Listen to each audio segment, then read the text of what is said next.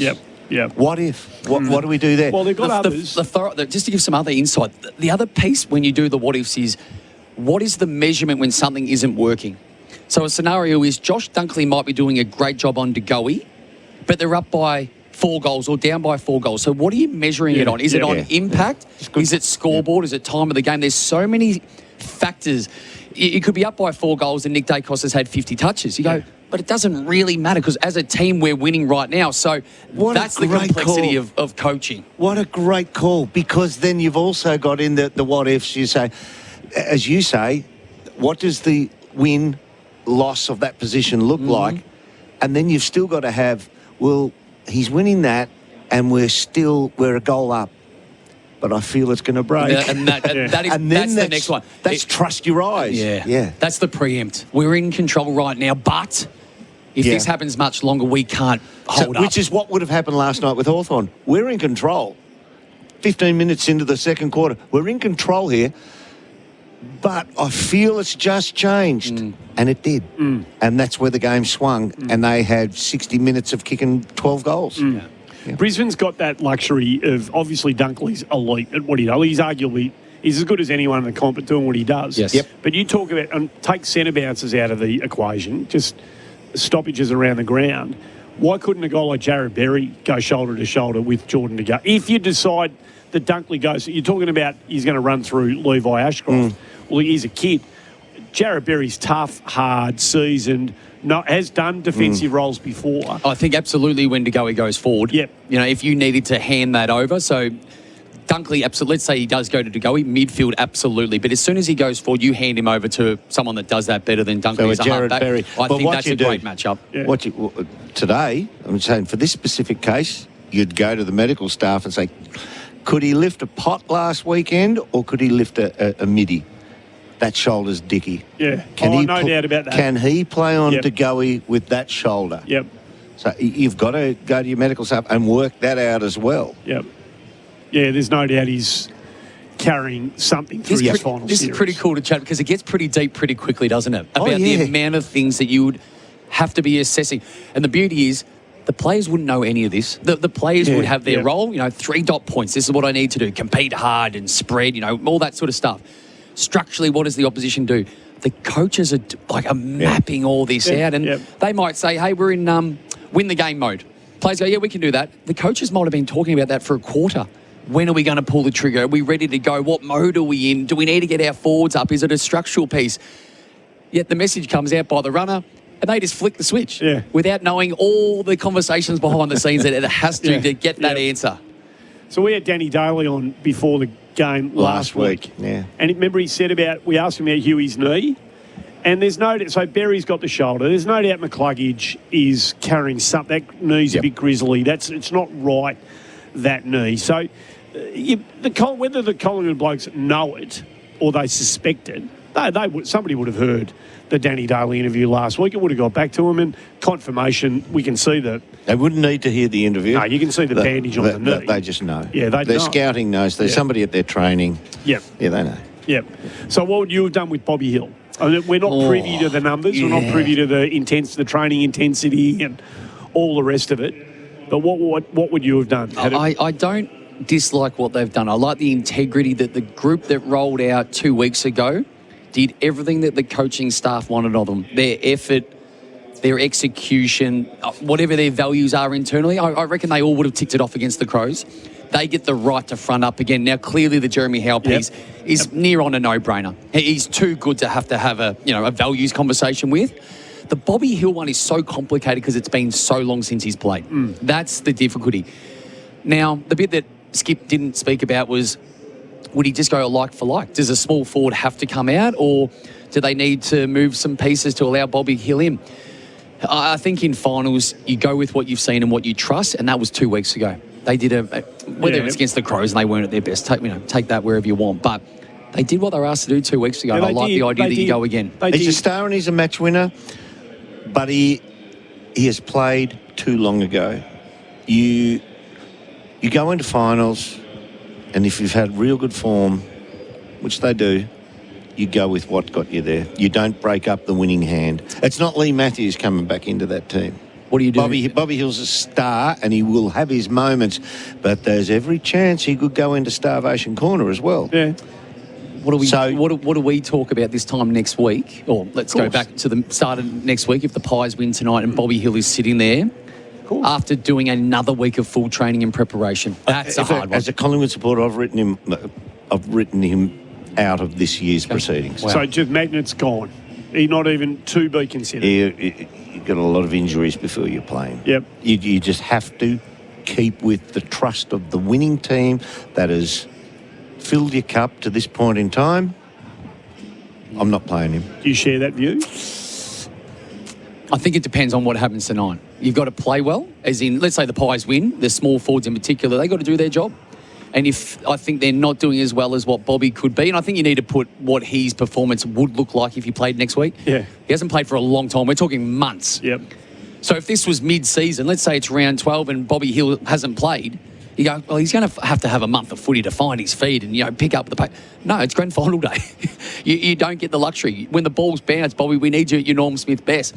I don't think it's fair to expect that from him when he hasn't played for this long. It's not Cyril. He's one of Norm Smith. No one's Cyril, according to you. He's one of Norm Smith. Yeah, mate. Yeah, well, that's something. Yeah, but it has no bearing on his form right now. No. It has no right. bearing on... No. And it's a recipe for disaster to put him in front of somebody else who's doing the job already. It depends what you want out of your Will Parkers and your Rowan Steeles, right? I think it depends what you... stiff. So Parker's unfortunate. He's unfortunate. Yeah. But Rowan Steele now would probably be sub, you suspect, tonight. Yeah. But what are they giving you? What is that player, if required, what is he giving you that is so valuable that it is not you are not prepared to risk that for what he's giving you synergy with the team when he comes on, and he's done that each time he's been out there. But he's giving you that absolute. I think you raise a really good point. So you're saying, let's say it's Parker or Steele. Or Steele, yeah. That's the sub. Could Bobby Hill do that if they came on at three-quarter time? Yeah. It's a really good conundrum. Okay, I'll throw another one at you. That's what I'd be asking. Now we're doing all the what-ifs. The what-if is Scott Pendlebury's gone to the match committee 2 weeks ago and said, I really like what these kids are doing. I've coached them, I've brought them on, and I have given them so much of my personal coaching out on the ground. I'm loving what they're doing. I'm telling them that they're doing the right thing. Don't drop them now. No, that would carry a lot of weight, I reckon. If that was... Well, that's the kind of thing Pendles does. Yeah. No, what would you do? Oh, no, I'm You're in, obsessed with talent. Well, you've actually got a great handle on this, Andrew, because, I mean, like you would go to the snow rather than play an important game in the VAFA. Yeah. So it's not true. Where this gets a bit personal. Off to the snow, you lose half your team, and then a tough final comes up. Get straight back in. Yeah, they'll put their hand up. Come back from Falls Creek, and you're straight in onto the wing. I'm not one of those, and I never played on the wing. There's no integrity, is what Dermott's saying. No. But I'd be... look, I understand, unless you're there... Come back from one of your holiday houses. No, unless you know the loads and all that sort of stuff. You're the richest lefty I know. Just don't try and... I don't know how we got here, but it's enjoyable.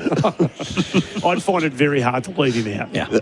I just find it very hard to leave him out. But that's on talent. Yeah. Talent, mate, 80% of winning a final is the grind. Yep. It is the grind. So talent can give you moments. So let me go to the other end of the scale. Sunshine. The other end of the spectrum. Yeah, there is a bit. There's almost. Yeah, there is. There's some shadows. Of sunshine. There you go, which is beautiful. Ty Gallop, young key forward, struggled to get anywhere near it until half-time last week. And then when the intensity came out of the game, he started finding it a bit, didn't he? We were there together and we saw it. Well, that's nice. Yep. And you say...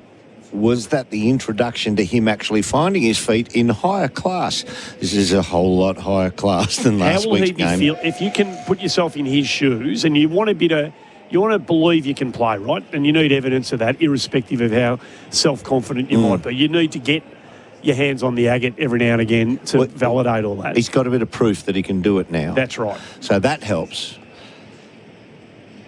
If you were scouting the Brisbane Lions and you were really putting a hard look at it, you'd recognise the kid's traits and his capabilities, but you'd still look at him and say, he kind of should be 12 months away from getting to where he is right now. Yep. In their perfect world. I think through necessity, he's playing now. Him and Morris concern me tonight. I don't think they're bad players. I think they're actually progressing really nicely, but they concern me tonight. Those Against this Collingwood back line? Yep. On prelim weekend, when you don't have the support of some players that aren't there, the big key forwards, what do they do with Darcy Moore? Yeah. Are you involved enough and present enough to identify that Darcy Moore is probably going to play on you and then maybe pay no respect? What are they going to do with Jeremy Howe? Like, there's a lot of pieces. I reckon the Pies' defensive 6, maybe 7, if they roll them back. That area of the ground concerns me. Now, if they get it right and they neutralise it, that's a huge win for Brisbane. Huge win. But I feel like they're going to have to share the workload of goal kickers, because if it's left to 2 few, I can't see them kicking a winning score. So in a perfect world. So we take the Brisbane Premiership team from last year, and what happens, you normally get 1 or 2 changes, but they are young men who've been sitting on the periphery for some time, who've learnt the craft of that club, and then they're ready to assume a position. 1, maybe 2, if you want a back-to-back premiership. They've actually, from their back-to-back premiership, got 3 teenagers in there. And they've got Darcy Gardner coming back in through necessity. So I think in a perfect world, they'd have Levi Ashcroft in there. And in a perfect world, given their druthers, they would say Marshall and Gallup come in next year, and Darcy Gardner isn't in our best 21-22. And so you've already got 3 players out on the ground that symbolise that you are not at your best. Still going to give their all. That's a given. We know that. But that just shows you that this is not the 2024 Premiership standard team. So that's what Collingwood will be looking at. We're better, they're worse. It feels that they're still really bloody good, but it feels there are areas where you can exploit them, doesn't it? It does. And they're feel banged that up. way. McCluggage with his knee, Berry with his shoulder. Yeah, so it's not a perfect intro for them. It'll be Herculean if they get through this. Does Howe coming back into the side? So again, listening to Hayden Skipworth talk about you, I know which one of you two asking me about Harris Andrews, but Howe coming back in. So there's Howe, Moore, and Maynard can do a bit of this. But does Frampton do what he's done in the past? Does he get the job? Does he go and just stand alongside Harris Andrews and just annoy the crap out of him? Great question. Does Probably he do that? does now, because you've got 4 key backmen. You don't need 4 key backmen. Because they haven't got a forward line that demands having the extra ball down there. Got mid-range players. Even Morris. I mean, you could comfortably put Maynard on Morris. Even if Morris won his position, you know that he's not going to get towelled. So you've got size and shape matchups down there, so you're probably one too many 6'5"ers down there. So Harris Andrews has the 6 intercept marks last week. 2 weeks ago, Darcy Moore had 9. So you've almost got the twins. They're going to be roughly 100 metres apart from each other, trying to play the exact same system. But I think the support, once again, I feel like the more I'm talking about it, the more it has to be Collingwood tonight with everything we're discussing. You know, how do you minimise Darcy Moore? And then they do have someone in Frampton that can actually minimise Harris Andrews at the other end of the ground if they decide to go the defensive forward on him. We'll find out soon enough how it's all going to play out. It is the pre-game show for Before You Dig, before every job search, before you dig online, every time. Our major partner is Mate Internet and Mobile. $30 off for 6 months with Mate Internet. Join the conversation. Text 0433 98 11 16. This is the pre-game show for Before You Dig. Before every job, search Before You Dig online. Every time. Harvey Norman, September sellout. Want a laptop that's faster, smarter, with better security, longer battery life, and the latest AI technology? Update to a Windows 11 computer now and get 10% off in bonus gift cards. Shop hot deals on all the big brands, including Acer, Asus, HP, and Lenovo. Plus, spend $500 or more and get 10% in bonus Harvey Norman gift cards. Update to a Windows 11 computer now at Harvey Norman. Best brands, best range, best prices. Offer ends Sunday. Conditions and exclusions apply. Thanks to the Eufy E15 robot lawnmower, less mowing means more footy. So if you're listening to the game with the AFL Nation commentary right now, why not link it to your TV with SEN Sync? Download the SEN app, tap the SEN Sync button to watch the game with the AFL Nation commentary in real time. Changing the at-home experience for all sports fans. Thanks to Eufy. Reclaim your weekends by letting the Eufy E15 robot lawnmower do the work for you. Spending too much time in the shed used to be an issue. But with IMAR's new loyalty program, aptly named The Shed, I can now spend as much time in the shed as I like. You see, The Shed gives tradies insured with IMAR cashback rewards from heaps of brands, like Toolmart, Pet Barn and JBL. So now that my business is insured with IMAR, I can enjoy great cashback rewards. Visit imartheshed.com.au. The tradies, mate. That's IMAR. Did you know that right now at Sheen Panel Service, you can repair your car and reward your pocket? Sheen Panel Service are giving away $10,000. Simply book your car in for repair before October 5th, and not only could you win $10,000, you'll receive a quality repair with genuine parts, a lifetime guarantee, and an accident replacement vehicle from any one of their 27 locations. Been putting off a repair or just had a bingle? Sheen Panel Service. T's and C's apply. Head to sheengroup.com.au. Mate, I've got news. I've seen the light. You had a near-death experience. No, I found a new supplier for roof access hatches, custom skylight and roof penetrations. Need a roof access hatch, skylight or roof flashing? If you're going through the roof, Roofing and Sheet Metal Centre make the products you need and they deliver around Melbourne. And for DIY projects, they can advise on installation. Visit rscentre.com.au today. Roofing and Sheet Metal Centre. Everything sheet metal from the roof down. Want to know why Werribee Kia sells more Tasman utes than anyone else in Victoria? Because they make buying a ute easy. Drop in today, tell them Dwayne sent you, and score a hot deal and a free accessory pack. Got a trade-in? They're paying top dollar for any make, any model. So bring your old car, bring a deposit, and drive away in a brand new Tasman today. Werribee Kia, Australia's #1 Kia dealership, Old Geelong Road, Hoppers Crossing, or werribeekia.com.au. LMCT 114. So, have you had anything to drink? Yeah, but only a couple. And I ate a big meal. Okay, breathe into the device, please. One long continuous breath. I also drank plenty of water. And I'm a pretty big guy as well. Okay, you've blown over 0.05, so I'm going to need you to step out of the car. I'm not going to lose my licence, am I? I didn't drink that much. Stop kidding yourself. If you drink, don't drive. A message from the TAC. G'day, it's the Ox. If you or your loved ones have tried to beat addiction with no success, then MyHab is the place for you. Our qualified staff have all been there, so they know the process and the path needed for recovery. Call Cheryl on 1300 190 370 or go to myhab.com.au. If your team's premiership drought is making you thirsty, the BWS end of footy year sale is now on. This week, a case of hard rated 4.5% is just $99. The BWS end of footy year sale. Offering Sunday. T's and C's apply. Choose to drink wise. Join the conversation. Text 0433 98 11 16. This is the pre-game show for Before You Dig. Before every job, search Before You Dig online. Every time.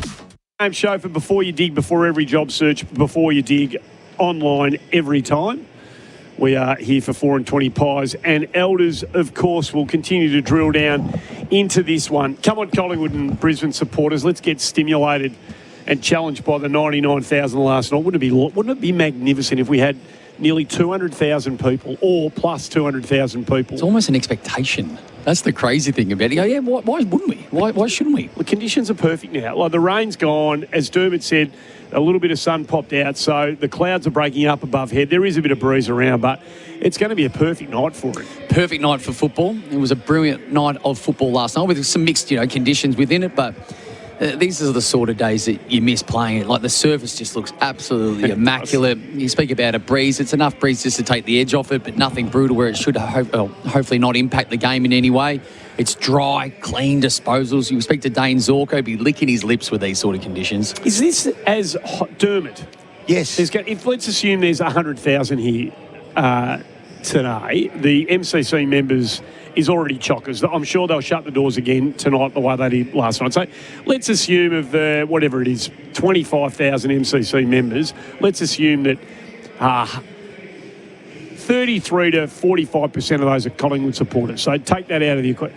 Is this going to be about, for Brisbane, the most hostile environment that any opposition team could face? There are going to be so many opposition Collingwood to a Victorian-based club. But look, against Collingwood, this is the struggle to most sort of Collingwood beat. supporters you'll ever get in a ground against an opposition team. You cannot possibly get more Collingwood supporters in a ground than the ones you'll get here. What you're today. trying to say is because of the numbers, the hostile environment by the most hostile group of supporters. Yeah. The most hostile environment I ever saw at the MCG was Richmond GWS. Oh, that preliminary final. And they kick a goal within the first 30. That was the most and clearly GWS doesn't have the fan base, but that was the most lopsided crowd of roughly 100,000, 95,000 that I've ever been involved in. That was pulsatingly intimidating, Derm. I'd agree with that. So lopsided, they allowed Trent Cotchin to play the next week after he should have got That's 4 right, it weeks. was Dylan Shield. That was He should have got 4 weeks. So if you blokes are in charge, forget about what you expect Michael Christian and the MRO to do, just as an aside on the way through to the opening bounce here. Marby or Chol, is the 3 just a given? Is it the way we see these? Are you trying to now? get a rise out of me? Well, I'll ask you then, Nick. That if they even he'll get 3 weeks. Murmur that, he will.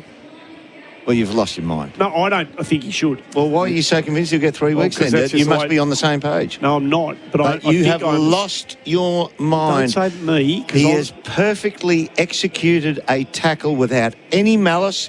There is no slinging to the ground. There is a tackler on around his hips already in the arms of Butler. And Mabi or Chol tackles from behind. Does not drive him forward. Inertia. Projection takes him forward. No, I agree with that. I agree. If Jeff Gleeson comes out and says, he had a duty of care, once again, piss off. Well, I might not get to Jeff Gleeson. What do you reckon is going to happen? I completely agree with Derm. He'll get 3 weeks. Yep. I agree with everything that you just said. You've lost your mind. Is it tomorrow night? When does that sort of get... Is it tomorrow night? We'll find... It's normally 24 hours roughly post. So let's say we'll play a little bit safe. Let's say it's tomorrow. You'll find I think the number will be 3 is what we're sort of hearing and whispering. Yep. I see it like Derm sees it. But the system's changed so far. But that's not what the system changed to. The system changed to a dangerous tackle in the form of a sling tackle. It wasn't a sling tackle. And he didn't drive him forward. He was falling forward when the tackle came. I agree with that. His momentum took it forward. No, I agree with that. Maybe a child just tackled from behind and went with that momentum. And you can argue that Stewart, because he hurt his wrist by bracing, he actually did get the arm down to try and brace for contact. That will come into it, but it shouldn't even matter. Well, that will, because if you've got both arms pinned and you do drive and the head hits the ground, then you're in real trouble. I feel like I should make a Lou Richards statement. I'll do such and such. I'll walk up Burke Street backwards naked or something. I don't know, but it's just like you to say something. It's just moronic to think that. Well, you if do that's something where silly. You know what? Can I be totally honest? There is a raft of AFL men, ex-players between the age of 40 and whatever who refuse to watch the game anymore. Oh, that's a pity, isn't it? I mean, it is a pity, and that's got nothing to do with if it was tougher in our day. It's got to do with we have shifted so far away from our game that we are legislating to have robust contact taken out of the game, even when it's legal. Well, you just hope that a lot of those 40 to 60-year-old blokes haven't got things going on inside their cranium that they're not even aware of at this stage. Yeah, but they just don't want. They just don't want to watch a sport which you sanction people for playing inside the rules because of the result achieved.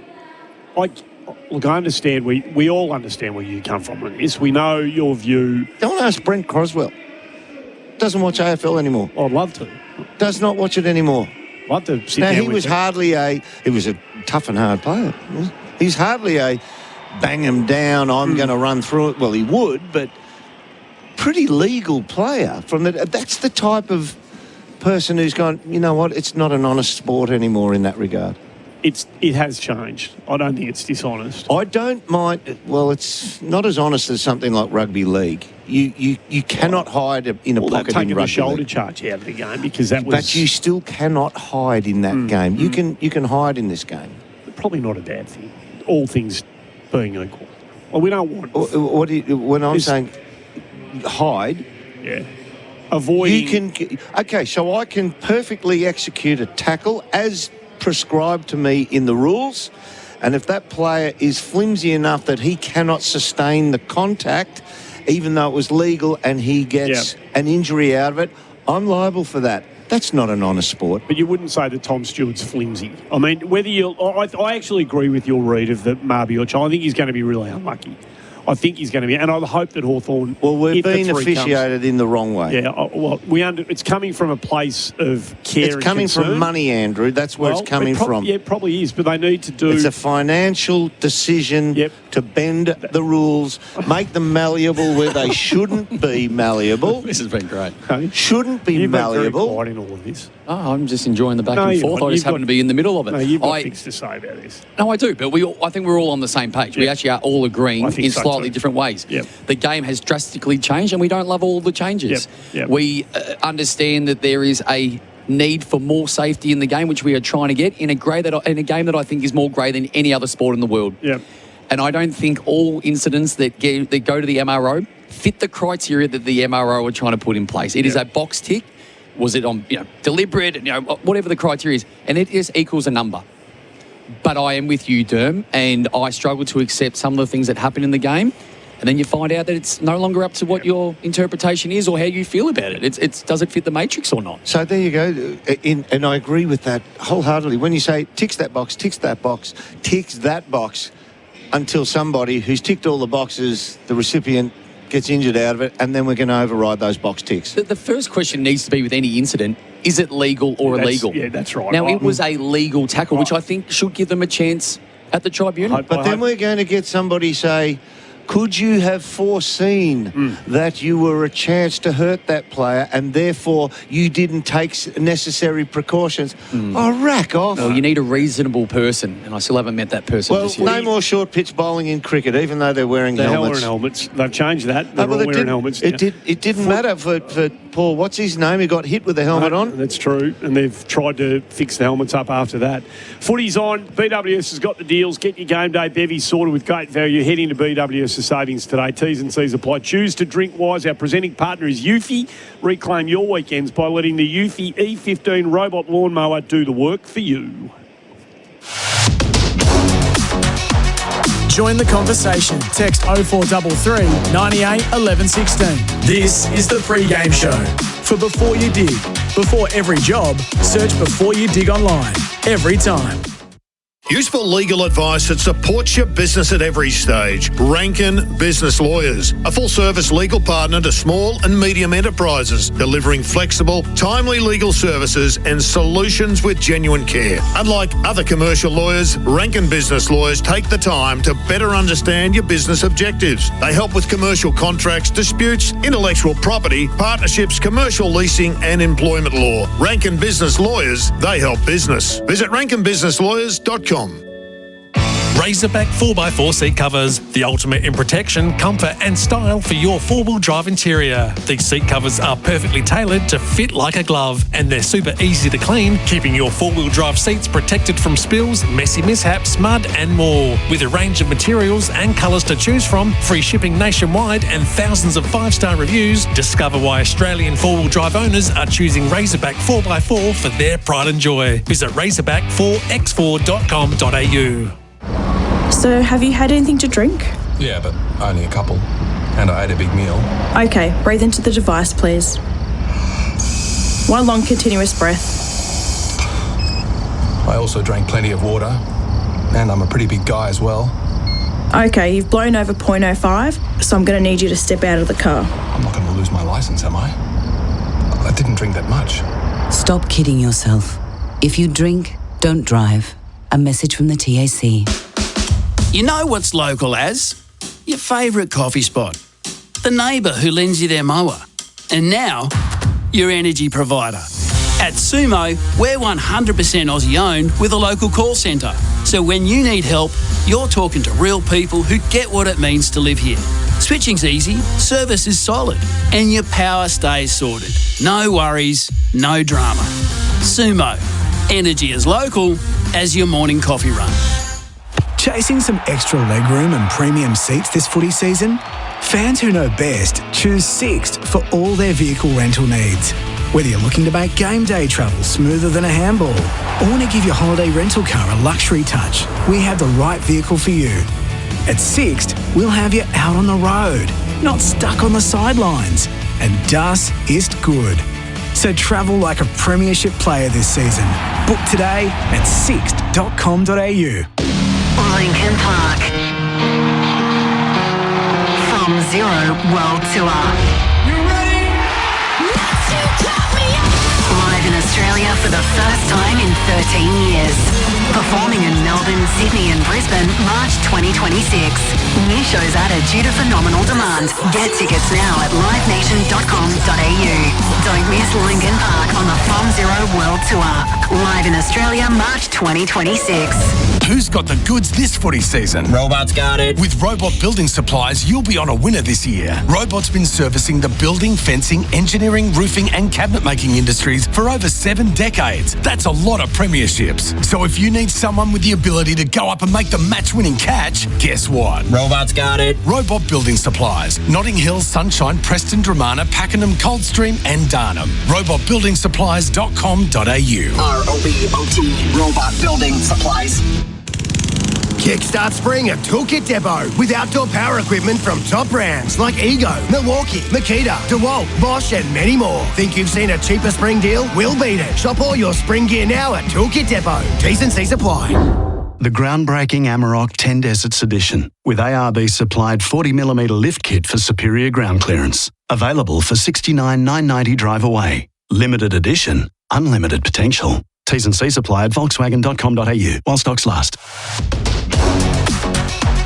Join the conversation. Text 0433 98 11 16. This is the pre-game show. For Before You Dig.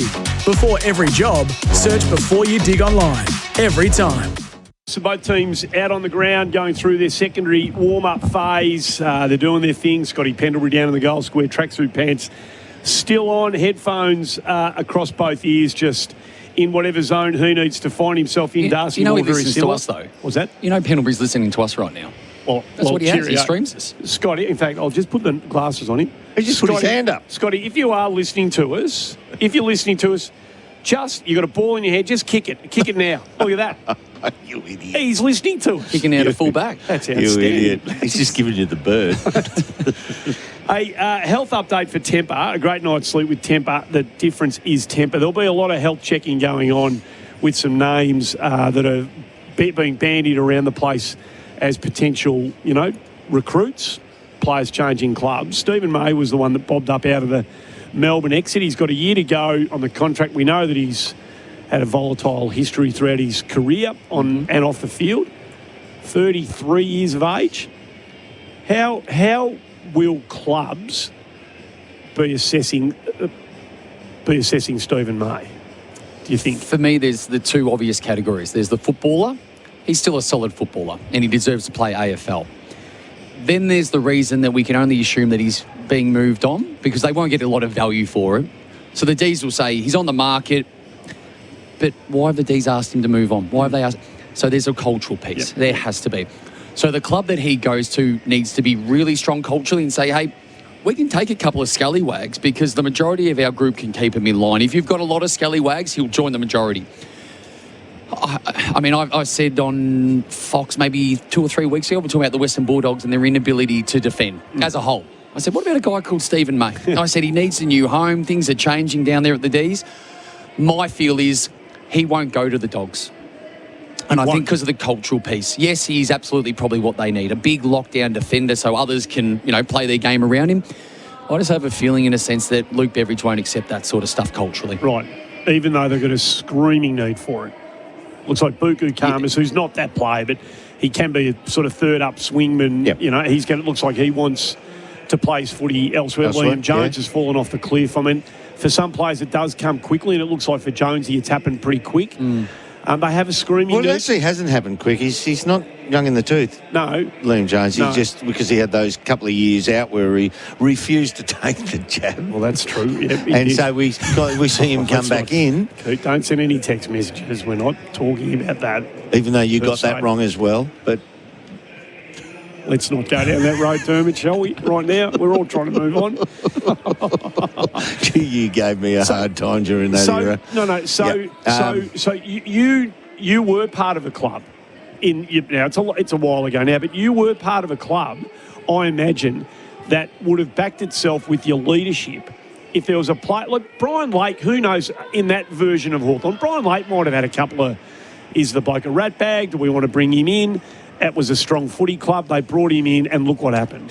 There's varying degrees of ratbaggedness. That is true. There is the ratbag who everyone likes, Swanee. Everyone liked him, but he was a ratbag. They had a few of them, didn't they? But he was a ratbag. Yeah. He was a ratbag. And Mick was probably the perfect coach for everyone those liked him. Yeah. If you're a ratbag and you've got some enemies, that creates division. So you'd have to sum up what category of ratbag he fits into. Look, I know Stephen May. He's a splendid fellow. He's a tremendous guy. He's great company. He's great fun. He's almost a touch shy in person. But under duress, under pressure, we see the bubbling of their personalities come out. And under pressure, he can get a little abrasive with those around him. So it's whether he needs to go to a really strong team that says we need the consultant for that position and we need 44 games out of him. Yep. Well, now they're 23-game season. We need 46 games out of him, add a few finals in there. We need him for 50 games. And I don't think he's a good fit from what we're hearing if he goes to a club that's towards the bottom. So news in from the MRO, it is 3 weeks confirmed for Marby or Charles. So ridiculous. Careless conduct. So news will come in any moment now where they'll challenge that, even though it's the end of the year. High impact and severe impact, I beg your pardon, and high contact. That is moronic. I'm just glad I played on Crusoe and kicked his ass. I'll have to do it again soon. So 3 weeks. That's lunacy. That is complete lunacy. You were still on the board at Hawthorn, and now, again, the world's changed. I get Winburn running for the phone to actually say challenge it. Yeah, okay, straight away. Yep. So, you cannot let one of your players go down for that. If this happened to one of your players, would your inclination be to challenge? Yeah. Yep. I think you'd assess it accurately. You'd have to have a really strong case about why that criteria doesn't fit. The severity of it is the concussion, which automatically puts it to the higher end. Yep. But you want to assess the action. So my first piece would be, if I am to challenge this, is the action wasn't illegal. Then you speak about that arm possibly being free. Then you would, in some way, put some responsibility back on to Tom Stewart. What could have he done? Could have he used that arm to brace? How did he use the ball? Where did he land? What was the force? Is it reasonable to actually have two bodies going one direction to not actually land in that position? Whether it's legal, you know what I mean? So I think they have... a case now, whether you can go from 3 to 0 or whether you can downgrade all those sort of things. But you have to. You know what? That has to get changed. That will get changed. Have a swing for the sake of $5,000, $10,000, whatever the number is. Have a crack. It's an illogical circumstances here. You can make an illegal action with spite incorporated into it. Player doesn't get injured. Nothing to serve. No penalty whatsoever. You can make a footballing action and there's an injury sustained and you get 3 weeks. Yeah. What logic does that come from? I mean, the next time somebody runs up and jumps on somebody's head, takes a screamer and knees them in the back of the head and they go off a bit dazed, that's going to become... That is exactly the same scenario. Football action. This is illogical, moronic to actually go through with this suspension. I would like to say I'm lost for words, but I'm too angry to say I'm lost for words. He's used a lot of words, too. I think there'll be a lot of people who are... I think we're conditioned. We understand we're conditioned. We understand what the AFL's trying to do, and we get all of that. But every now and again... But this is not how you achieve it, Andrew. Every now and again you get one that sits wrong. Right on the margin. It's not on the margin. It's not even in it. Well... Your old sparring partner has seen it well and truly within the margin. It's a football action. Yeah, but the bump used to be a football action. So we understand where we know where we are. We morph these rules. The bump was you can't. Then it turned into you can't bump to the head. Then it moved from you can't bump to the head if you bump somebody. And as a result of that, they hit the ground and they get concussed, you are responsible for that. We morph these rules. Is this a new morphing? Is this going to be a new morphing? A complete and utter legal action is going to morph into this. It's just staggering. Do either of you see any world, wherever we are now, whatever the date, the 20th of September, with everything that's happened in the last 2 weeks regarding Zach Merritt, it seems like Essendon hasn't given up. If the Andrew Welsh thing is, the Vice President meets with him, that I don't know what... I think it's redeemable still. I think they can redeem it, but I don't think he can be captain. No. What are they going to get in return? Well, let's say Zach Merritt does go, and let's say it's the Hawks. What are they getting in return? Well, there'll be a first-round pick in there. There's got to be a player. I was going to say, that's the other way to look. Like, you can't just walk. You've got to give something in return. Oh, no, there's got to be something coming Zach Merritt wants out, but... What do the Bombers get? You've got to get something. So, to you two blokes, if you've been actively courting a player like Merritt, who is captain, and now it gets out there, do you owe that player... It means there's a worth on them. Yeah. Do you owe that player to go the extra half a yard to get the deal done now? Or if... does Essendon owe Zach Merritt more? No, Hawthorn. I'm saying Hawthorn. Hawthorn's caught him. The coach, they lay out the vision. We're an A-grade midfielder. You're the man. Now, Derm, you're saying they might have other irons in the fire, and that'll reveal itself in the fullness of time. Andrew, it's a negotiation. Yep. Every conversation in a negotiation starts with the word if. If we can do the deal, we would dearly love to have you. Right. So that would have been... So if the word if was in capital letters and in bold Helvetica when they first started having the conversation with Zach Merritt... As opposed to the rest of it in italics. It was clearly wrong, therefore, for Essendon to front foot it the way... Or Merritt, sorry, not Essendon. Merritt and Merritt's people to front foot it the way they have. Well, I think Essendon's got the upper hand right now because Hawthorn desperately needs him. We've spent the first 30 minutes of this show speaking about what the Hawks didn't have last night. And you said they've got Will Day to come back, and you said they need one more, and we saw that last night. Yep. They need that next piece. Yep. So if I'm the Hawks, I would go a little bit overs. So you do, now, if you can't fully commit, now what happens behind closed doors is they do say if, but they say, hey, if you're going to go public, Zach Merritt, everyone knows what's going on. We need to be able to find a way to get this done. So Zach Merritt and his management would say, if we do this and say we want out, can you get it done, Hawthorn, yes or no? If they go, you go, we're not a part of this. We need to know. I'm about to win my 6th best and fairest. Yeah. I'm the best player of the last 10 or 15 years. I'm the captain of the club. Don't stitch me up here, Hawks. If I'm going public here, you cannot hang me out to dry. That's what I'm getting at. But that's the brinkmanship. Hawthorn hold the whip hand. Because the captain wants to go out. He wants to leave. So... It's not as if that the worst thing that can happen is, and I think it is redeemable. How is it redeemable? Well, you say, look, these are the situations. You know where you're at. We think you're valued as a member. Of course, you're the best player in our team. We will relinquish you of the captaincy. Just play footy. Play your best footy that you can give us at this time. Everything continues on from there. No. It's happened before. You don't think so? Yeah, it has happened before. This one's... Players have come out and I'll give you a name. Shane Crawford did it before before the 2008 Premiership year. Were players coming out publicly saying, we can't believe he's done this? The media weren't that intrinsic in chasing those stories. Did Hawthorn know about it at the time? Yes. You know the other thing from a Hawks perspective? Whether they're doing it on purpose, they've got to find some better places to catch up with these players and be more subtle. Public, isn't it? You've got to find a better hiding spot. Come on now. It's fascinating. It really is. And can you imagine Charlie Curnow actually gets to Geelong in 2026? Peter Allen there. I just can't get my head around it. That's not good for football. Geelong get another good player. Can you imagine that's if they drop Charlie Curnow into that team? Are you going to have a chat to Gerard about the Cotton On side of things? Or? Oh, well, you can do that. He's going to join us in about 10 minutes. I look forward to you. Gerard will want to be focusing in on the game at hand. I don't think you want to be talking about... What happened back of house with Vizzy over all those years ago on the Judd deal? Andrew? Temper. The difference is temper, Dermott. I've been telling you that for a long time. A great night's sleep with temper. The difference is temper. We're going to get a break out of the way. We're not far away. We're getting very close.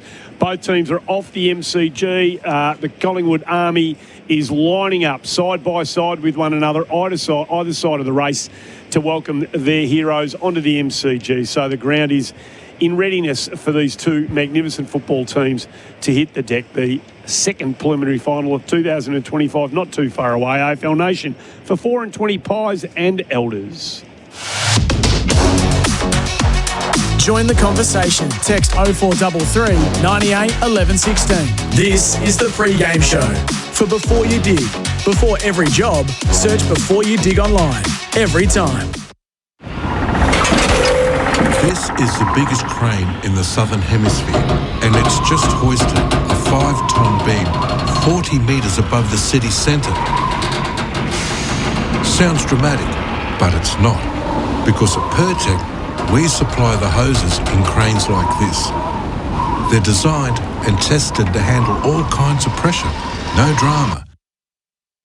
Pertec. Drama resistant since 1980. With over 1 billion vehicles on the road worldwide, finding one of yours can be tricky.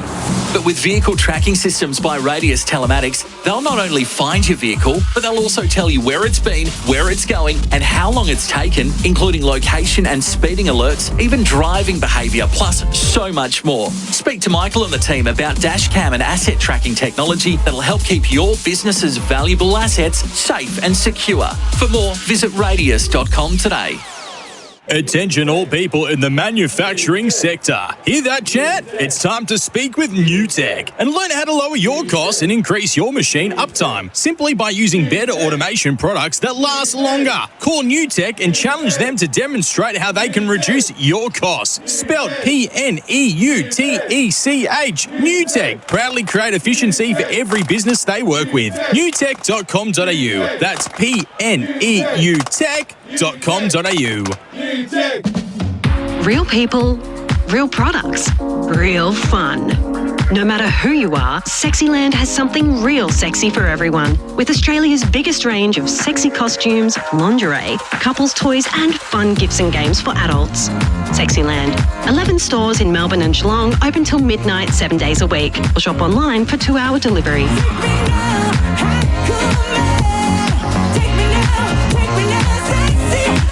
Sexyland.com.au. Hydrate smarter, better, faster every day with Level Up. It's the hydration supplement that'll quench your thirst and hydrate you for today's adventure faster than water alone. Each sachet is packed with key electrolytes and minerals and low sugar content. And it's scientifically proven to make you more hydrated. With 5 delicious non-carbonated flavours to choose from, just add water and level up. Hydrate life's adventures with Level Up. Learn more at lvlupsups.com.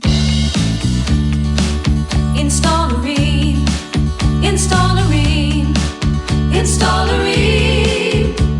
For the hottest of hot butter you've ever seen. Ream comes on steady, hot and strong. It just keeps on and on. Ream's been proudly manufacturing here in Australia for over 80 years. Installerine, Installerine, Installerine. So ask your plumber for Ream, Australia's #1. Love your fishing and boating? Well, you will love the redeveloped Yoringa Harbour. Nestled away in the rich fishing grounds of Western Port Bay, the new Yoringa Harbour has so much to offer the keenest boating enthusiasts. On-site boat storage means the Yoringa crew will valet your boat in, fueled and ready for your beautiful day on Western Port Bay. Yoringa suits anyone living in the southeast and beyond that wants easy launching, incredible fishing and loads of on-site storage. Escape the boat ramp chaos and discover hassle-free boating today at yoringa.com.au. Get your garage or workspace under control with Racket heavy-duty modular shelving. They make tough storage easy. Just measure out your space, customise the system to suit your needs using Racket's online planner and add it straight to your Bunnings shopping cart. Racket, built easy, built tough. Available at Bunnings Warehouse. Landscapers and tradies need plants? Plantmark is your trusted wholesale nursery with a huge range at true trade prices. They supply landscape projects of all sizes, from quote to delivery. Open 6 days at 4 locations across Melbourne. Plantmark.com.au. Join the conversation. Text 0433 98 11 16. This is the pre-game show. For Before You Dig. Before every job, search Before You Dig online. Every time. Too far away from the two teams entering the arena here. Gerard, Whateley joining us for the call after the next break. Derm, very quickly, we've got about a minute and a half here before we have to hit some commitments. You love your state of origin footy. You're a great representative. Is there? We now know that it's been reprised. Are you looking forward to what the next version of it's going to actually look like? Well, the initial outset, it's years 2, 3 and beyond how you will view it as a re-emerging success, whether it continues on. The very first time they bring it out, when it comes out, it will be a startling success and we'll all praise it. Don't let it drift. Don't let clubs manipulate the situation so you're getting second or third choices Why are you so convinced it'll be a startling success? Because it's starved from it. We're starved of it right now. Can you imagine West Australia? They haven't seen success for 24 months in any way, shape or form. They're going to turn up for their best players that will give them some form of success. And Victorians are always so proud. They just say, well, we're the big V. We win everything. Did you ever Doesn't always work out that way. Did you, even in your career, did you ever run out of interest for it? Like, was it waning by the time you were getting to the end of your career? The lure of playing for your state? Played 9. I reckon after I played my 4th or 5th one, I thought, oh, that's nice. I've been selected. And once I turn up, the competitive juices will flow when I'm out there, but you're thinking more about club football. Yeah, you can do without it. So on that note, yes, it was... On my first game, I'd have crawled over broken glass. Yeah. Are you certain that the players are going to embrace it the way we need them to, or not?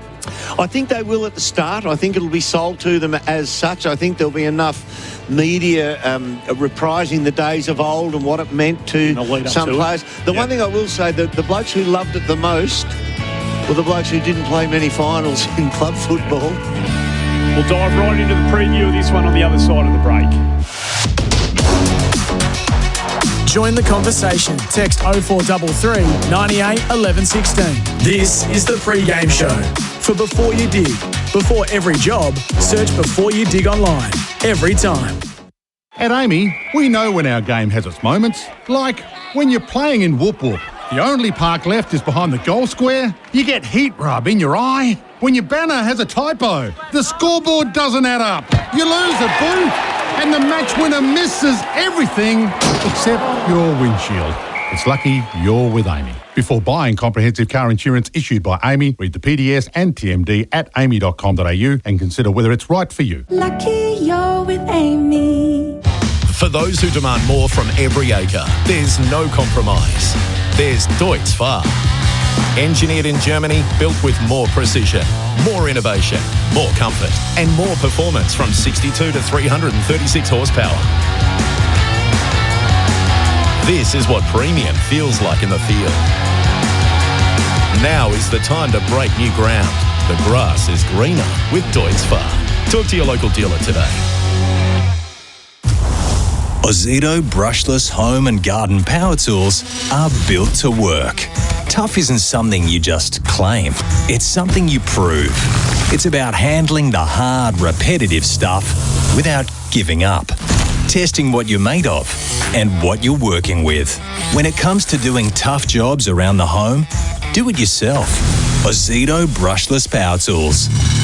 Do you? Only at Bunnings Warehouse. Experience the excitement at Pullman on the Park's Grand Final Street Party.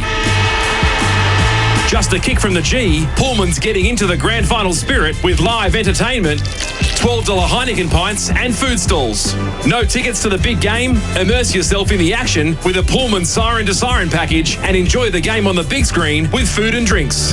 Pullman on the Park's Grand Final Street Party. Book Siren to Siren packages at pullmanonthepark.com.au. Tradies know time is money and cheap fencing costs both time and money. OnlineFenceSupplies.au gives you top quality aluminium panels, vertical blade, timber lock and horizontal slab, all DIY ready and site delivered. Affordable, durable, zero headaches. Fencing made easy. OnlineFenceSupplies.au. One weekend, 2 leagues, everything basketball and culture. Hoops Fest is coming back to Perth. The ultimate celebration of basketball is back in WA for the 2nd straight year. Don't miss blockbuster Hungry Jacks, NBL and WNBL matchups across 4 unforgettable days. Hoops Fest, the ultimate fusion of sport, culture, music and entertainment. January 15 to 18, 2026 in Perth. Tickets available now at hoopsfest.com.au. When you buy Australian made, you're choosing more than a product. You're supporting a stronger economy and creating local jobs, helping Australian families and communities thrive now and into the future. With every purchase, you support local workers, manufacturers and growers who produce world-class products renowned for their quality, safety and reliability. So look for the Australian-made green and gold kangaroo and buy Australian. Visit australianmade.com.au. Hydrate smarter, better, faster every day with Level Up. It's the hydration supplement that'll quench your thirst and hydrate you for today's adventure faster than water alone. Each sachet is packed with key electrolytes and minerals and low sugar content. And it's scientifically proven to make you more hydrated. With 5 delicious non-carbonated flavours to choose from, just add water and level up. Hydrate life's adventures with Level Up. Learn more at lvlupsups.com. Spring wasn't made for indoors, it was made for Australian outdoor living. Now is the time to transform your backyard with our Super Spring savings, plus interest-free options available. Limited time only at Australian Outdoor Living. Join the conversation. Text 0433 98 11 16. This is the pre-game show. For Before You Dig. Before every job, search Before You Dig online. Every time. Is this the best weekend on the footy calendar? What a finish. Any score. Otherwise we play extra time. Is this the most brutal weekend on the footy calendar? There is no justice in football. That was the look on the face of Michael Martin, the master all game, and this game will be remembered for this kick. Consequence, tension, euphoria. Collingwood survive! The quintessential preliminary final thriller! This feels like Melbourne's time. A hell of a win for the Demons. They're into the grand final for the first time in 21 years. Lockett, the most important kick of his career. Any score will do.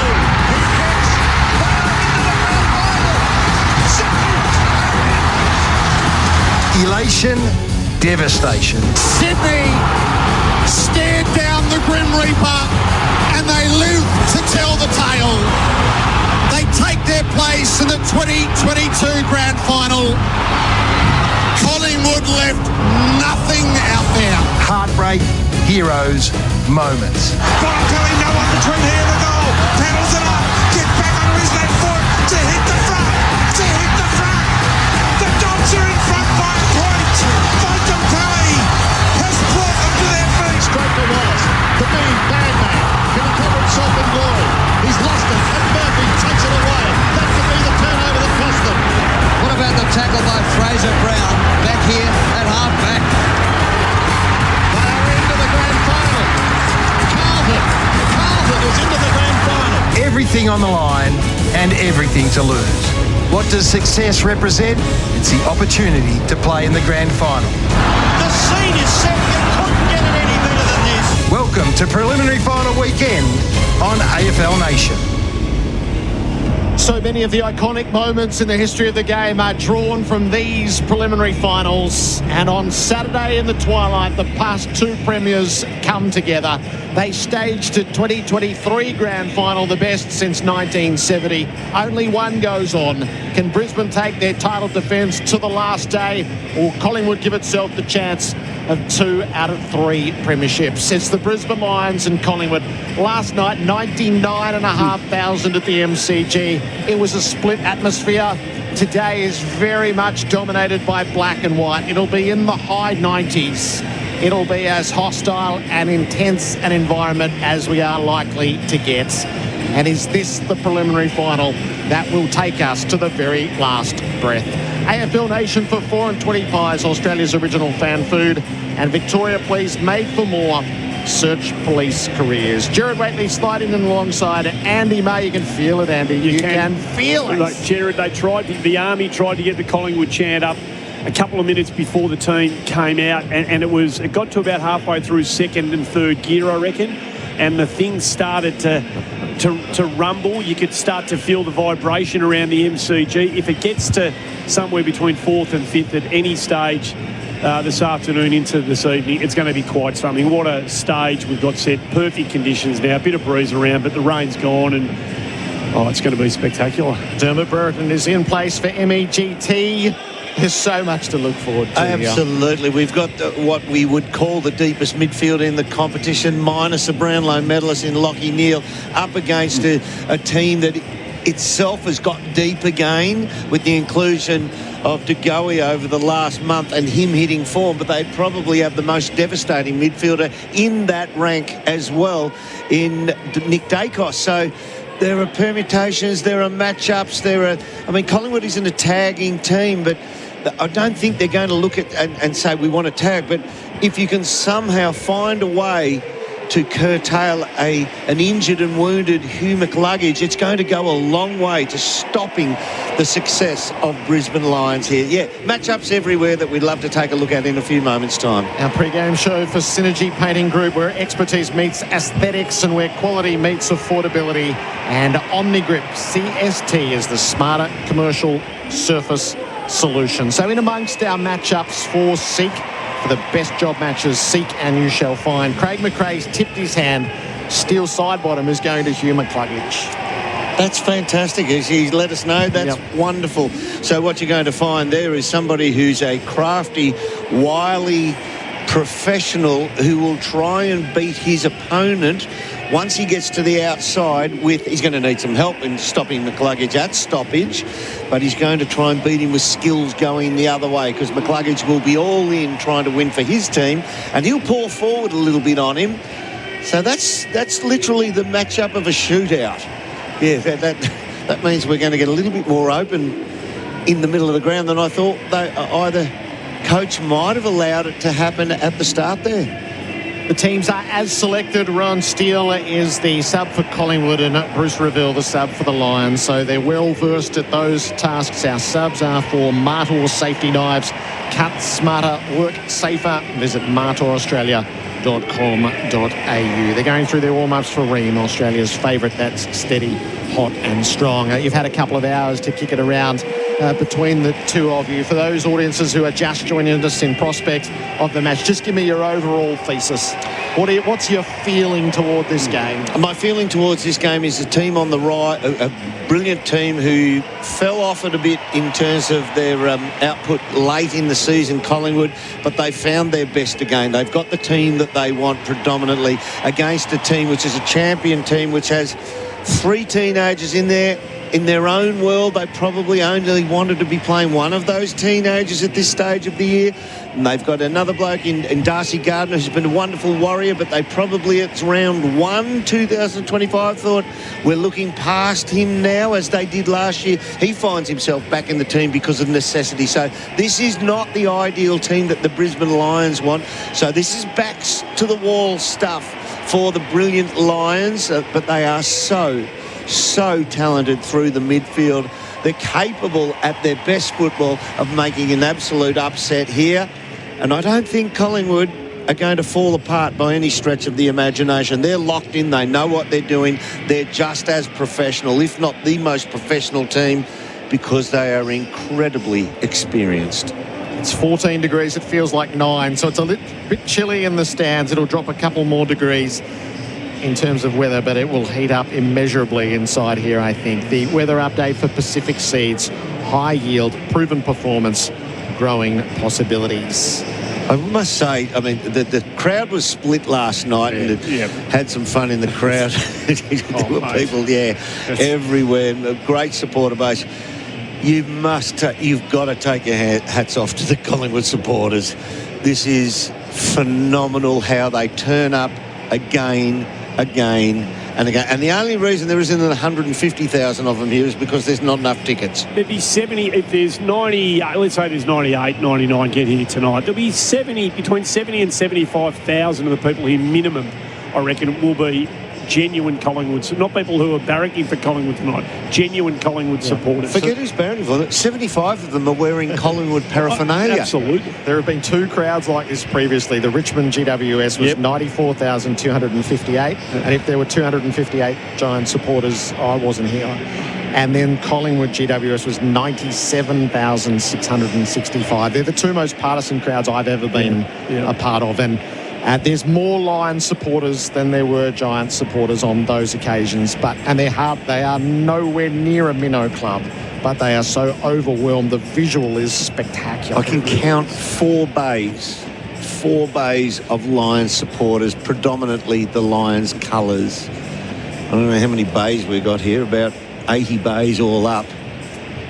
It's a phenomenal turnout for this club. The white shorts are gone, aren't they? Like, they're both wearing their dark strips here. The all maroon Brisbane and the black shorts on. There's no real clash here, obviously, but the white shorts on the Brisbane or the Collingwood uniform might have made a little bit of a separation between the two, a little more of a separation. A little bit easier, but you can't mistake them. Pretty marginal, yeah. So they've come to the members' wing. Is there familiar foes in huge occasions like this, having seen the biggest day of all a couple of years ago? They've been eyeing each other for a little while. They had a hit out in August that the Lions won handsomely at this ground. The advantages have been Collingwood's way prior to that. How will it play out? Collingwood rested, Brisbane playing week on week. And you'll hear the full-throated roar of 95, 96, 97,000 fans in a few moments' time as we're all set up to observe the formalities ahead of the first preliminary final here at the MCG. Football League and Premier Partner Toyota welcome you to the 2025 Toyota AFL Finals Series and to tonight's preliminary final between Collingwood and the Brisbane Lions.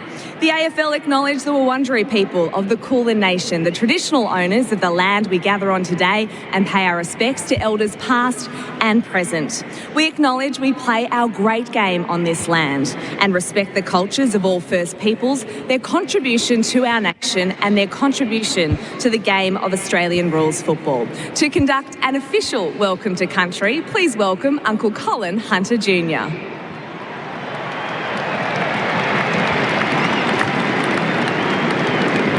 I'd like to start by acknowledging that this evening or this afternoon we are meeting on the lands of my ancestors, the Wurundjeri people. And I'd like to pay my respects to my elders, both past, present and emerging, elders from all nations, but I particularly want to pay my respects to Evan Giverty this afternoon. But I always like to acknowledge the Aboriginal and Torres Strait Islander people joining us. I'd like to acknowledge and pay my respects to them also. Woomajeka, welcome. Wurundjeri Balik, Yumikondi Bik. The Wurundjeri people welcome everyone to land today. Wurundjeri no Budambor War, Kondi Neng Naktul Budam Bik Bullik Bor Chilikan. The Wurundjeri people want to look after and protect the land as they did long before. Wurundjeri country extends from the inner city of Melbourne. It goes across the mountains of the Great Dividing Range, west to the Werribee River, south to the Mordialloc Creek and east to Mount Borbor. And the Wurundjeri people are part of the Kulin Nation and of the Wagwong language group. And while on Wurundjeri country, you're welcome to the traditional lands and the waterways of the Wurundjeri people. So Woomajeka, welcome, enjoy the game. Thank you. Thank you so much, Uncle Colin. If you are able, would you now please rise, remove your hats and join with the coaches, players and umpires for the Australian National Anthem performed this evening by Zandra Chavello.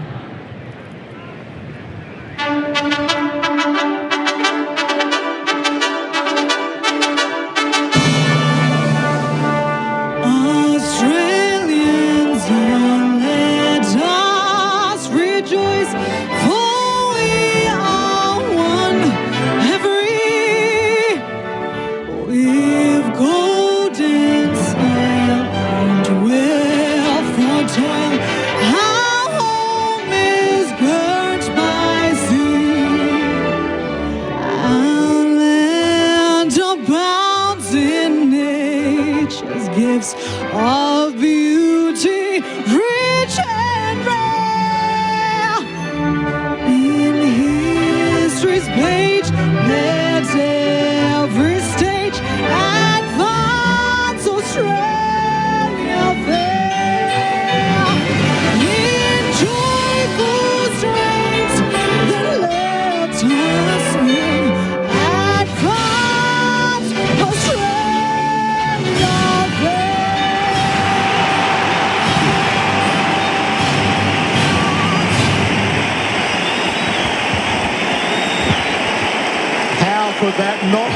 to great heights. How could it not? Those Collingwood and Brisbane players, the 46 of them, it must engulf you. It must pulse through the body, Dermott, in those moments. It is.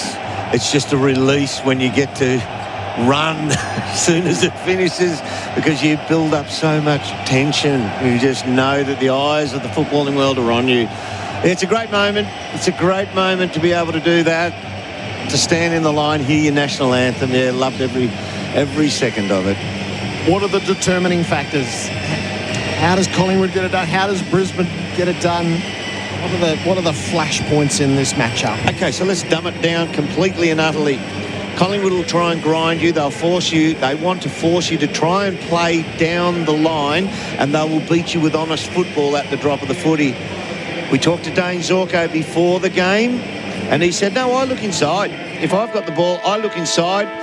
And I reckon there's a lot of times, like when they got beaten by Geelong, he tried to invent a kick. He said, no, I'm going in there one way or the other with the kick, and he got picked off several times. If he does that again, he's got to actually try and share the ball in terms of direction when he's got it. Otherwise, they'll turn him over and they'll be away to the races. So this is, can the Lions, this banged-up outfit that has got so many stars and champions in there, can they see this through? Can they go the distance with Collingwood? They might be on fire early. They might have a bit of electricity. Can they go the distance with a Collingwood team who will slow them down and make them play professional football? The toss of the coin for Keno Go. $40 million jackpot every 3 minutes with Keno Go. Darcy Moore won the toss. Collingwood will kick to the city end, to the social club in this opening term. Keno Go, play with $2 today. Ride to win this September. Go to the DD app to enter. T's and C's apply. The countdown is rather ominously on to the opening siren and the opening bounce. Dermott, Billy Frampton going to the other end of the ground. So there's one of those question marks we had about how the bigs would be deployed at Collingwood. We've seen him sidle up alongside Harris Andrews in the past. So this is Oscar McInerney walking to the goal square at the punt road end. He's going to be the long bear in the square. Billy Frampton's going to him, and it looks like Darcy Moore is going to play on Morris. So that means Morris has to watch him. Here's the bounce for Nelson Irrigation. Make your centre pivot, centre stage with Nelson Irrigation. The past two champs, Collingwood and the Brisbane Lions, for entry to the grand final. You're with Andy Maher. So it's Andrews up alongside Cox's. Dacos gets the first takeaway, Nix. He goes into Mason Cox, who drops a chest mark. Ball hits the deck. It would have been the perfect start. Starcevic goes in wrapped up. You could not have wished for a better ball as a key forward. Yes, I know. So what happened there is that Big Mason ran through the drop of the ball and it hit him in the belly button. He didn't get under it and chest mark it. Cameron drops it down. Bailey takes it one harm yank. Berry hacks it out of there, down the line. There's the Frampton contest with McInerney holding against the Ruckman, and he wins the free kick. The Big O's the heart and soul in all of this, from his deeds in last year's prelim off to Berry, very close to the boundary. Morris confronted, driven back by Frampton, a throw-in. Yeah, it is Dunkley going to De Goey. I just watched him at that first bounce as well in the peripheral. He got 2 or 3 steps to the outside on Dunkley. Now, Berry's come over out of the centre bounce. Boundary throw it in front of the members. Swatted on by side bottom, cut off by Zorko. Down by De Goey. Stalemate on the wing. That's a rolling tackle, that, and threw him down. It's more dangerous than Marbior's. Up she goes. Fort reached around, won a tap. Charlie Cameron's on the scene. McCluggage tried to open up with a hand pass. Knock came the way of Cameron out the front. Lightning hands from Bailey. Out to Lohman. Released to Archie. Dispossessed in the tackle. Crisp averted the danger. Josh Dacos, it was a hot ball. He gave it up. Zorko hoofs it into the pocket. It's got too much on it. It's out on the full. It's a mad start. There is no time on the footy, as you'd expect in a game of this magnitude. I get the feeling that Collingwood are playing too quick for what they really want to be doing. But that's just, as you call it, the mad start. Down the line goes Quaynor, and it's a good second bite from Cameron, who thought about getting to Chris. Now gives it on the wrap around to Nick Dacos, who just pops it over the line. to De Goey, who marks in front of the interchange gates for Krause Electrical and Solar. We'll keep an eye on everything down there throughout the evening. Harris Andrews is down the line. Just the outside of the boot. It was inventive, but it was beautifully read by Dunkley, who marks in front of Crisp in between wing and half back. It was only a 25-metre chip, and that's because he didn't want to go down the line to Harris Andrews. Ball finds its way to him now. It does from Leicester. He's got something just in the corridor. It's Bailey, who wanted to go. McCreery had him. Oh. McCreery's got him. Coughed up. McCreery gets it. Breaks the tackle. It'll be a huge goal if they can convert. Myercheck backpedaling. Can't break the tackle. Brilliant defensive stuff. Thought McCreery was going to pull the trigger and have a go. There's another tackle deep inside forward 50. Ball up. Collingwood surging early. That's holding the ball in round 24. Yep. He got an arm free. It was held, and then he got it loose again. I don't agree with this standard of umpire, this style of umpiring. Yeah, it's a pulsating start. Bailey received the tap, cleared the area. It lands in front of Charlie Cameron, knocked it on, got knocked over by Maynard. Ball to the boundary for a throw-in. Should McCreery have had the shot? Should he have pulled the trigger? He's inside 50. I think he was having a bit each way. Okay. And he just didn't get enough on it. That end over end, he hit it a bit thin. AFL Nation for 4 and 20 Pies and Victoria Police recruiting now. Right half forward for Collingwood at the throw-in. Rucks engage. Bounces away to Josh Dacos. Turns his way back in field. Drops it onto the left boot. Cox is the target. Sets himself. Got hands to it. Myercheck crumbs. Toted at goal. He won't get the bounce he was looking for. And it rolls away from the goal front. Fletcher takes it over the boundary as he was hand passing. It's a throw-in. A metre around from the goal front. Forward half game early for Collingwood. Can they put it on the board? It's going to take the best of this Brisbane defence today to hold them at bay if they're going to have this sort of territory. Collingwood have worked it, so Darcy Moore's the loose man in defence, 90 metres behind. Cameron gets it to De Goey, has the snap, misses, shallow side. First score on the board for Tyre Power. It's a behind to the Pies. Zorko had him at stoppage then. He's too big for him. Berry's in the back pocket, and Gardner breaks beyond the defensive 50. He can turn and go. Gets his kick away before McCreery can shut him down. McInerney up the line, got cannoned into by Long. Ball jarred clear, throw it in. Gee, he actually jolted him in that tackle. Hit Oscar's neck and head backwards through the impact. Will Ashcroft tags in, having started on the bench. Krause Electrical and Solar. He heads to half forwards.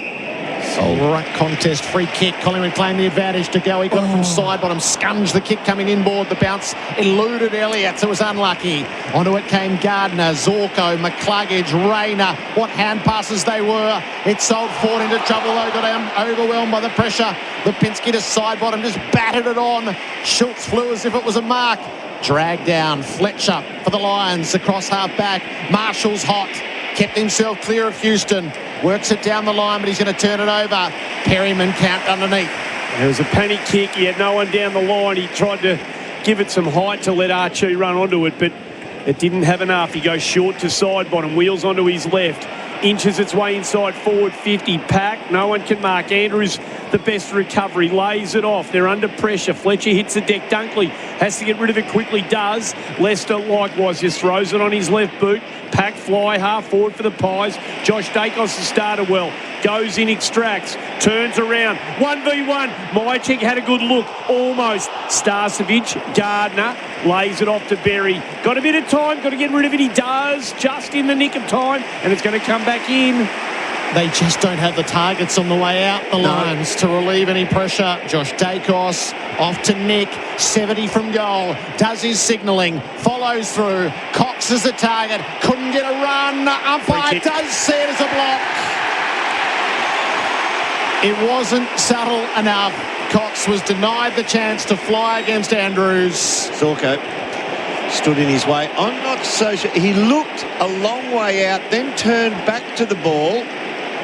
He looks a second time, one step away, and deliberately stands in the drop zone and does not compete for the ball. He could have disguised it a little better and he'd got away with it. Would have. Mason Cox might have had this shot in the first 20 seconds. It's at the 7-minute mark. Cox opens with a goal. ovation of Collingwood players and fans, and the fight that comes in the aftermath. You'll be shocked to learn that Zorko was at the centre of it, and that Mason Cox and co were happy to indulge. Scott Pendlebury's come off the field. He's gone straight down the race. There was just an air of worry about it as he left the scene. Boundary update for Smarter Light. Good for you, good for the planet. Smarter Light environmental exit signs 1-1 to nothing. It's a bonus goal. I mean, it gets them off the mark, but really it was just a positional kick. It wasn't to advantage. It was just to a man who happens to be 7 foot tall, make a soft drop for us. And the worst case scenario is you give him a free kick. You probably have to trust Harris Andrews to get that job done in contest against him rather than free kick it. Dermott for MEGT. Josh Dacos running hot for Ream early. Collingwood with the first on the board. Back in the middle, we go forward up against Cameron. Neither ruckman came back to the footy. Umpire calls play. Cameron fights for it at ground level. Goes looking for side bottom. The take was magnificent. He was wrapped up straight away. We'll have a ball up. Zorko went for the goggles in the fight. He did too. Right, very unsporting. Yeah. It's not. I'm very keen to know more about Scott Pendlebury. So Schultz with the extraction, only as far as McCluggage to Will Ashcroft. Inside forward 50, they go just for the first time. Hits a deck. Gallup tries to crash it. There's a free kick to the Brisbane Lions here. It's going to go to Morris. Pendlebury's gone to the back row. Oh, I'm sure he's out of the game. Oh, that is a huge, huge story. So Roan Steele getting pats on the back of the encouragement of teammates. Pendlebury with the top on. That is a massive, massive blow, not only now, but potentially for next week. We'll get some information, obviously, to you as soon as it comes to us. So Morris will kick from outside 50. Marginal angle. He's a wonderful young player. It's a lovely strike. Just drifts to the near side. Through for a behind. So their first score on the board. Oh, that is a massive story. One behind Brisbane, 1-1-7 Collingwood. It's lower leg. Right.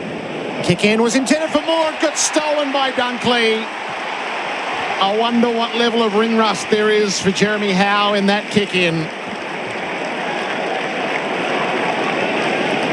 Yeah, that was teasing distance, the zone.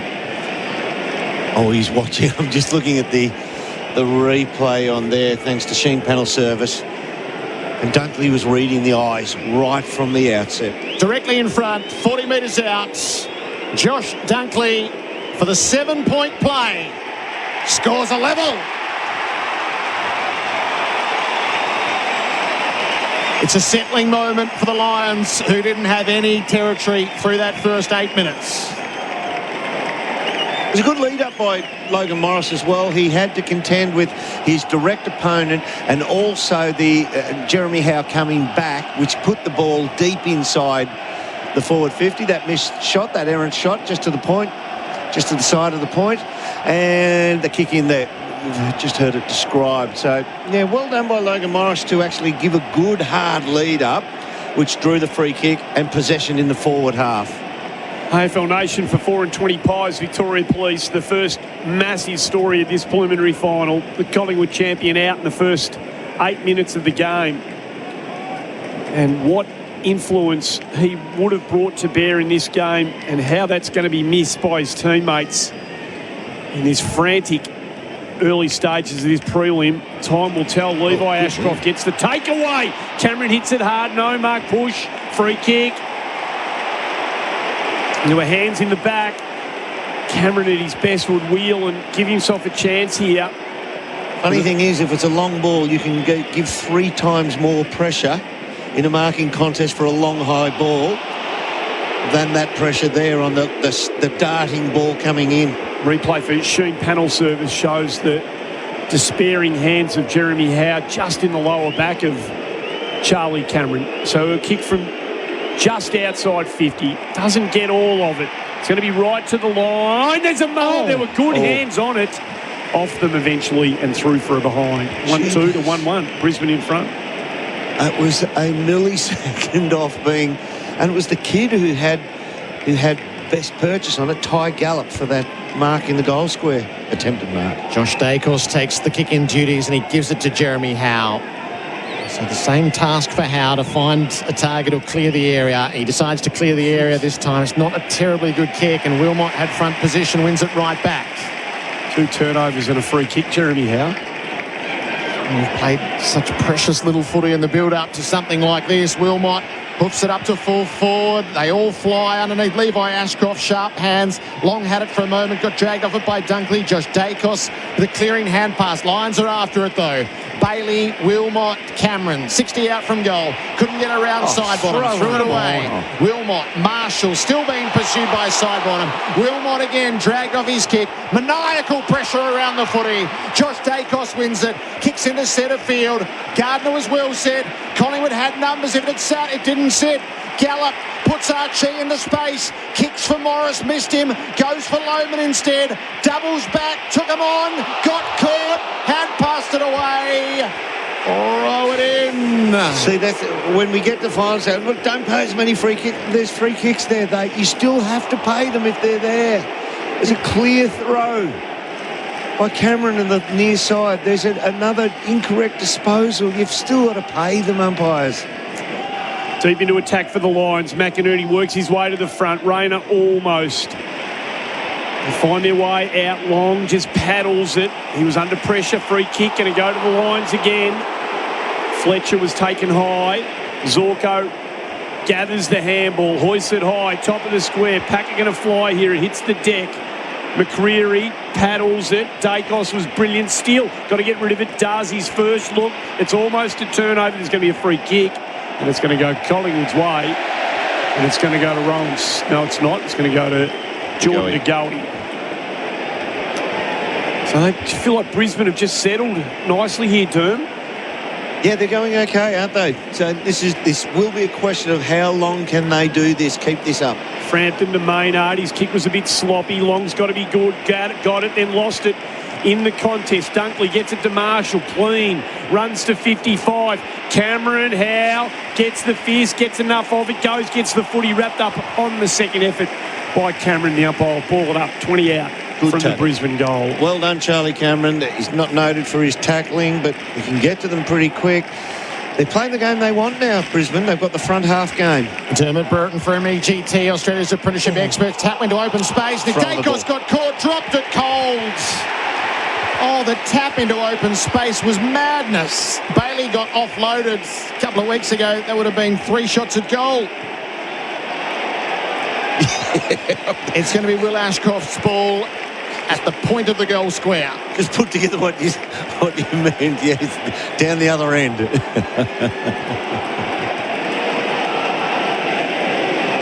Will Ashcroft, now handing it over. Zach Bailey is the designated kicker. And he will not waste any time. Close in. Bailey grabs the lead for the Lions with a major.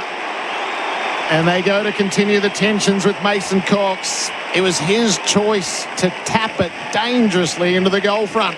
For such a safe team in general play, they can make some crazy decisions inside defensive 25, Collingwood. Their risk element there is as high as anywhere else on the ground.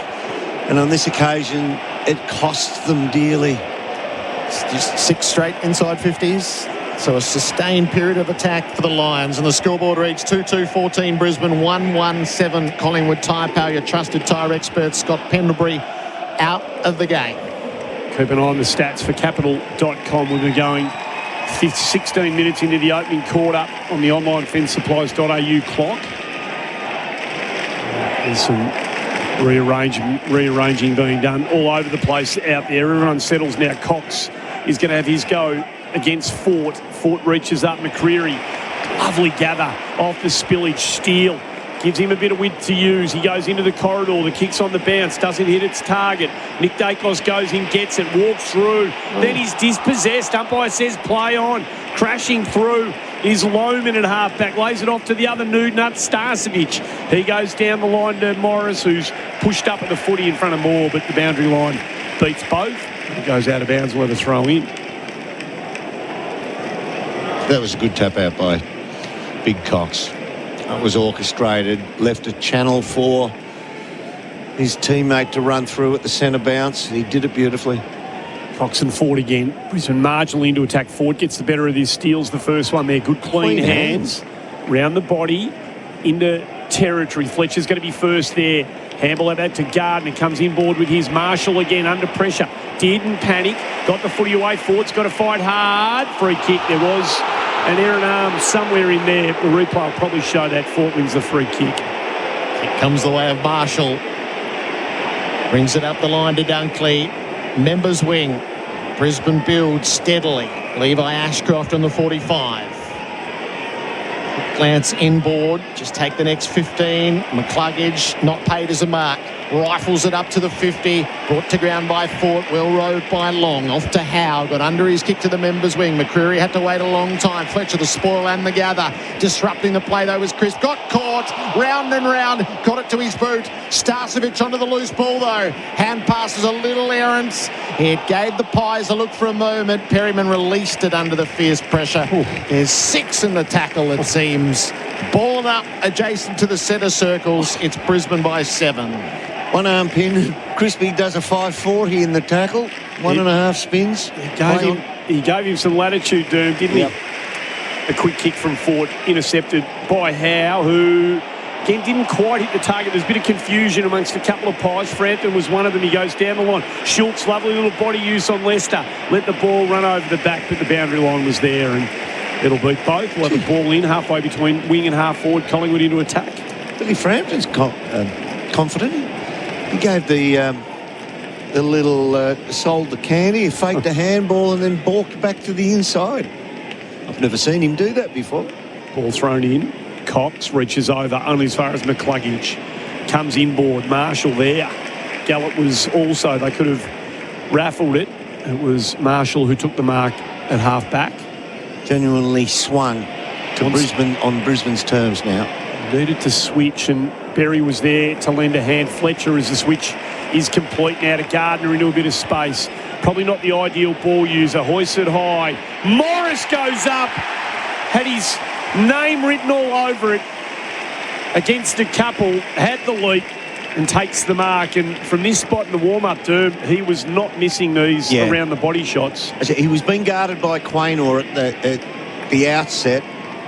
And Moore was trying to make up ground Billy was trying to make up ground to get to him, but in the end, Quaynor accidentally shielded Billy Frampton away from the drop. What a pick-up he's been. He doesn't get all of it, but it's got to the line. Umpire's cleared this. It's a goal. It's on their terms. So 3 in a row after Collingwood opened proceedings, and it feels Brisbane's game for the time being. 3-2-20 the Lions. Collingwood 1-1-7 tyre power scoreboard, Australia's biggest independent tyre retailer, keeping you safe on the roads. Tyrepower.com.au. So over the last 12 minutes, the Brisbane Lions have kicked their 3 goals and they've had 13-8 contested possessions, thanks to Capital.com. So they're just winning the errant ball. When the ball's up for grabs, they've taken hold over the last 8 or 9 minutes. As you rightly called, inside 50s is 7-1 in that time, in favour, 8-1 now, obviously, in favour of the Brisbane Lions. Kick 6 when the last they met. Logan Morris on this ground late in the home and away season. Ball back in the middle for Monopoly at Macca's is back. Play only in the app. De Goey with a hand pass, didn't go anywhere for advantageous anyway. Berry around to Bailey, pops it off to Wilmot. Kicks the Lions to the members' wing for Archie. Well, they've silenced the crowd. They've got the emotion from Collingwood out of it in terms of noise levels. Levi Ashcroft trundles forward. 17th mark. Hold up for a little longer than the Lions typically like. Kick to the hot spot. Bodies everywhere. Frampton at the back of the pack takes the mark. Releases Howe. He'd like a steadier, and he finds Crisp on the way out. Link up hand pass to Long. Can go on to side bottom and on to De Goey. Archie closing. Got him! What a tackle! Absolutely brilliant. Holding the ball. Zorko with the advantage. Might have wasted it. Kicked it a bit too long for Fort. Cameron paddled it to the boundary. Insufficient intent. They'll riot in a minute, this one-sided crowd. Charlie Cameron left half forward.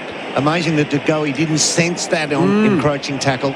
Up to full forward, they fly, no mark. McCluggage closes, quick release, Levi Ashcroft, what a step. Gives it to Archie, who's made this possible, got caught himself. Advantage, no call, goal kicks, Ty Gallop. The youngster gets himself in. Ball dislodged in a tackle on Archie. Umpire wave play on. Gallop put the Lions fourth on the board. 4-2-26 to Collingwood 1-1-7. Tyre Power, your trusted tyre experts. And when Collingwood are in transition, the Lions have been heroic in the way that they have chased down and tackled. That ball coming out the front of the centre, DeGoey, he lined him up from 60 metres away. He saw that DeGoey was going to be the recipient of a handball going past, and he recognised that he had to make up that ground. He had 10-15 metre start on him. DeGoey probably looked over his shoulder 40 metres earlier and thought, he ain't getting me. He got him. And then the umpire deemed he did get a fist to the handball at the other end. So this is a move by the Brisbane Lions. What can Collingwood do? Ball in the middle. None of their prime movers can get hands on it. Fort gets the crumb, thumps it back inside forward 50. Moore intercepts Howe, who's worn one in the back of his head. Stays down momentarily.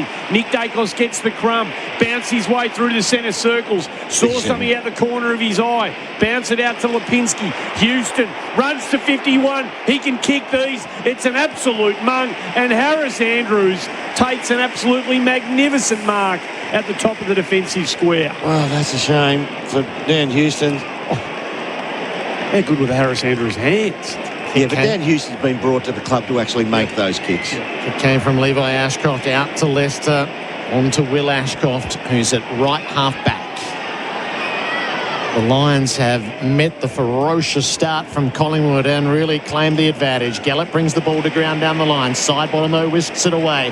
Up to Nick Dacos. They need his touch. He's kicked to 2-on-1 against. Going back Gardner. Initially the spoil and then the mark. He went the double fister. It sat up in the air and gave him time to take the mark.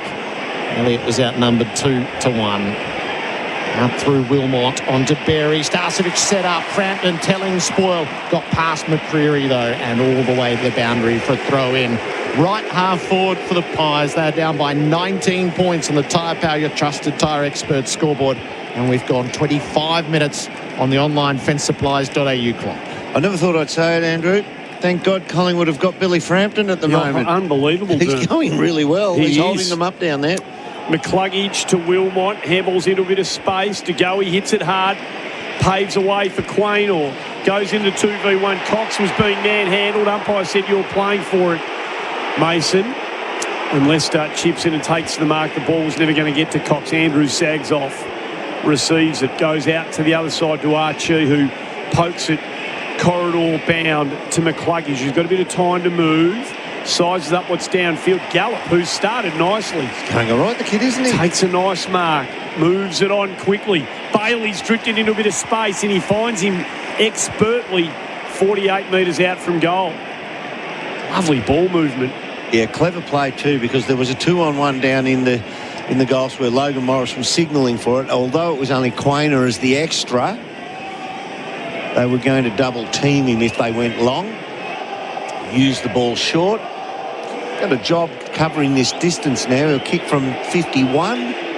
This is his second and they're fifth in a row from 49, Dermott. He got right inside the corridor, close to the man on the mark. Too close. Yeah, and pushes it wide and out of bounds on the full. 4-2-26 Brisbane, 1-1-7 Collingwood. Tyre Power, your trusted tyre experts.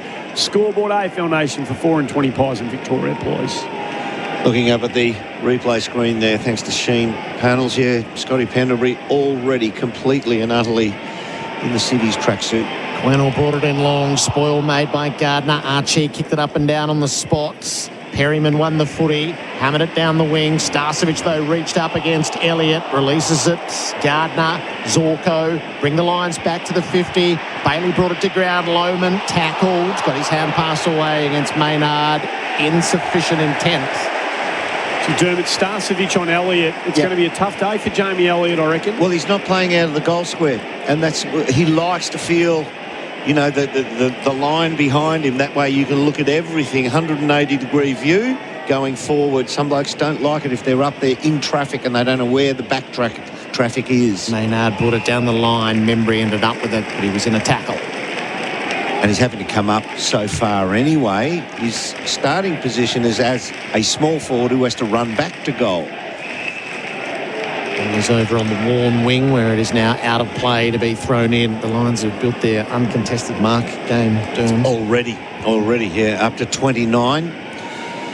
Extrapolate that by 4 quarters, they're up over the 120 mark. It's from Capital.com. Cameron won the tap, still to be one underneath though. Lipinski threw that ball up. Cameron missed his hand pass, threw it onto his boot, didn't go anywhere. McCluggage, Wilmot jammed it onto his boot. Loman getting back, takes the mark. 60 from goal. Frampton held him up for just a moment. Lions rush their numbers in. He stays shallow for Marshall. He'll be a long way out if he decides to have this shot. Coming up for his 8th touch, Sam Marshall. The mark is set 49 metres out from goal. He's at right half forward. Numbers mass in the goal square. Nancy Marshall's going to probe to the goal front. He's put it too deep.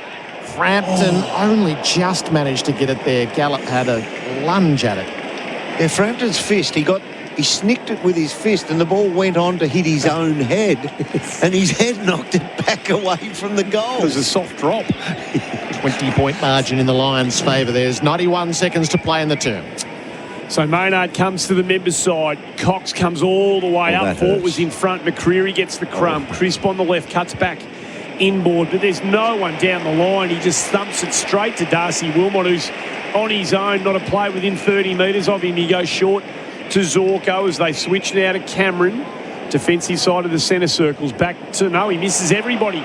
Chance, Wilmot, Chance, Collingwood, McCreery, dumps it back to Cox, thumps it back to no one. It was, I'm not sure what was going through the brain of Mason Cox right there. He thought he saw something, but the ambition... He just assumed his teammate was going to run on harder towards his own goal. It was a bit excessive, and it comes back to Charlie Cameron. Berry goes up, can't mark. Gathered by Steele, handball inboard to De Goey. Back to Cameron, who went. Little fumble.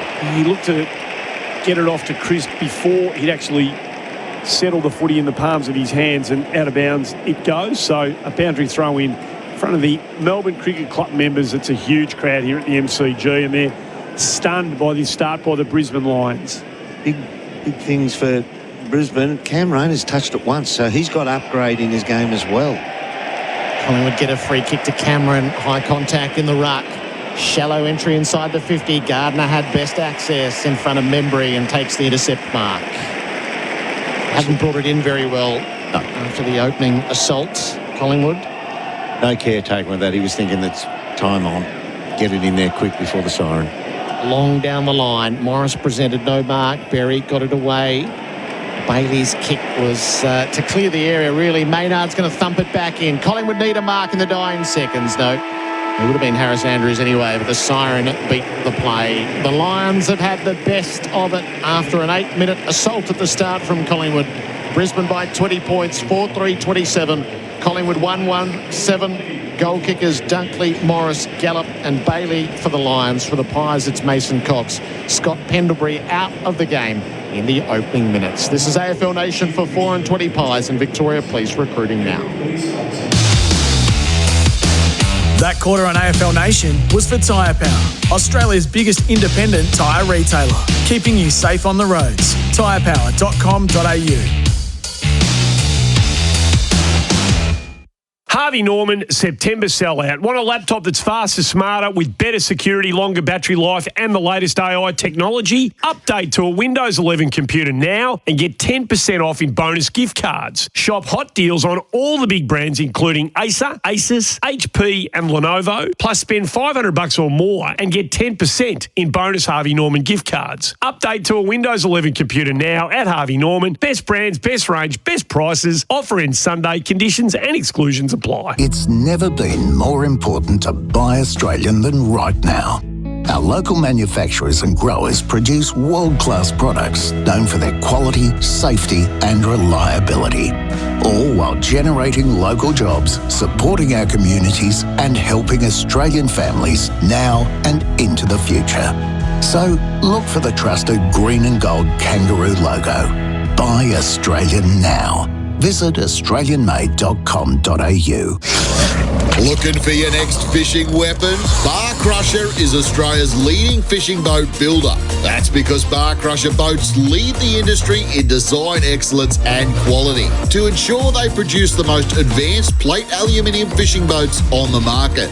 Get your ultimate fishing weapon in 2025. Find Bar Crusher boats at Bar Crusher Melbourne on Quality Drive, Dandenong, or build your dream boat online at barcrusher.com.au. G'day, Merv Hughes here. New Farm's been there for Aussie growers for 100 years, through prosperity and heartache, drought and flame, through the unprecedented and through innovation. New Farm's high-quality crop protection products are formulated right here in Australia because Aussie growers are tougher together through choosing Australian. New Farm understands local conditions and the importance for Aussie growers to have the right products at the right time. New Farm, Australian through and through. To learn more, visit newfarm.com.au. Lincoln Park. From Zero World Tour.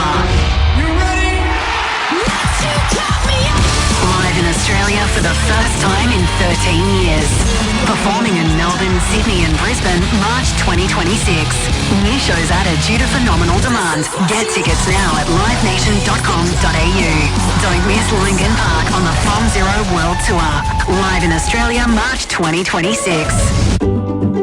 Want a coach in your corner for insurance? At Aviso Group, they'll get to know you and your business and coach you through the complexity of insurance. With access to policies from over 100 insurers, they'll help you understand your cover so you can make decisions with confidence. And when it comes time to claiming, your broker is there to help you navigate the process to achieve the best outcome. Get your insurance game sorted. Speak to Tamar Avsa from Aviso Specialty Melbourne or visit avisogroup.com.au.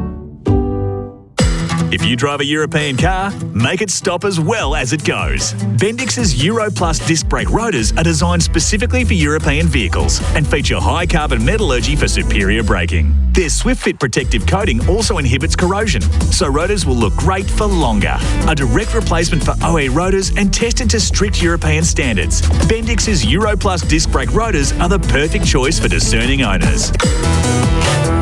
Bendix. Put your foot down with confidence. Hear that? That's the sound of nothing happening. Downtime costing your business thousands. Air-powered customers never worry about that because with hire, sales and servicing taken care of, they know Air-Powered will keep their business running on air. Visit airpoweredservices.com.au. Just imagine a home that feels effortlessly stylish. This spring, explore the latest in tiles and bathrooms at Beaumont's, where style meets everyday living. Imagine it, design it, live it with Beaumont Tiles. Beaumont's. You're listening to AFL Nation for Victoria Police. Made for more. Search police careers. And 4 and 20 Pies, Australia's original fan food. Cox is the target. Couldn't get a run. Umpire does see it as a block. It wasn't subtle enough. Cox opens with a goal. The elation of Collingwood players and fans and the fight that comes in the aftermath. Gardner into a bit of space. Probably not the ideal ball user. Hoisted high. Morris goes up. Had his name written all over it. What a pick-up he's been. He doesn't get all of it, but it's got to the line. Umpire's cleared this. It's a goal. Macca's I'm Loving It moments. Monopoly at Macca's is back. Play only in the app. Lions by 20 points. Dermott Brereton is our expert for MCG. Build a winning team with Australia's apprenticeship experts. So after Collingwood kicked their first goal, which was a free kick to Mason Cox, it was there, but thereafter, the Lions were banged on 4 goals, 3. They had 38 more possessions at that time.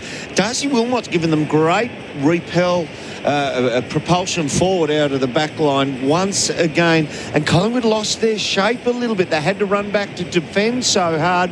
They lost their their shape forward of the footy so that when a player came forward with the ball with the Magpies, they looked up and there was nobody they could go to as a safe haven to and say, give me the contest, hold it in down the line. So they'll be better prepared after quarter time. The Lions were fantastic and their ball-winning capabilities were awesome in that quarter. Reports from the boundary, Smarter Light, good for you, good for the planet. Smarter Light environmental exit signs, calf tightness for Scott Pendlebury. And it was there in the pre-game, so there was a calculated gamble taken by the feel of things, and he barely lasted 8 minutes. So left to watch on as the sub. Collingwood down by 20, start of the second term. Long's after the tap, they're all after him, taken to ground. So Jamie Elliott now at the punt road end, the ball's 120 metres away. He now becomes the closest to goal full forward. I reckon that's a better look for the Magpies. Josh Dacos pushed off it by Will Ashcroft. Ball still in dispute though. Marshall gave it up, then stuck the tackle on Nick Dacos. Yeah, they've pushed Cox out. They'll try and draw Harris Andrews away from the direct line between the stoppage and the Collingwood goals. Fort with the tap. Ball skittles around back to fourth. There's a boot loose in there. Rayner just came through, won it, gave it off to Dunkley. Hurried his kick inside 50. Moore made the spoil. Bailey kept it going. Charlie Cameron had a fumble. He's now got it. Hand pass was incisive. Rayner took him on, got caught. Hand passed it up in the air. Josh Dacos, blind kick. Wilmot's got access to it. Over on the members' wing. It took a little while to settle. Steadies himself with a kick coming forward. Up to the contest. They closed, but Cameron had it covered. Scoring efficiency inside the forward 50 in that first quarter. Collingwood 15%, the Lions 50%. Do you like the Cox up higher, Dermott and Elliott out of the squares? I'd like him for down the line for this type of kick. Ball hits the deck, Ford can't mark. Well, Cox is, if Cox has a real good outing, he's going to kick 2, maybe 3 goals. If Jamie Elliott has a real good outing at full forward, he could kick you a 6. Cameron takes it, and then the quick kick towards the boundary line. Umpire says there was zero intent there. Wilmot brings it back quickly to McCluggage as they just drift back, looking for a way through. Into the corridor he goes to Gardner. Started the game well, goes back to McCluggage. They continue to switch right across the ground. It's going to bounce its way to Leicester. Looping handball to Zorko. Got a bit of time to balance up. Hoists the drop punt high inside forward 50. Flying gallop, gets underneath it. Darcy Moore gets his first touch. Out to Crisp. He flicks it into the path of Josh Dacos. Handball didn't have enough on it. Will Ashcroft gathers, gives it to Cameron. Into the pocket, someone he thought he saw that little man in the pocket and he decided to have the ping. It was Morris. The ball was trying to drift from right to left but missed near side. 4-4-28, 117. Sorry about You're that. right, mate. 4-4-28, 117 the Magpies. Yeah, back that one in. By the time he gets the ball to that man in the pocket, he gets covered up. He's gone a long way from the run-in kick in here, Quainer. He's found Schultz, who'll give it back to Quaynor, running through half-back, breaking lines, being pursued by Starcevic. Good kick, long, dropped it in front of his eyes. Rainer's onto it as a result. Off to Zorko, took a while to get hold of it, turns his way, dragged off it by Nick Dacos. Meyer checks onto the spilt ball, gives it over the top to Elliott, an unimpeded run to goal. Collingwood find their second. The forward pressure wins out. The little tag on the back of Dane Zorko when he goes to kick across the ground. But there's your answer, Andrew. I mean, as much as it's an easy goal for Jamie Elliott to kick, I mean, it's a Joe the Goose over the top and then he runs in. Mason Cox, if he's the closest man to goal, cannot run past like that. But it's such an important touch on the kick that Zorko wanted. Was it Nick Dacos chased him down? It's funny enough because I thought one play ago Dacos didn't chase hard enough in the middle of the ground, yet he gives it that one on that occasion, and without that, there's no goal. 15 points the margin. Robot Building Supplies scoreboard. Derm, our expert for MEGT, Australia's apprenticeship experts. Elliott's in the game now, in far more comfortable territory out of the goal square. Ball hits the deck. Forward. Almost to Bailey. Kept it in front. Handball to Ashcroft. Looping handball to Rayner. Had to feel for it. Dropped it into the path of Bailey. Bailey runs on. Oh, it's just missed. It would have been as good a goal as you'd ever wish to see. And that's it. That's a pure centre-bounce clearance goal. 4-5, 2-1. Robot Building Supplies. Robot's got its scoreboard. Would have been. Maynard with the kick in. He wants crisp. Took the mark in front of Archie. All got dragged down one way or the other. No, it's a mark, so it'll have to come back. No advantage on a mark. Oh, he's paid the mark, has he? Yeah, he did too. The signal was for the mark. Yeah, spot on. It was up to Cameron. Deans were minimal. 50-metre penalty. So Fort went in to stand the mark and then backed away. You can't double dip. Cameron takes off, doesn't take the full 50, plays it to McCreary. Oh, he played on. That's holding the ball. He's still fighting the tackle. Come on, up, blow the whistle. Some of the light tackling has been something to behold, and that one is Gardner. Yeah, he did take two steps to the inside. They were little half netball steps, but they were on. He knew he had Myercheck out the back and wanted to get it to him quickly. Wanted to get a bit of width so he could get it around the corner to him. McCluggage flares the switch to the far side. Andrews works it around to Leicester. He's got the kick back inboard for McCluggage. Back line of the centre square. Got Darcy Moore down the line 50 metres away, so they will hold on and pretend to go. Fletcher not 15, so had to turn and go. Rayner had to go. Schultz came the other way, made the spoil. Josh Dacos had a rare fumble. Marshall picked it up. Josh Dacos stuck the tackle. It's in dispute. They pile in. It's a ball up left half forward for the Lions. So they've done the homework. They know that Darcy Moore had an awesome game last outing. They don't want to dump it down the line, similar to what Collingwood don't want to do to Harris Andrews' advantage.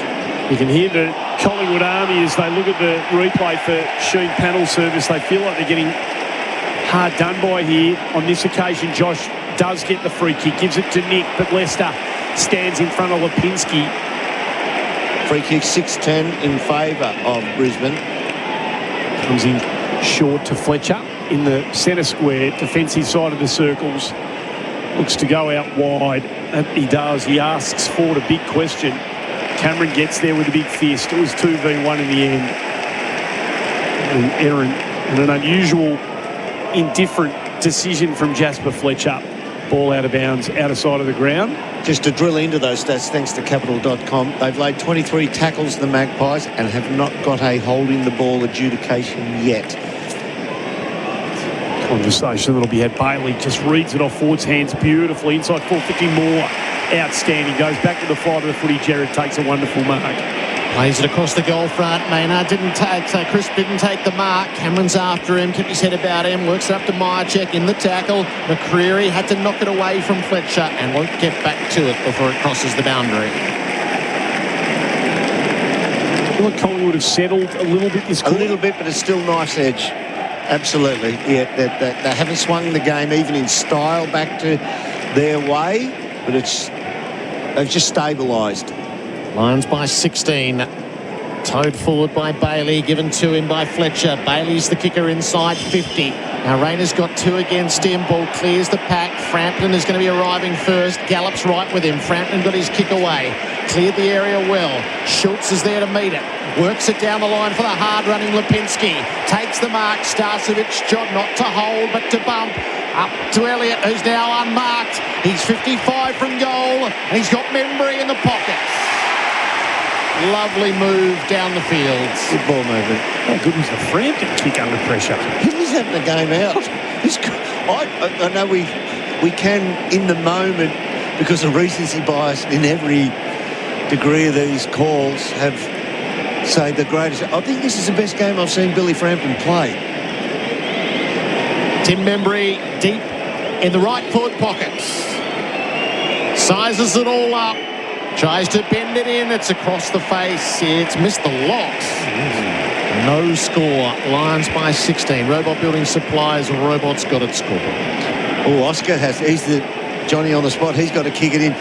Don't try and bite off a short pass, Oscar. Just give us 55 down the line, big fella. That's exactly what he does to him. Morris in front, just got nudged under it by Cameron. Will Ashcroft was terrific. Gallup was good too. A couple of the youngsters combining. Long's had a wobbly start to this one. Can't quite get hands on the footy. Ball bounces around, stays alive dangerously for Collingwood. Lohman flips it out. Howe has to go through. Good hands. Did nicely. Settling into it, Houston with the recipient to Steele. He's got a bit of room to move. He does to McCreery, who's held up. They're getting a few out goal side now, Collingwood. Steele runs past, receives the handball down the line. Elliott's going to come hard at this. Flies, can't mark. Probably should have in the end. Zorko hits it hard, close to the boundary line. It's over now. McCreery and Andrews see to that. 65 out from Collingwood's goal will have a boundary throw in.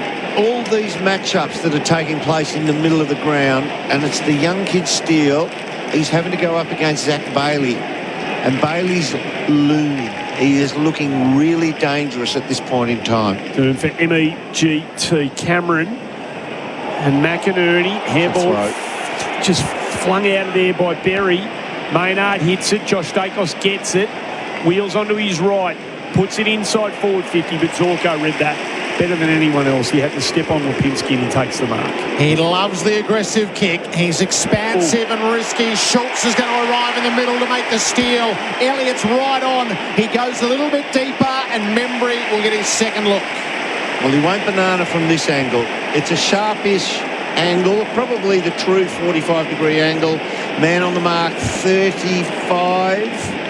This is a Tim Membry special.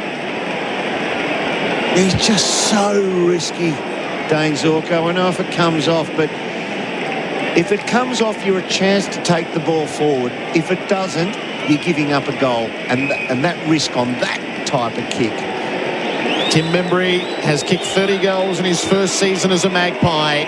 From 45 out, Membry's drop punt is the goods. Collingwood with a couple in a row. Deficit is back to 10. Robot Building Supplies scoreboard. REBOT. Robot's got it. It's 3-1-19 Collingwood. Brisbane 4-5-29. 12 minutes played of the second term on the online fencesupplies.au clock. So they have stabilised. They've come back a little bit now, the Magpies. They're having to contend with this quarter, thanks to Capital.com. 5-2 for clearances in favour of Brisbane. So they've been better behind the ball. But one thing they have been able to do this early in the second quarter is been able to move the ball a little bit more freely as they take it forward. So finding some opportunities here. Jordan Ngoe comes off the bench for Krause Electrical and Solar, straight into the middle. Ned Long struggled. He goes and has a sit. Back we go. Clean takeaway from the Cluggage. Inside forward 50, but they're starting to pick these off now. And Howe, after a wobbly start, settling into his role. That's the sort of distribution we've become used to. Perryman on his left, short to side bottom. So he's starting to find these short balls now. Another one to Lipinski, who pushes in between the defence, gives it back to side bottom, pulled the kick. Saw the man about to smother it, hoisted high. Membry's got a good look at this, can't mark. Second bite, can't hit it. Ashcroft is possessed. Schultz with a bone-jarring tackle. And 35 out directly in front will have a ball up.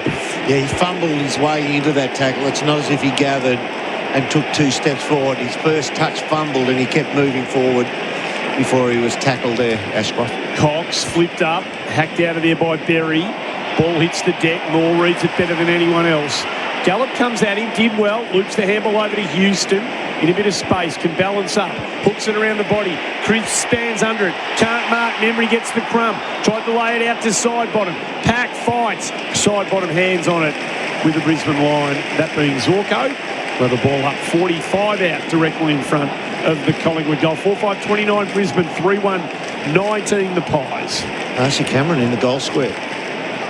Chris working hard at the stoppage. Fort ended up with it though. Clearing kick outside the 50. It'll run end over end all the way to the boundary and will be insufficient intent. Yeah, that's consistent umpiring there. Wayne Orr brings it inboard to Josh Dacos. We've got Cameron down there. Harris Andrews has come away from his usual opponent and gone to Cameron. Josh into the pocket. Cameron couldn't get his hands to it. Andrews is with him as Dermott referenced. They go to ground together.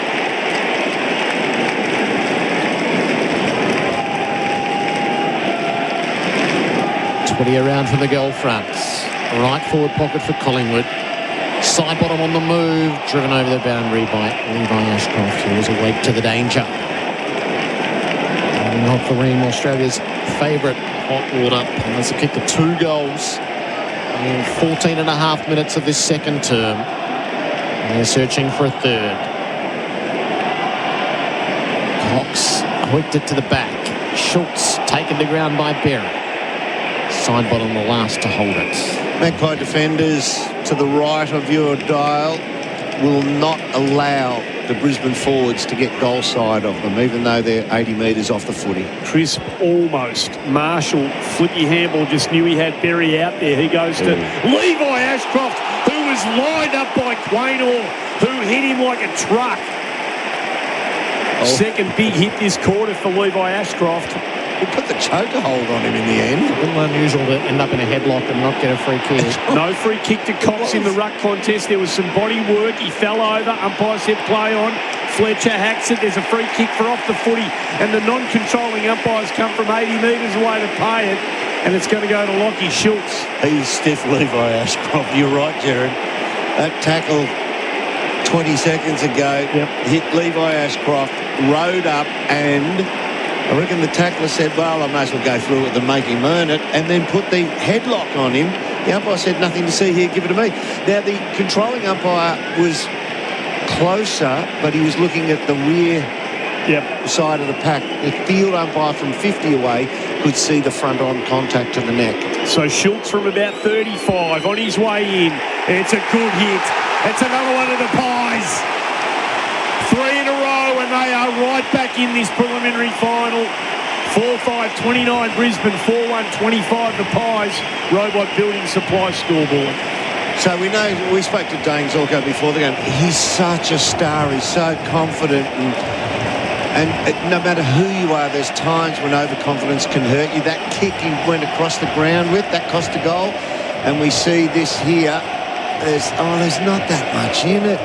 Looking at the Sheen panel service. So the trouble is, if you pay one, you have to pay the other. Yeah. Correct. So the first one, the player ends up in the headlock, and this is the trailing arm high. It's clearly high, just as the one before was clearly high. The standards so you play one, pay the other, pay neither. Make your choice, but you can't ignore one and then pay the second one. Yeah, dreadful inconsistency. It's 3 straight to 2 behinds in this term. The Lions by 4 points. Fort fights for it in the middle, trying to get it to his boot as enough. Will Ashcroft brings it forward. It's over the initial pack. Josh Dacos rounds it up, has a look out of halfback. And past to Quaynor. Worked it up the line to Sidebron. Just slipped over as he went to go, so backwards he plays it to Crisp. Needs a little bit of support. Maynard is that, although he's fumbled. Kick off the ground, will it work? To go, he hasn't touched it this term and still hasn't. Gallup got caught, got it to his boot. Marshall's onto it, threw it up to McInerney, worked it around to Archie, searching for the way forward for the Lions. McCluggage doubles back. Will Ashcroft, it didn't arrive. Long saw it coming, and intervened. Scrambling defence. They're just starting to read it a bit better. Long doesn't kick it very well, and he didn't on that occasion, but Fletcher fluffed the mark. It spills to Lipinski. Nick Dacos in a bit of room. Has a bounce. Has a second. Takes on the tackler. Puts it back into the path of Lipinski. Drops it inside forward 50. That is his forte, but he misses everything, and Starcevic marks.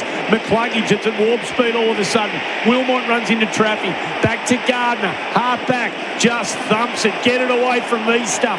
Cox goes up. Peter Moore could have marked it, and Cox did, and he lays it off to Howe. What are you looking at, Berry's popped his shoulder. Oh, no. Berry's cast over on the worn wing. He's tried to play through this late in the season, but the shoulder is out. Oh, he's in massive trouble.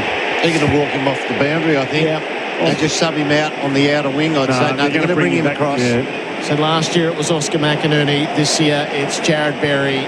It's the left shoulder, which is heavily strapped, dislocated in the Fremantle game. And at the same time, Ty Gallup's coming off in the hands of trainers as well, Gerard. Collingwood bring it forwards. Long dropped the ball in the tackle. Rayner releases. Berry, Cameron, good kick out the near side wing.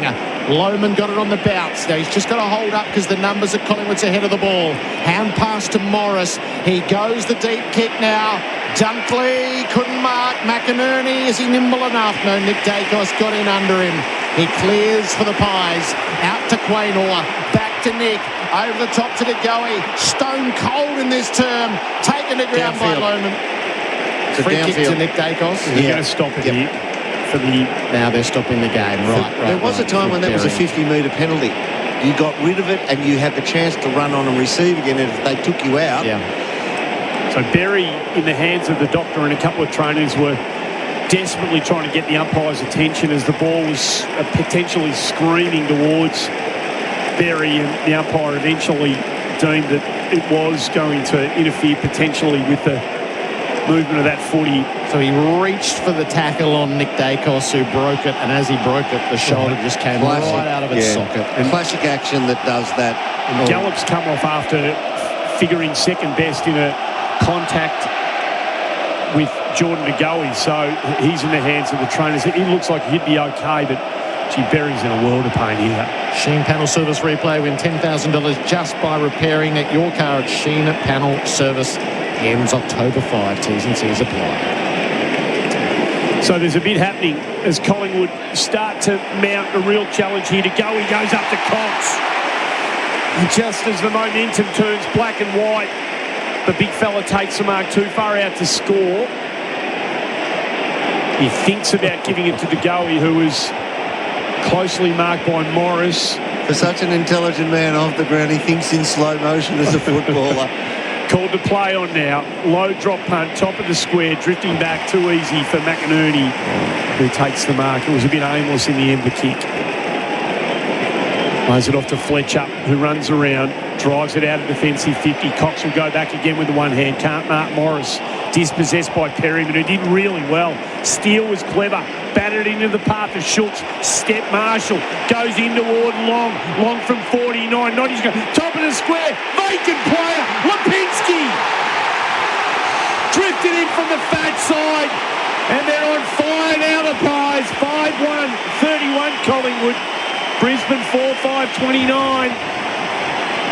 I was always worried, how long can the Lions hang in there? Can they mount another form of resistance here just to stem the flow? I mean, great if you can score, but just to stem the flow, just like you were saying before, just you get it back on even terms because they've lost the handle here. Gee, it's just running well for Collingwood. They're actually marking the ball in the air and they're feeding the ball to the outside and they're having a man on the outside of the pack, which is giving them easy access away from the congestion. What are the inside 50s doing in this term? Capital.com, trade fast, trade smart. So inside 50s, we've got 11-10 in favour of Collingwood, but from those 11 inside 50s, they kick 4 straight compared to 2 behind. Started marking the ball now, Collingwood. Yeah. So tap goes forward the Lions' way. Will Ashcroft onto it. Dragged off it by McCreery. Ball loose. Houston rounds it up. Plays it out of half-back. Crisp takes the mark. He's been good this quarter, Crisp. Very subbed out officially. So Bruce Reville will enter the fray shortly. Long down the line. Long couldn't get a run at it because he was held. And we think Ty Gallup might be undergoing an HIA here as well. Long kicks the Pies up to half forward. Membry against 2. Andrews brought it to ground. Lester was waiting for it. McCluggage, Archie McCluggage had no room, so bounced it up the wing. Quaynor attacked. He bunted it forward rather than taking possession. Will Ashcroft overran it. Nick Dacos is with him. So 2 of the highly fancied brothers in a duel as they tackle each other. And it'll be a ball up. Warn wing. Collingwood lead by 2 points. She goes. Fought out the side. Will Ashcroft tackled by Carroll. Both teams are taking 2 or 3 of their forwards up to the stoppage here. It's defensive side of the centre wing for the Brisbane Lions. Fort wins the ground ball after the initial ruck contest. Kick was blind and Steele, who's playing as the sub, distributes over to the near side. Lipinski sets himself and works it up for Elliott. He decided to knock it over his head. Can he get there first? He does to soccer it off the ground, not as effectively as he might have liked. Wilmot hacked it away. Maynard onto it, kicks to full forward. Harris Andrews had best position on Cox, and it is 8 intercepts. Yeah, the boy Steele did really well, and Charlie Cameron had to get to him and compete then. Peeled off. Sorry, doing for MEGT short to Will Ashcroft.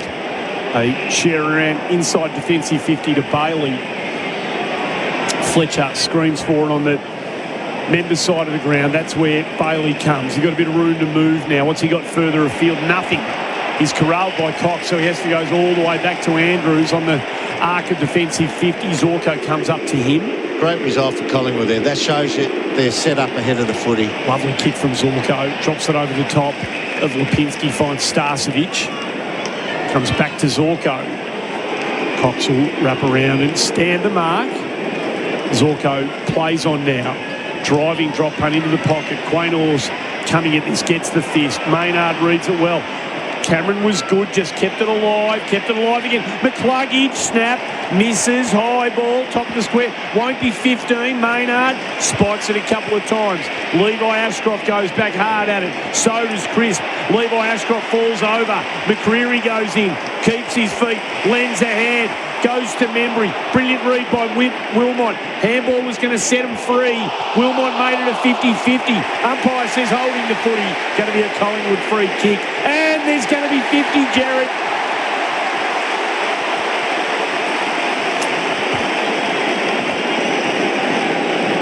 So the ball will come up to half forward for Collingwood. It is a wave of momentum. If that's the mark where the umpire is, that's a second 50. Another one. Archie has run through the protected area. And then the umpire has run into Wilmot. So this is coming undone for the Lions. He might have been Levi Ashcroft, the second one. Yeah, it was. Two 50-metre penalties. Will Ashcroft pulls the ball in when goes to ground, and that's the holding the ball. And the ball isn't handed directly back after the umpire has signalled the free kick. It's, Wilmot he actually drops it onto his boot as a toe poke and kicks it. Weird. Archie just ran straight to Membry and looped around him half a metre away. It's ridiculous stuff. Tim Membry to make this an 8-point lead. His second. The ferocity of the Magpie Army is building. 6-1-37 to Brisbane, 4-5-29 at Robot Building Supplies. Robot's got it.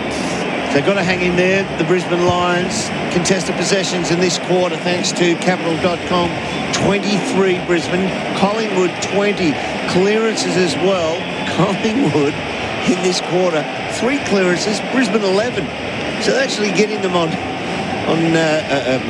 possession around the ground, getting it to the outside. They're finding a little bit better movement going with the ball forward. And that's just a couple of brain fades there. And I just saw on the replay Archie running around the back of Tim Membry, as you called, Gerard. Yep, that's another 50 on the spot. That's a bonus 50. They both gave 50-metre penalties away. He definitely spoke to Ashcroft, though, and pointed in the umpire. So back in the middle we go. Nick Dacos is starting to get involved here. Held without the footy. Dunkley was... That was the Kevin Bartlett. He didn't bounce it and get caught. He gave the little handball out. He drops it into the path of Cameron, who drifted back with the fly to the footy. And the kick was perfect. Cameron thinks about Tagoe. Thinks about Nick Dacos. They all want to have a crack at it. In the end, he goes short. He hasn't got the 15 to go. He continues to lay the handball off. It goes to Houston. Oh, it's a magnificent kick.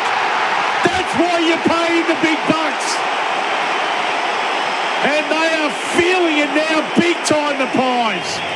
6 goals straight for the quarter. From 15 inside 50s now. And we called it the first quarter when Dan Houston tried to go around the corner at the other end and he shanked it. That's not Dan Houston. That kick then, that's Dan Houston. The champs are teetering, aren't they? It feels like it. Lester's down on the bench, having his head strapped and his legs worked on. Berry's out of the game. Gallup getting the concussion test, we think. happens. Just come back on the ground. It happens, doesn't it? You are a good team. You're a great team. Fantastic team. You're the reigning premier, and you get banged up in year 2. It's so hard to go back to back. You get banged up, you lose players, you call on players that you probably wouldn't in your best circumstances. They need the bell for half-time. Nick Dacos is on the move in the middle. He soccers it up once and twice and got it to Crisp, who's out the front. He kicks to full forward. Elliott backing back. Starcevic had him. Too much carry. See the pace of Crisp then? Oh, that's not a great kick on the way out. Schultz got hands to it, didn't quite complete the mark. Fletcher hurries it down the line. Maynard threw his whole body at it. Ball spills boundary side. Lohman fed it up. Marshall at halfway. Hand pass to Will Ashcroft. Archie makes the break boundary side. Has a look. The Lions would love this for Morris, and he's got it on the chest against the boundary. 49 from goal. Yeah, I reckon Darcy Moore's got a case there. I reckon he fumbled it. I reckon he did. He did. But whether he regathered that second touch. Charlie Cameron's on the lead. He has been paid the mark. Right forward pocket. Before Houston got it out of his grasp. 1 minute and 18 seconds to go in this second term. The Lions this year have never needed a goal more than they do right now.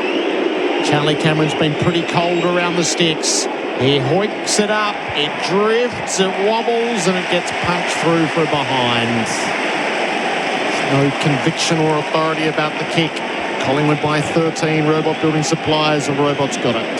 That was more a snap over the shoulder, a straight snap, rather than a curling snap, which gave him less of a chance. For MEGT, 6 goals to 1 the quarter. Josh Dacos goes looking for his ruckman again, who's playing a quarter here, Darcy Cameron. Yeah, that's a good run.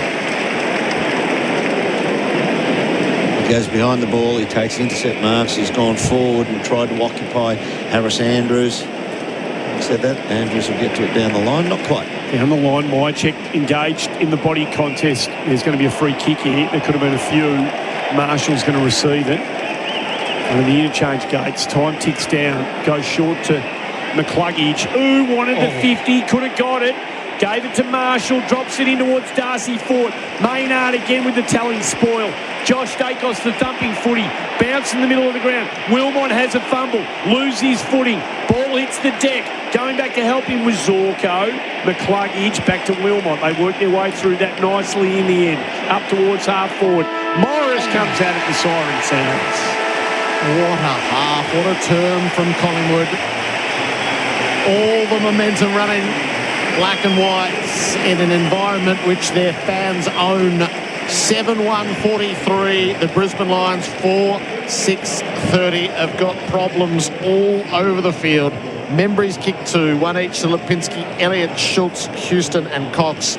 For the Lions, singles to Dunkley, Morris, Gallup and Bailey. Give us a quick thought, Dermott, then we'll be more expansive after the break. Well, Collingwood, they actually, you know what they played better at that quarter? They were better at the game when they didn't have the footy. They were able to disarm Brisbane. Their pressure in the forward half was fantastic, but they were also better at setting up ahead of Brisbane and stopped their ball movement. Defended really well as well in terms of against clearance. 11-5 for Brisbane in that quarter, yet they still defended very well. 6 goals straight to 3 behinds to Brisbane in the second quarter. Collingwood by 13 points. Half-time of the preliminary final at the MCG. You're on AFL Nation for 4 and 20 pies, and Victoria Police recruiting now.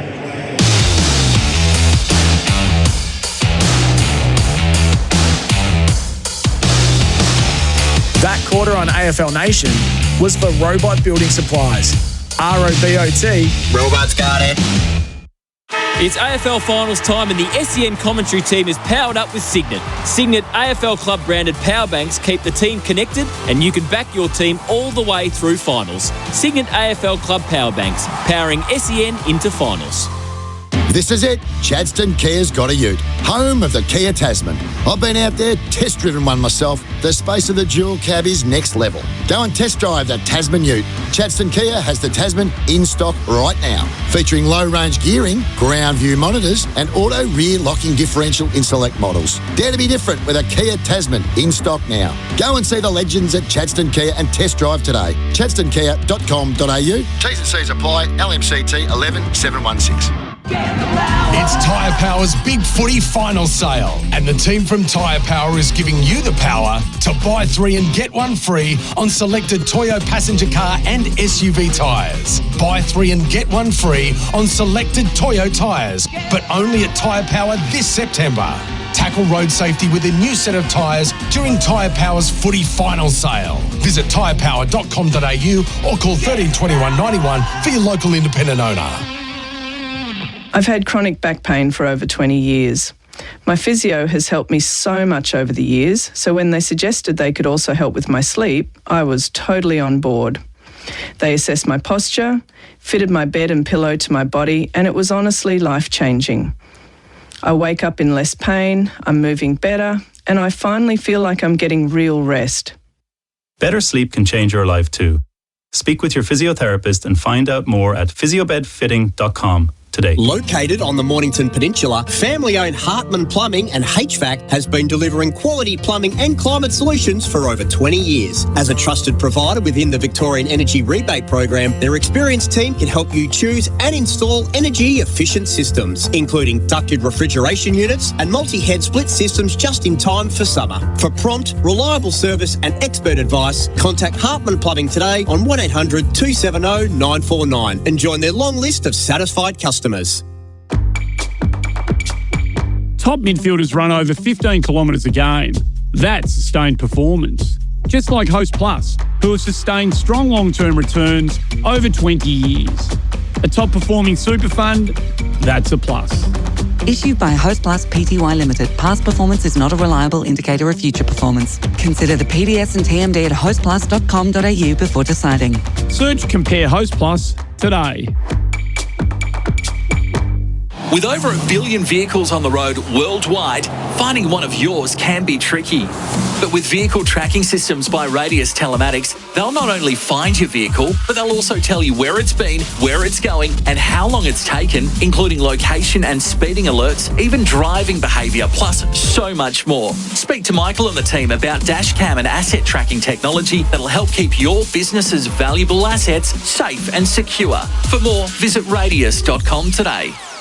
Discover the ease of parking at Melbourne Airport. With parking options to suit every budget, they have the right car park waiting for you. Nothing beats parking at Melbourne Airport. Book online today for the best rates at melbourneairport.com.au. Stop what you're doing. The Chemist Warehouse Footy Finals half-price vitamin sale is on now. Get half price off your favourite big brand vitamins like Nature's Way, Lifespace, Ethical Nutrients, Barnes, half price. Wonderlust, Bioglan, Nature's Own, Thompson's Boost, half price. Comvita, Brower, EpiJoint and Nutrilife, half price. And get 40% off Healthy Care. Find more half-price vitamins in-store and online. Sale ends September 28. Exclusions apply. Excludes exclusive bulk sizes. Retail limits apply. For half-price vitamins, shop at Chemist Warehouse and stop paying too much. You're listening to AFL Nation for Victoria Police. Made for more. Search police careers. And 4 and 20 Pies, Australia's original fan food. Schultz will give it back to Quaynor, running through half-back, breaking lines, being pursued by Starcevich. Good kick, long, dropped it in front of his eyes. Raiders onto it as a result.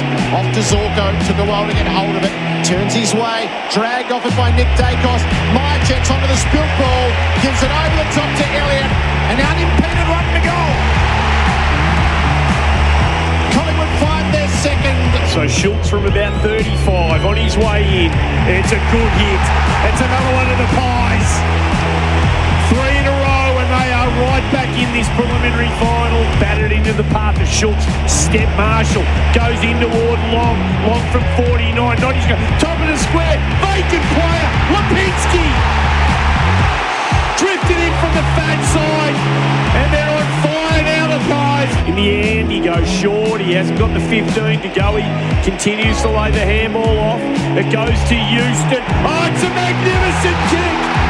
That's why you're paying the big bucks. And they are feeling it now big time, the Pies. 6 goals straight. Macca's I'm loving it moments. Monopoly at Macca's is back. Play only in the app. A 6-0 second term Collingwood's way. It turned a 20-point deficit into a 13-point lead here at the MCG. It's Collingwood 7-1-43, leading the Brisbane Lions 4-6-30. Let's hit the halftime floor show for Choices Flooring. Earn while you learn. The halftime floor show for Choices Flooring. Style, comfort, quality, helping you choose with confidence. Dermott, Brereton, give us your overall thoughts. I just thought that was a typical quarter of football from Collingwood, the way they want to play. They get the ball in as best they can. They were able to move the ball once they broke it open a little bit and could get some movement into their ball movement. And they were able to inside forward 50. I thought their pressure inside 50 was fantastic. And Brisbane were always under that sort of pressure to find a target coming out, and a lot of the time they just had to kick sky ball and hope that somebody was going to get underneath the footy down there. They look banged up, Brisbane. They've got Berry now out for the game. Ryan Lester's getting his head bandaged and such, and they've got a few kids and in the team, and they're actually going okay, those boys, but it just feels now like it's over to Cam Rayner. They've got to fight the fight physically. Collingwood have been bruising in that second quarter. They've physically not mauled, but overpowered gradually in that quarter through in between the two 50-metre arcs. And Cam Rayner has not really landed a blow. You know, when Cam Rayner flies in from camera left and he crunches somebody with a tackle, they need that. They need 2 or 3 of them in the next quarter coming up. They need somebody to physically mount the challenge to Collingwood, because at the moment, once they can get the ball to the outside, Collingwood are finding some really good ball movement. And as I said, when they get it inside 50, they either score a goal or they tackle and keep the ball in there by pressure. What's jumping off the page stats-wise for Capital.com? Trade fast, trade smart. The stats for me that jumps off the page is in that second quarter. Inside 50 tackles, 5 Collingwood, Brisbane 0. When the ball hit the ground inside Brisbane's, Charlie Cameron had to come so far up the ground. He was part of the chain to try and get it forward. The ball would go forward. There'd be an outnumber in Collingwood's favour. There was no crumbs. They couldn't put pressure on. There was no ground level representation. So they were unable to put any heat back on the Collingwood backmen and force them into error. Who's been the toughest player for Anthem Workwear? Gear up with Anthem Workwear, built for the workout and the work site. Darcy Cameron, for me, he stood under all the long balls. He's been able to absorb some heat, some punishment, some power from behind, and he's been able to clunk a few good marks as well. And once again, he's standing up against 2 ruckmen, Oscar McInerney, mainly against Fort, though. McInerney playing predominantly in the forward half of the ground, but he's been really good so far. Yeah, real powerhouse leader for them. What are you seeing in the key matchups for Seek? For the best job matches, download the Seek app. So if we have a look across the board at the statistic, Hugh McCluggage has had 22 possessions, the most on the ground. He's up against still side bottom, who's had 7. But there's roll-on, roll-off type players. And the thing is with McCluggage, there's been times he's been asked to chase Jack Crisp around. And Crisp, even though he's a veteran, he's still decidedly quick. McCluggage couldn't catch him. So the matchup of McCluggage, we said before, you know, that the knocked up, the banged up players they've got, it was evident that McCluggage is banged up with his knee. He keeps finding the footy, 22 and a half. Fantastic. But he's not really hurting Collingwood. And that's because he's not breaking lines. He's been able to find the ball, but it's in traffic and it's a little bit, dare I say, not sideways stuff, but you're not seeing McCluggage get it at the moment and go, oh, Collingwood, look out. This is going forward at a rate of knots to advantage. It's a little pedestrian. So that matchup, even though he's getting done statistically, I'm happy with that if I'm a Collingwood supporter watching this game.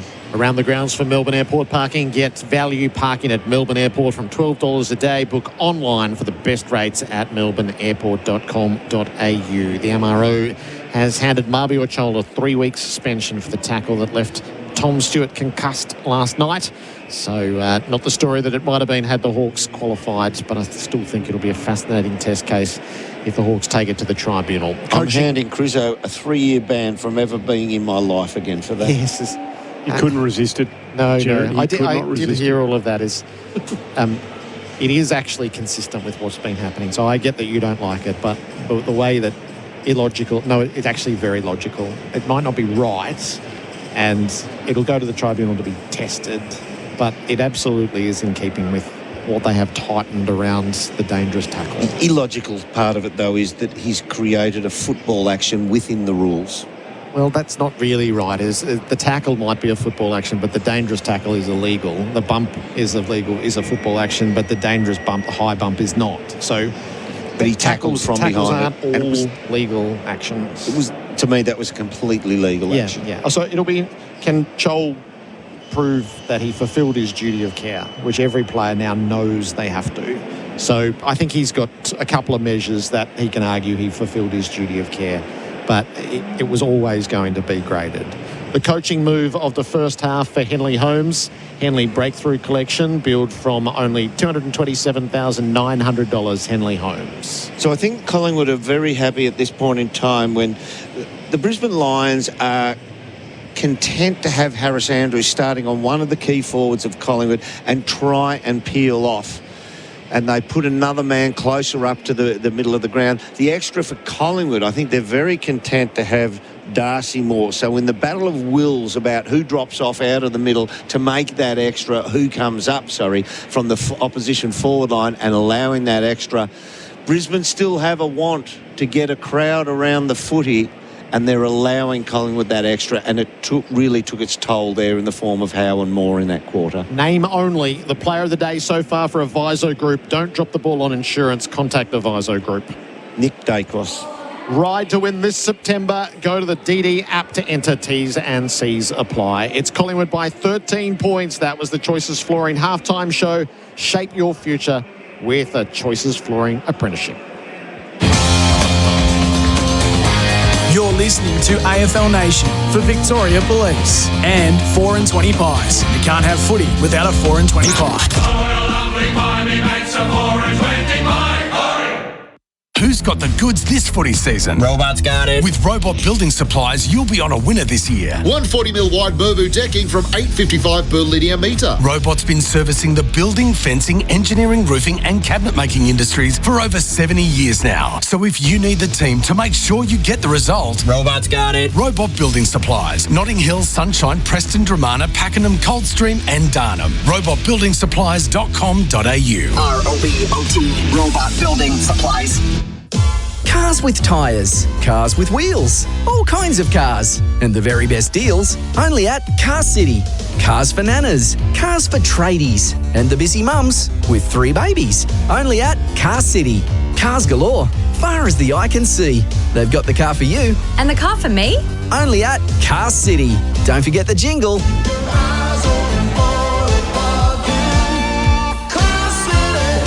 415 Maroondah Highway, Ringwood. For the first time ever, the NFL is live on Disney+. You can now watch the action live this season from Week 1 all the way through to Super Bowl 60. Will the defending Super Bowl champion Eagles be able to repeat? Maybe Patrick Mahomes and the Chiefs could get revenge. Or could it be time for teams like the Bills, Ravens, Lions or Packers to get to the next level? Maybe a surprise team could go all the way. Whatever happens, be sure to catch the NFL streaming live on Disney+. Did you know that right now at Sheen Panel Service, you can repair your car and reward your pocket? Sheen Panel Service are giving away $10,000. Simply book your car in for repair before October 5th, and not only could you win $10,000, you'll receive a quality repair with genuine parts, a lifetime guarantee, and an accident replacement vehicle from any one of their 27 locations.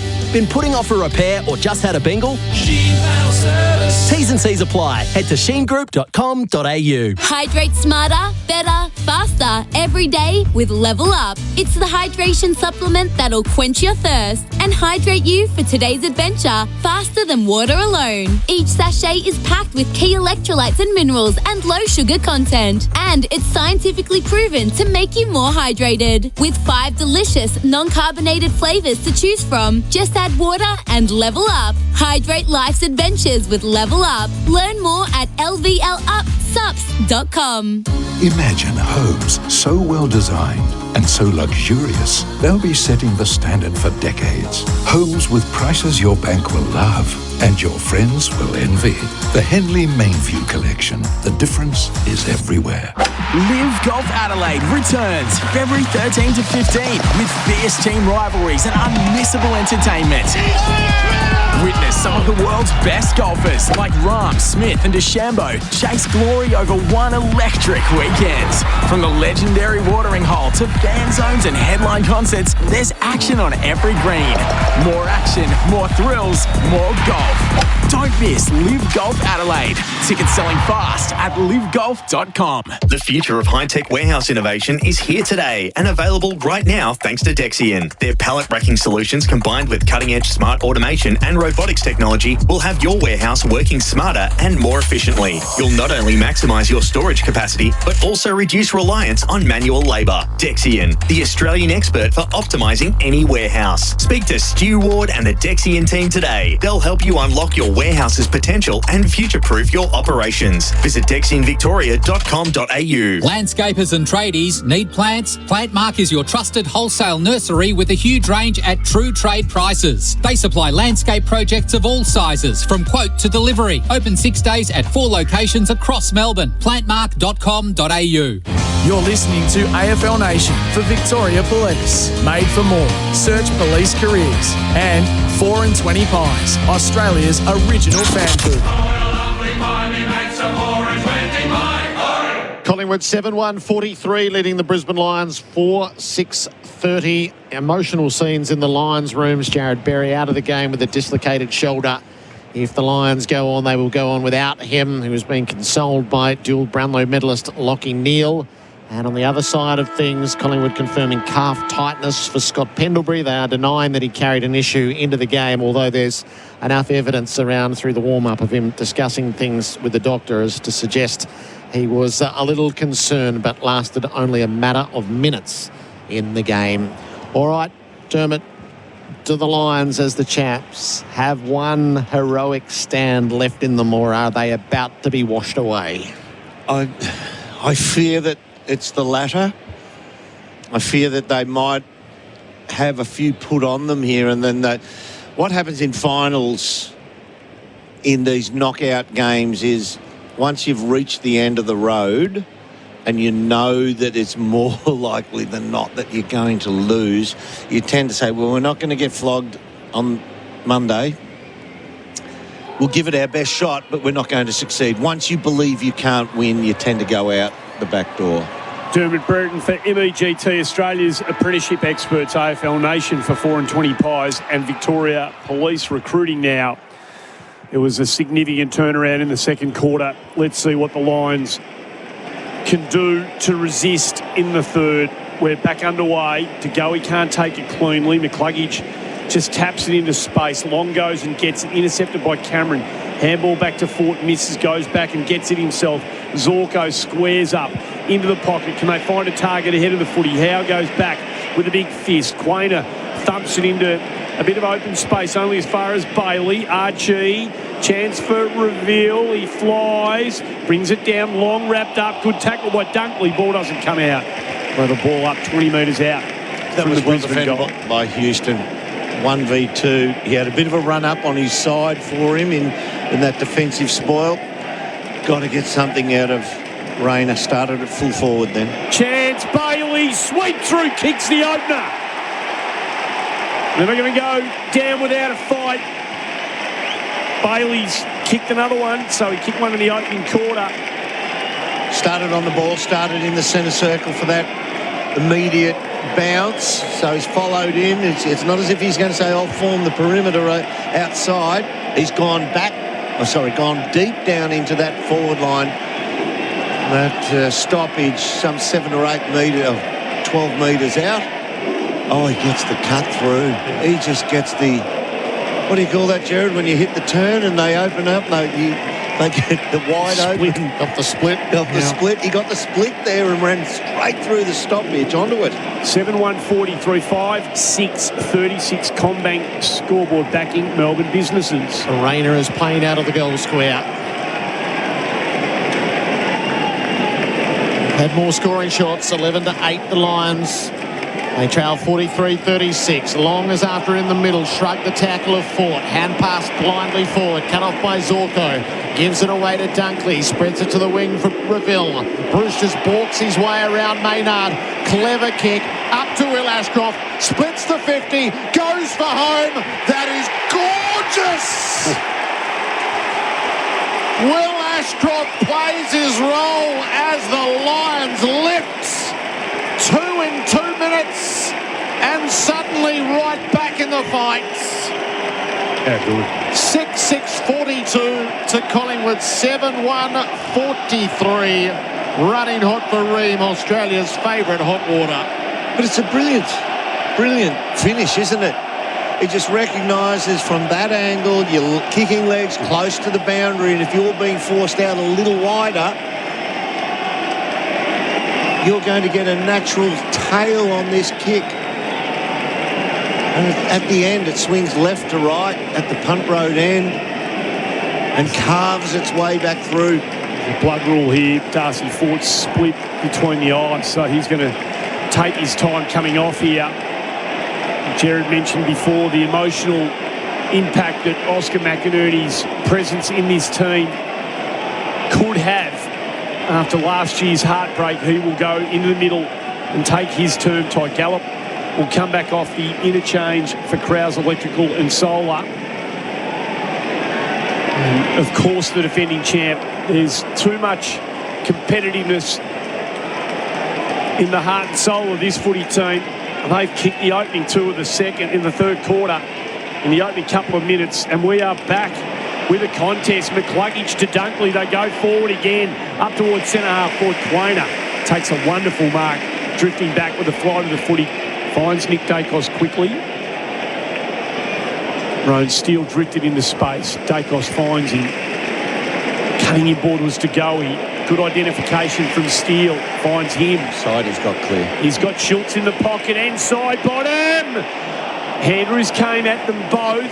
Just forced a bit of indecision and uncertainty between the pair of them. And the umpire will say, "I'll ball it in, Derm." Yeah, came off the boot of Collingwood. Steele side.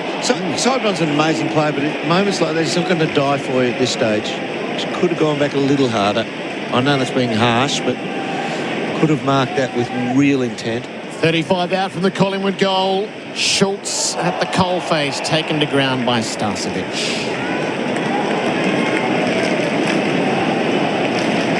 Different complexion on it now, isn't it? Now 48 out from Collingwood's goal. Schultz kicked it into the mess. Ricocheted out the side. Long kept the hands free. Reville's on the spot. Released it to McCluggage. He can clear down the members' wing. Morris got the fist to it. Raynor joins the chase. Quaynor gets there first. Quaynor absorbed the tackle. Umpire has a look. Ball did come out. Maynard stood up and handed back. He's genuinely fast, Isaac Quaynor. So up on the members' wing.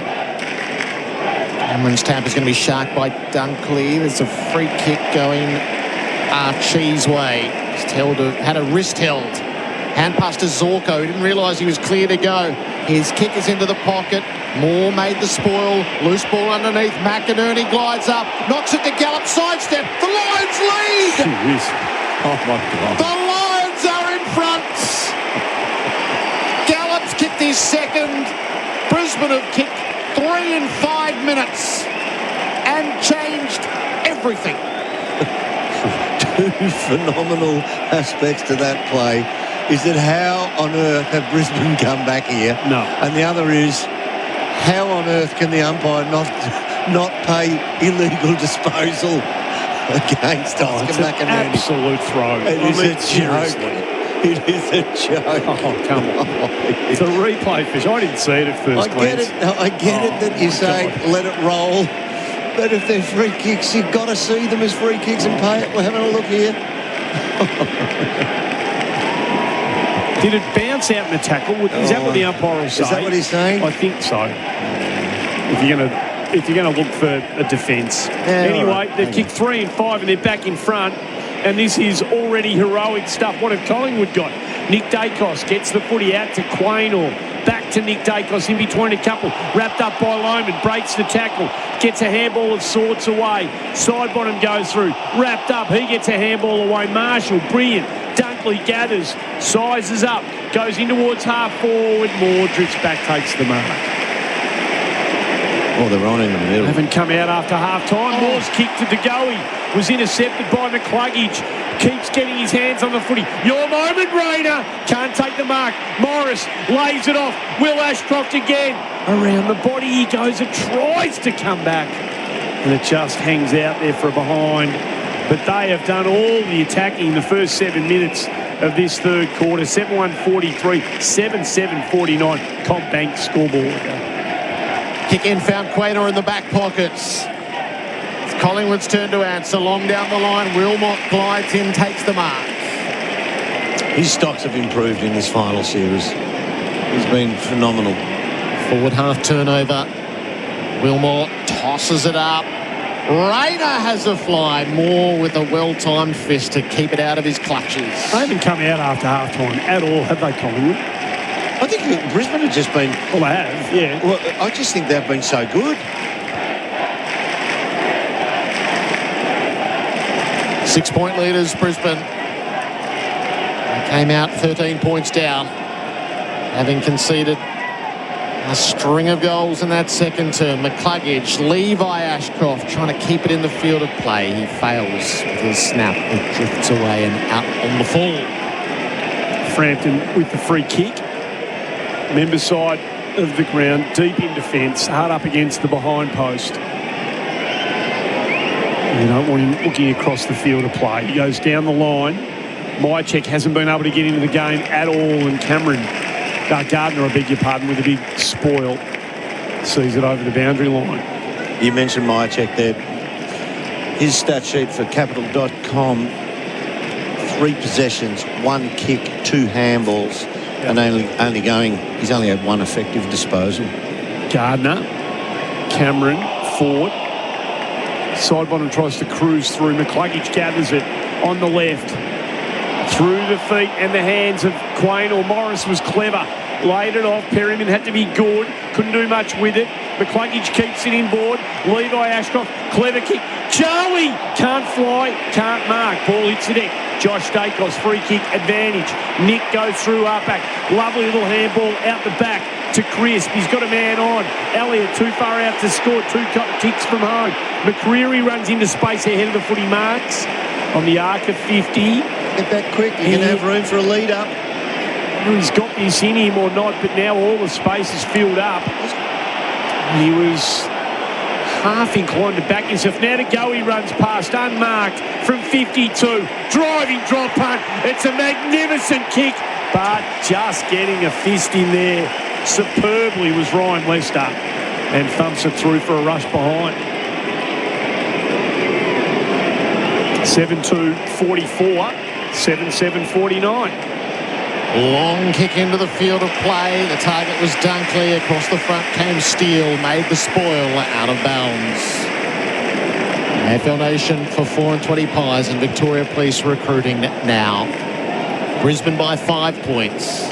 Left half forward for Collingwood at the throw-in. A heaving MCG. Cameron cleared the way, dropped the footy. Oh, then got caught by Forts. Yeah, that's Reville, Will Ashcroft, McCluggage bring it away. Quaynor was favoured in flight. Rayner had to make the spoil, and he did. Gets it to the boundary. They can't win a stoppage here, Collingwood. What have we got in this quarter?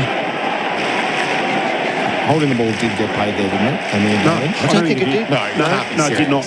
I'm serious. I'm 100% serious. So they legitimately have put the whistles away. They have. Yeah. You still got to umpire the game. You can have all these mantras. It's going to be another throw in here, so we're not taking up airtime. Just talking about.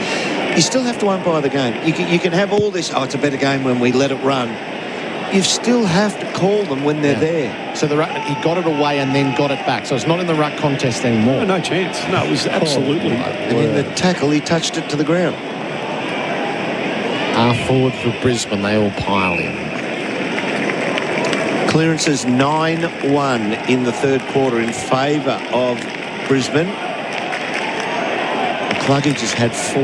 DeGoey roves the tap. Not much of a hand pass. Schultz the same. Turned over. Lester to Zorko. Up to full forward. Morris and Galloper up. Rayner is down. He slams it home. The Lions built their lead to 11. And Rainer's arrival is timely indeed. 8-7-55. To Collingwood 7-2-44. Combank scoreboard for the hustle. From the hustle to the grind. Combank is a proud backer of Melbourne's business yakka.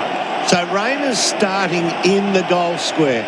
He then comes up the field. He'll offer a lead. He'll get on the bike and drive up the ground. And he'll take his opponent with him, who is more comfortable playing as a true goal square full back. But then when he turns Jeremy Howe around, he's asking Jeremy Howe to play as a flanker and mind him as a cautionary type flanker that exercises caution all the time. Don't give him any space. But Rayner finds that space because he's a very good crumbing player as well. Do it for MEGT, 15 scoring shots to 9, and they're starting to put it on the board now, the Brisbane Lions. I don't think too many of us saw this coming at half-time. Will Ashcroft has been good this quarter. None better than Hugh McCluggage, who's had 10 more disposals than any other player on the ground for Capital.com. Crisp gets the hacking ball inside forward 50. Wilmot almost gathered. Mycheck rumbles through. Long can't take it with him. Gardner over the top. Ball spills out. Reveal goes in. Membry lays it out. McCreary around the body. Good-looking kick right to the line in the square. What a fly! An unbelievable mark from Elliott. I'm calling it, Andy, that's mark of the year. It's a preliminary final special, and it's one of the best he has ever taken.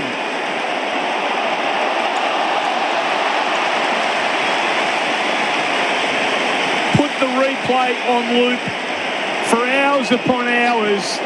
It's a thing of beauty from Jamie Elliott. And in the goal square.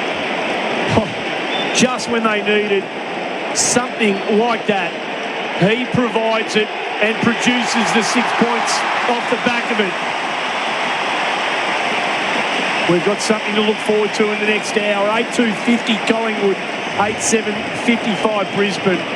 That's football genius from Jamie Elliott. They didn't do much wrong, the Lions' defence. They were Johnny on the spot. He had a bit of a run-up and he came back. He was coming back from being further up the ground, so he had a nice little run into it. They didn't get all that much wrong, the Brisbane Lions. Elliott's opponent came at the footy. It looked better too, because he got sort of a bit tangled with a couple. And he kind of does a 360 spin while his legs are airborne, still on the shoulders of Starcevich, his opponent. Dunkley has gone down to the rooms now, so it might end up being last man standing for the Lions. They lead by 5. Can Collingwood build on that? Force went off the ground, just about kicked the fingers of Cox, who ended up with it. Kicks the ball to the wing. Bruce Reville's going to arrive first. He can direct the Lions up to half forward. He plays Morris into space. Moore came with them. Lohman underneath. Good hand pass. McCluggage let the traffic go by. Settled. Played the pass for Archie. Couldn't haul it in. Josh Dacos scrambled back to run enough interference. So 3 on the bench for the moment for Krause Electrical and Soul up, with Dunkley down underneath and the medical staff heading down to join him. Halfway through this third term.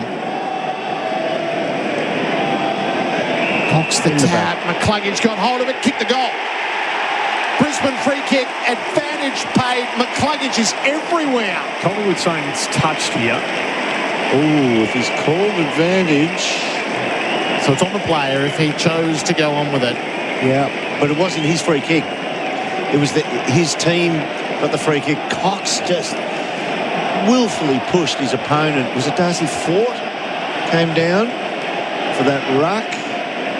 And it was no impediment on play, so I don't know if he actually thought, I'll take the advantage. He just played the ball in real time, and he was first to get hands on it as a crummer. So there'll be the review in the background for IMAR Insurance for trusted tradies. Insurance, call 13-IMAR. It's 9761 to Collingwood 8250 for the moment. I reckon young Roan Steele has touched that. They're looking at Crisp's hands, but Jeremy Howe's hand. That hasn't touched it. We're getting all this vision thanks to Sheen Panel Service, the replay screens we've got. Howe hasn't touched Howe's it. hand. That's Ronan. They are looking at the wrong thing here. They could absolutely confuse themselves. I would hope that doesn't happen. Yeah, it's Rome Steele who put his hand up immediately. Yeah, they have. So we're studying the wrong piece of vision, just to be clear. Howe's nowhere near it. It's Steele who may or may not have touched it. So the failure of the system is complete. And McCluggage's huge gain continues from the restart. Creary goes forward. Elliott comes at it hard, takes the mark, give it the free kick. Long, if it's a free kick, Long's taking advantage here, but no, he blew the whistle. Yep. And that automatically put the arm in the air, the umpire, which means time on. And Ned Long breathes a sigh of relief, I suspect, here. Jamie He Elliott has to pay the mark. Yeah. He's much more dangerous when he can charge at the footy, isn't he, when he's got the goal square behind him. Magnificent grab. Absolutely. You called that early for MEGT. So Elliott against the flow here. It's been all Brisbane. Elliott kicked a spectacular goal a few moments ago. This from 35 on the 45. He's efficient, and he's got his third just when his team needed another one. 9-2-56 this game, building beautifully. Brisbane 9-7-61. This is how a game becomes a classic, isn't it? Yeah. Oh, yeah. Against all the injuries that they're carrying now, Brisbane.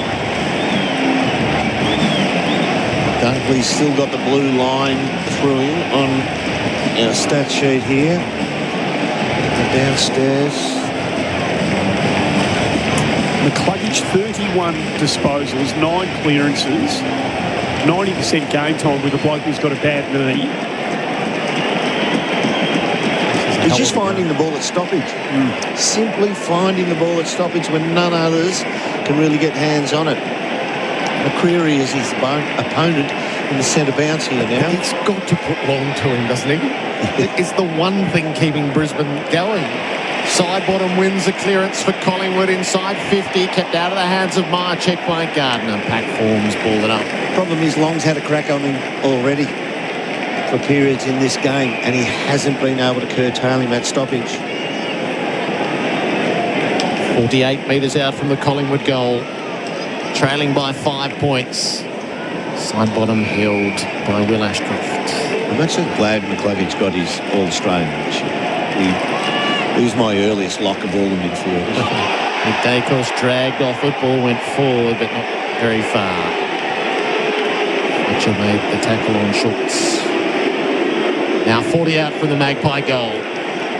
Going from ball up to ball up. McCluggage had it ripped out of his grasp by Cameron, who dropped it. Nick Dacos feeds it forward. Schultz is on the scene. Couldn't quite get it into Magpie hands, and Myercheck makes a tackle.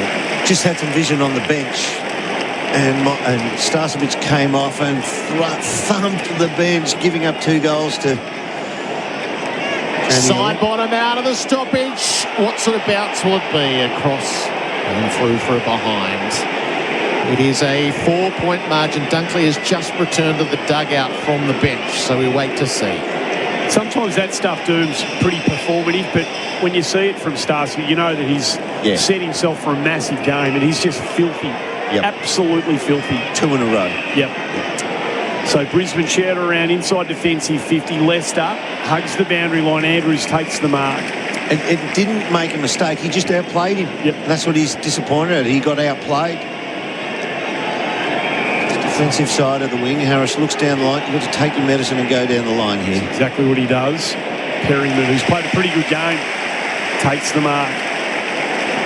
He's won some decisive footies in this game. Goes back towards half forward. Andrews again up in front. Takes the mark. Membry, he played on. Membry almost. Bailey wrapped up by Dacos. Could have got one high. Umpire said play on. Bailey shares it with a couple of players wide. One of those is Wilmot. He's got Marshall to give it to. Decides to cut around Crisp. Use Marshall as the dummy. Now goes to him, the sweeping handball. Runs to half forward. Balances up. Top of the square. Who's got the jump? Oh, it's a terrific mark from Loman, who was third or fourth up. Came from the side and took a fantastic grab. And so he's been a little bit like Myercheck at the other end. So he's been really held out of it today. So no one gave him much attention. And looking at Morris, look at the Magpies line up for the snap around the corner. Charge of the light brigade to try and get to this smother. There's about 6 of them threatening to come at him hard. 2 steps around the body. He's pushed it across the face.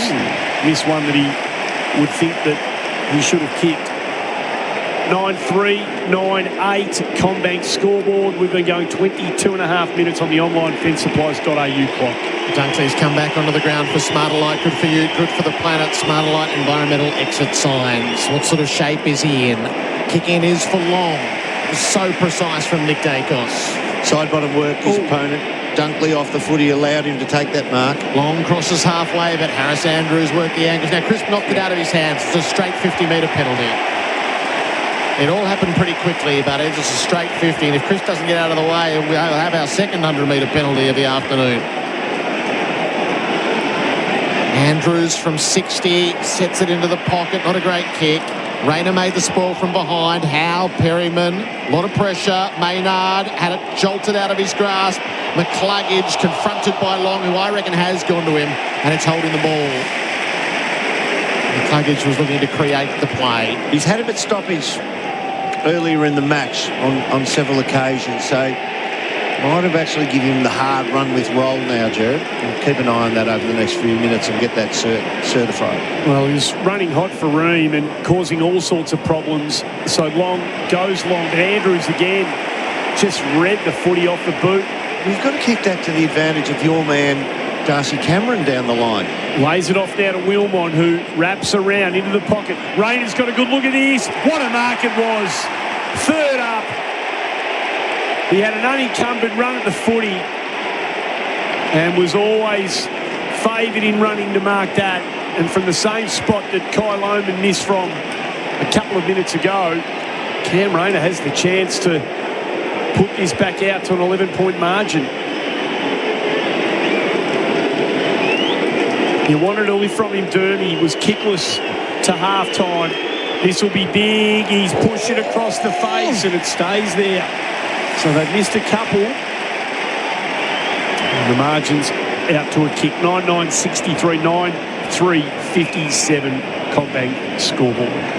Josh Dacos out of the back pocket, kicks long up the line. Elliott set himself for another jump, couldn't get it this time. Ball jarred the way of Marshall in the tackle. Marshall's going to get it again out the front. Hand pass to Loman, took the tackle of Josh Dacos. Ball spilt clear. Cameron to Nick. Nick Dacos on a bouncing run down the wing.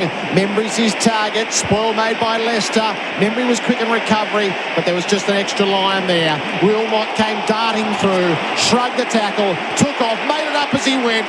Kicks inside 50. Loman's turn. Couldn't get hands to it. Howe did just enough in the one-on-one. How good is Darcy Wilmot? Magnificent. His stock since about round 20 have gone through the roof. He's one of the best lockdowns and then slipped straight into attacking defenders in the competition. Lions by 6, 7 minutes left in the third term. At the stoppage, Will Ashcroft out of midair. He is a genius. It is in the genes. We've got Dacos's and we've got Ashcroft's, and it is a sight of beauty. Second for Will Ashcroft in this term. And that's just inventive. 10-9-69. 2-goal leaders on Collingwood, 9-3-57. We've gone 26 minutes of the third term on the online fenceupplies.au clock. Do it yourself, made easy. So that, the clearest stuff this quarter, third quarter, they've been unable to go with the Brisbane Lions. And on that occasion, he's such a good player at wrapping around the back of a stoppage, a boundary line throw-in stoppage. He just finds that space out the back. Won a few now, 6-12. And it's still a domination by Brisbane in clearances in this quarter. 6 goals to 2 for the term. It's a complete reversal from what we saw in the second. McInerney toe pokes it into space. Dunkley tries to hack it off the ground, goes in wholehearted over the top of the footy. Umpire is paid something. In fact, it's going to go to the umpire at the other side who called for the ball up. Dunkley perhaps a fraction lucky. Cameron drops it. Toe poke by Steele, only as far as Lipinski had his jumper. Tug, Steele again, toe pokes off the deck. Fletcher goes and gets it. It's going to be a free kick. There was a tug of the jumper that was seen by the umpire. And it's going to go to Lipinski, who moves it on quickly. DeGoey drops his man. Can't mark. Reveal went back and took mark, and he's been okay to him since he came on. Yeah, he's found a bit of space. He's playing on the wing, but playing basically as a defensive side winger. Goes long and strong up towards that wing position. No one can mark. Ball hits the deck. Maynard first there. Out the back to Quainer. He just drives that drop pump, but no one there at all. And Zorko wears one, did he? No. Tried to draw the 50. Play on, says the umpire. The spread out the near side for Harris Andrews. He dinks it forward for Wilmot. He's got the outside run of Marshall, the inside run of Starcevic. He goes the kick incisively to Will Ashcroft. Feeds it on to Zach Bailey. Charged down by Darcy Moore. What a moment that was. It was heading to goal. Release for Lipinski. Here's the counter-attack. Up to Membry. Has a look inside 50. Plays it out for Elliott. Schultz is all on his own inside 50. Elliott winds it up from 60. Goes deeper for Cox. Bouncing ball. Knocked out of his grasp by Wilmot. Schultz probably wasn't in a position where he could get it to him. It had to be a 65-metre dart. That's probably what went through his mind. Loman's gone down to the rooms now for the Lions. They're running an infirmary underneath. Oh, no, this is mad stuff. And they're digging in heroically as defending champions ought. Ball hits the deck. Bailey over the top. Starcevic hits the footy in front of Elliott. It's trapped underneath and we'll have a ball up. At this quarter, 6 goals 3 to 2 goals 2. And what were you thinking at half-time, Dermott? It felt like the die was cast in this one. Yep. Zorko crashes through, wears one high. He's sitting on the footy. Had to come out. The umpire let it. It did. Moore gets the fist. There's a hold. It's going to go to the kid. He is precocious, Morris, and he's full of talent. He drives it out wide to Reveal, who marks. He gives the handball to Archie. Cruises by. Goes in towards half-forward. Wanted Rayno. But Howe drifted back and took the mark for the Pies. He plays it on the 45 to Perryman. Lions by 2 goals. 4.5 to go in the third term. Nick Dacos presents it half-back.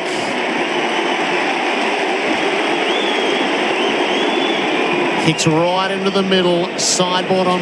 It's perfect for him. McGoey wanted it up ahead. Kick comes wider. Schultz, he's got it now.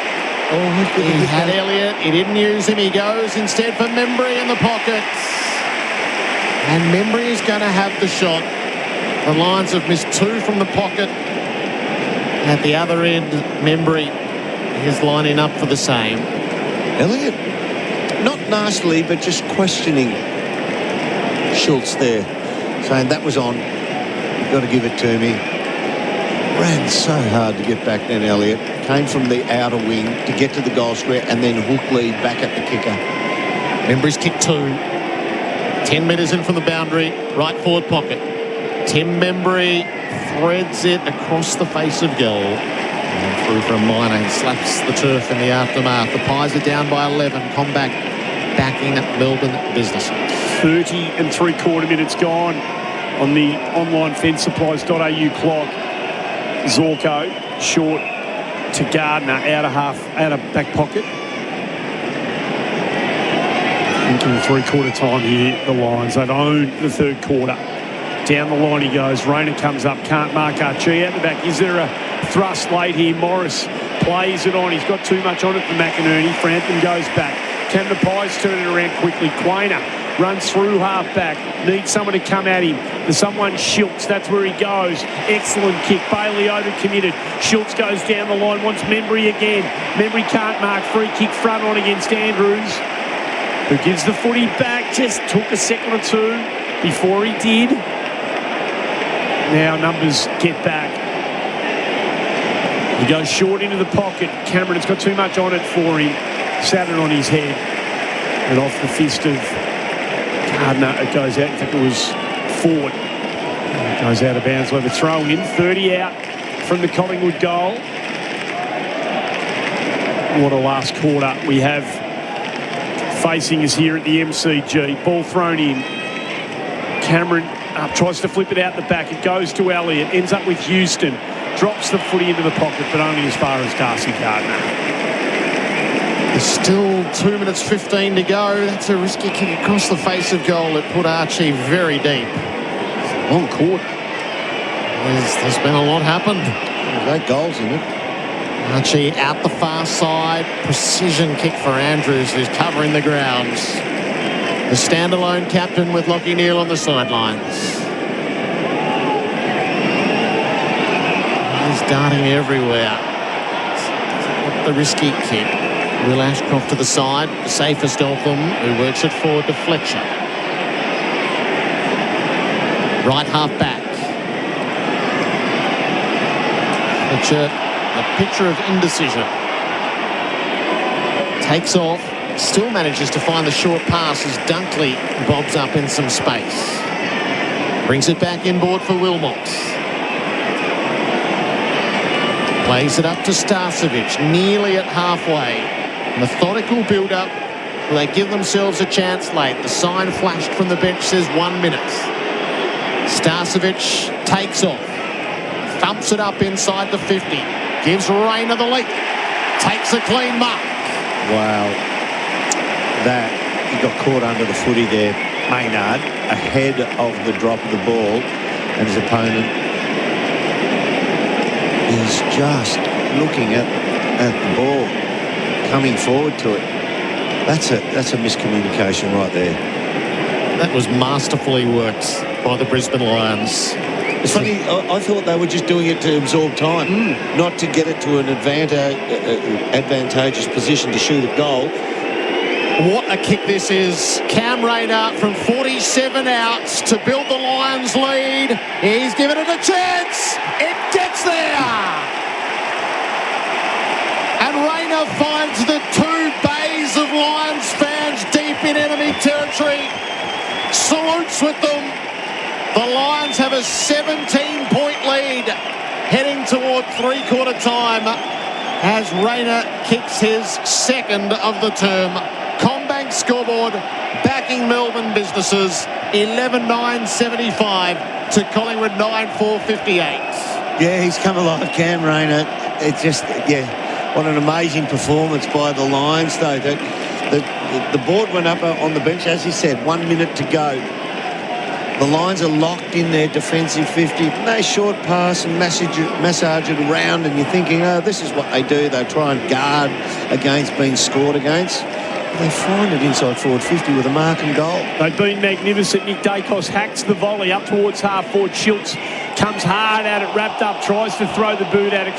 Should have been holding the footy. Houston handballs into space. Josh Dacos, 60 from home. Siren any second. No one can mark. Snap around the body. No.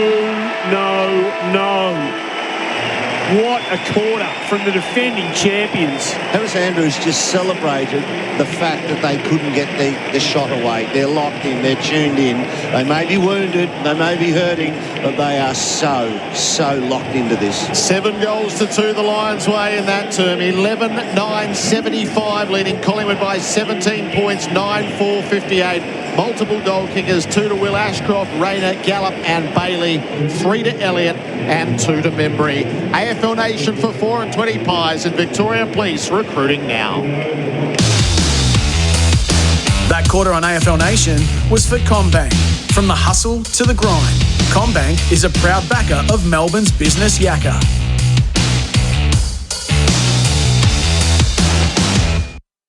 The first step to winning is believing. Repeat after me. When I play Monopoly at Macca's in the app, I have a 1 in 3 chance to win. Very good. Ends October 14. For full terms, visit mcdonalds.com.au. Every coach knows it's hard work building a winning team, and finding the right players isn't easy. When it comes to apprentices and trainees, there's nobody better in the game than MEGT. MEGT can help you recruit the key position players you need to keep your business moving. They can also take care of wages and provide ongoing support and mentoring to keep your business ahead of the game. So, if you're needing to build a winning team, call MEGT today on 134 767. Or visit meg.com.au. Need power, lighting or fuel solutions that don't cost the earth? Green Power Solutions is Australia's #1 sustainable rental hire company for generators, lighting and hybrid power systems powered by sustainable fuels that can cut greenhouse gas emissions by up to 90%. From major infrastructure projects to high-profile events, we combine innovation, reliability and environmental responsibility to keep your site running and your sustainability goals on track. Search Green Power Solutions or call 1-800-GO-GREEN. Real people, real products, real fun. No matter who you are, Sexyland has something real sexy for everyone. With Australia's biggest range of sexy costumes, lingerie, couples toys and fun gifts and games for adults. Sexyland. 11 stores in Melbourne and Geelong, open till midnight 7 days a week. Or shop online for 2-hour delivery.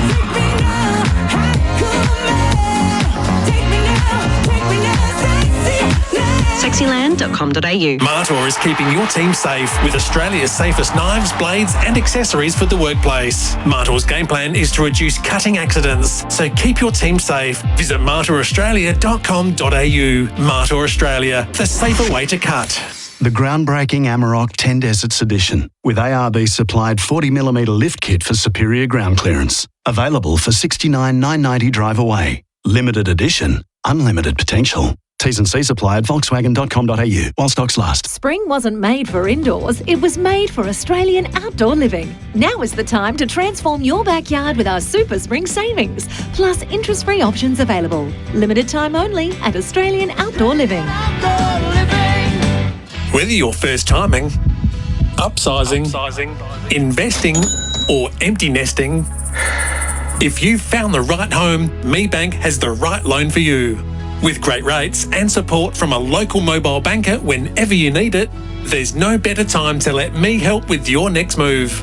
Search MeBank Home Loans today or reach out to your local banker to get started. Me, making money good. Credit criteria, fees and T's and C's apply. Want to know if your energy provider's call centre is actually local? Try this test. Ask them what a snag is. If they say a minor inconvenience, nah. At Sumo, we're 100% Aussie owned, and our team of locals actually get it. No jargon, no robots, just locals providing real service, fair pricing and support when you need it.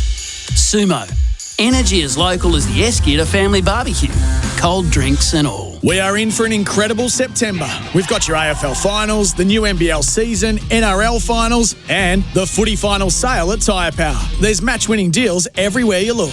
You can get the equivalent of 25% off selected Toyo passenger and SUV tyres when you buy 3, get 1 free. And on Cooper tyres, get the Father's Day all-terrain $150 cash back. Tyre Power, get the power of great family value. Footy final sale on now. 100% independent and locally owned. Find your Aussie local at tyrepower.com.au. You're listening to AFL Nation for Victoria Police. Made for more. Search police careers. And 4 and 20 Pies, Australia's original fan food.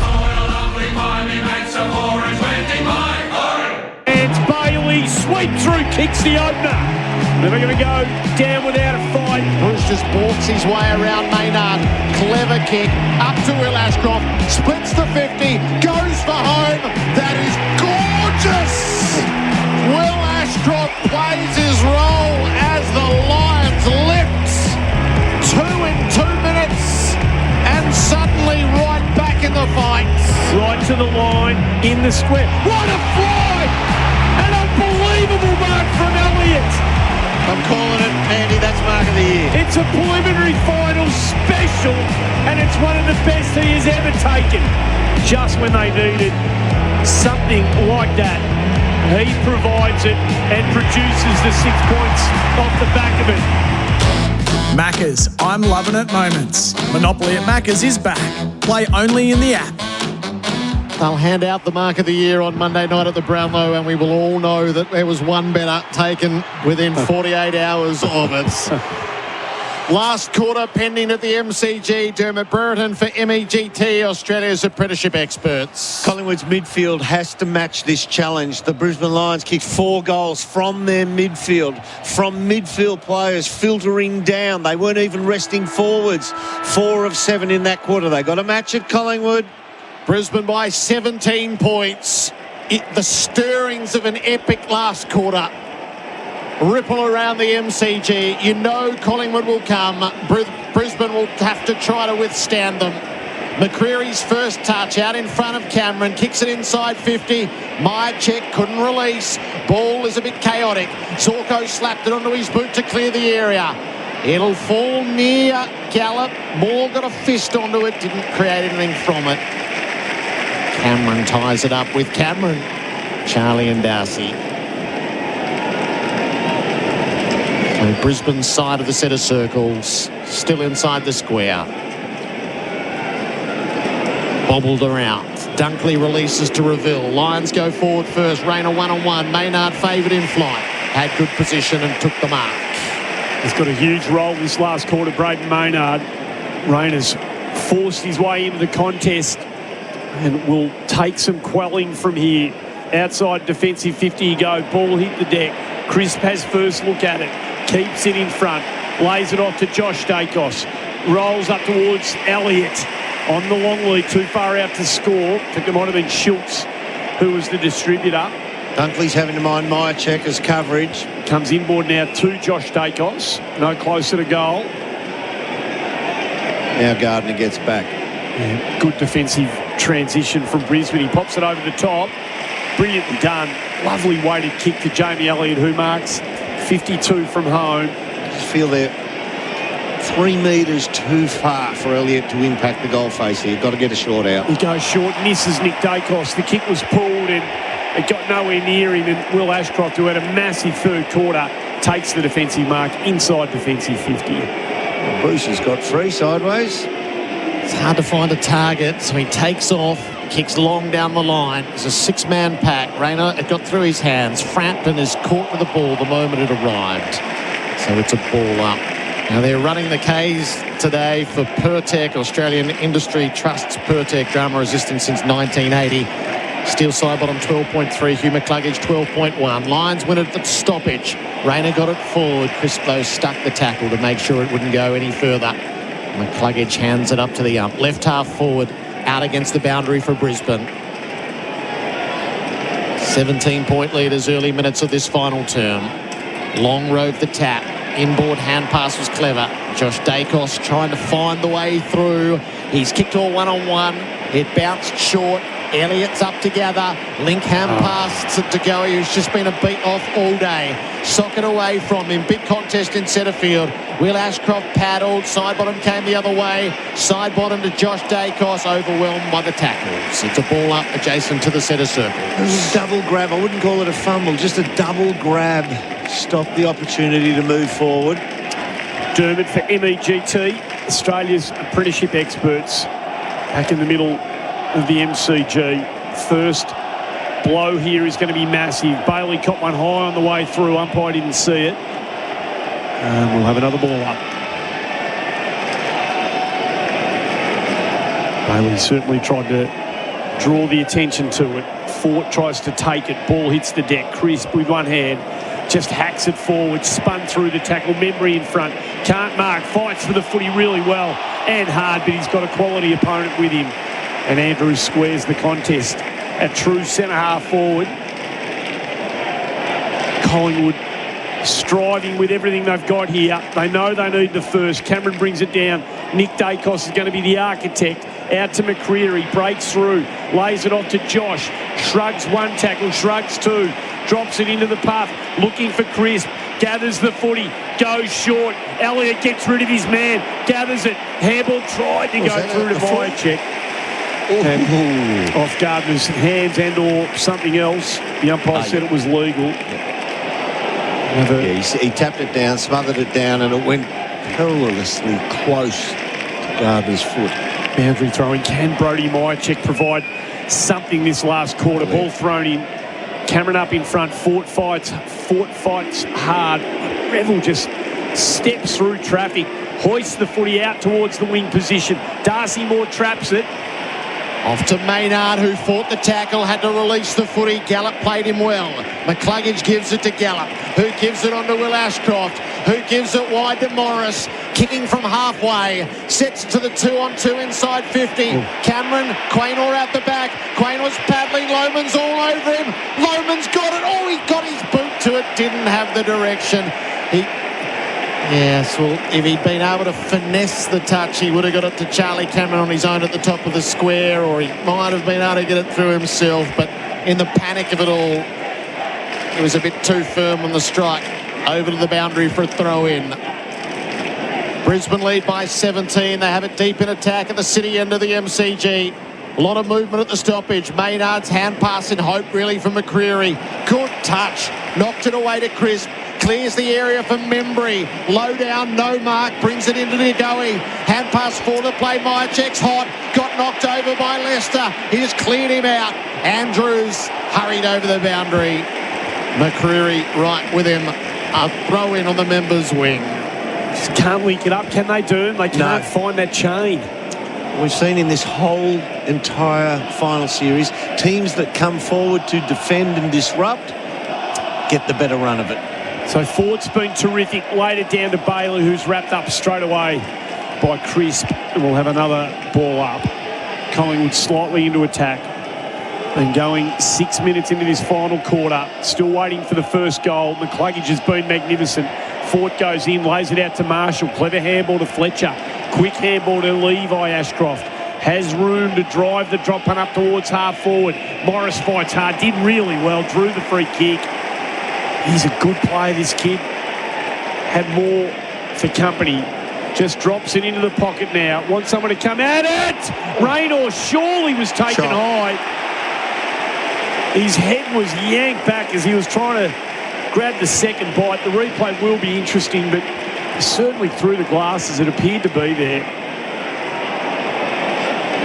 And Maynard's left hand, Dermott, for Sheen panel service. Maynard spoils, and then after the initial fisting spoil, just he gets a little bit of the craw, you know, the old wrestling move. Rake the hand over the eyes. Well, this is a massive kick. A massive kick. Kick two in the third quarter. He's pushed it and misses to the near side. Cam Rayner 2-2 for the night. All his scoring coming after half-time. 11-10, 76, 9-4. 58, Harvey Norman scoreboard. We're going 7.5 minutes. Final quarter for the online fencepprice.au clock. Josh Dacos takes off from the defensive goal square. Morsey's target 2 against. Leicester did enough. Lohman working underneath. Has all the time used up as McCreery closed and he turned it over. Frampton out of half-back. Kicks Collingwood long down the line. Coming back with a flight fearlessly was Leicester. Disrupted the play. Starcevic in a 2-man tackle taken to ground. Yeah. He was locked up there in the tackle, or not in the tackle, in the clinches by Fletcher, and didn't allow him to go at the ball and compete. Clever. Long rove the tap. Side bottom had his hand pass picked off. Lohman away to McInerney. Kicks down the worn wing. Knocked on by Gallup. Wasn't a bad idea. Moore had it for a moment. Got it out the back to Howe. Needs a target over on the near side. Lipinski's the man. Wilmot made the spoil. The race is on. Marshall leads. Right with him is Roan Steele. And Steele wins the critical ball. Quaynor over his head to Lipinski. Guides the Pies to halfway for Myercheck. Steele did well. He runs on to receive it. Levi Ashcroft hunting him down. Steele slips under the tackle. Back to Myercheck. Doesn't really know what to do. Then just hoists the left foot high up towards Crisp. Can't mark. Free kick. Free kick. Advantage. No. Dacos wanted to. The umpire lets him have it. Side bottom. Tugs it way left. And they made an absolute meal of that. And he's kicked it out of bounds on the full. He's kicked 200 of those.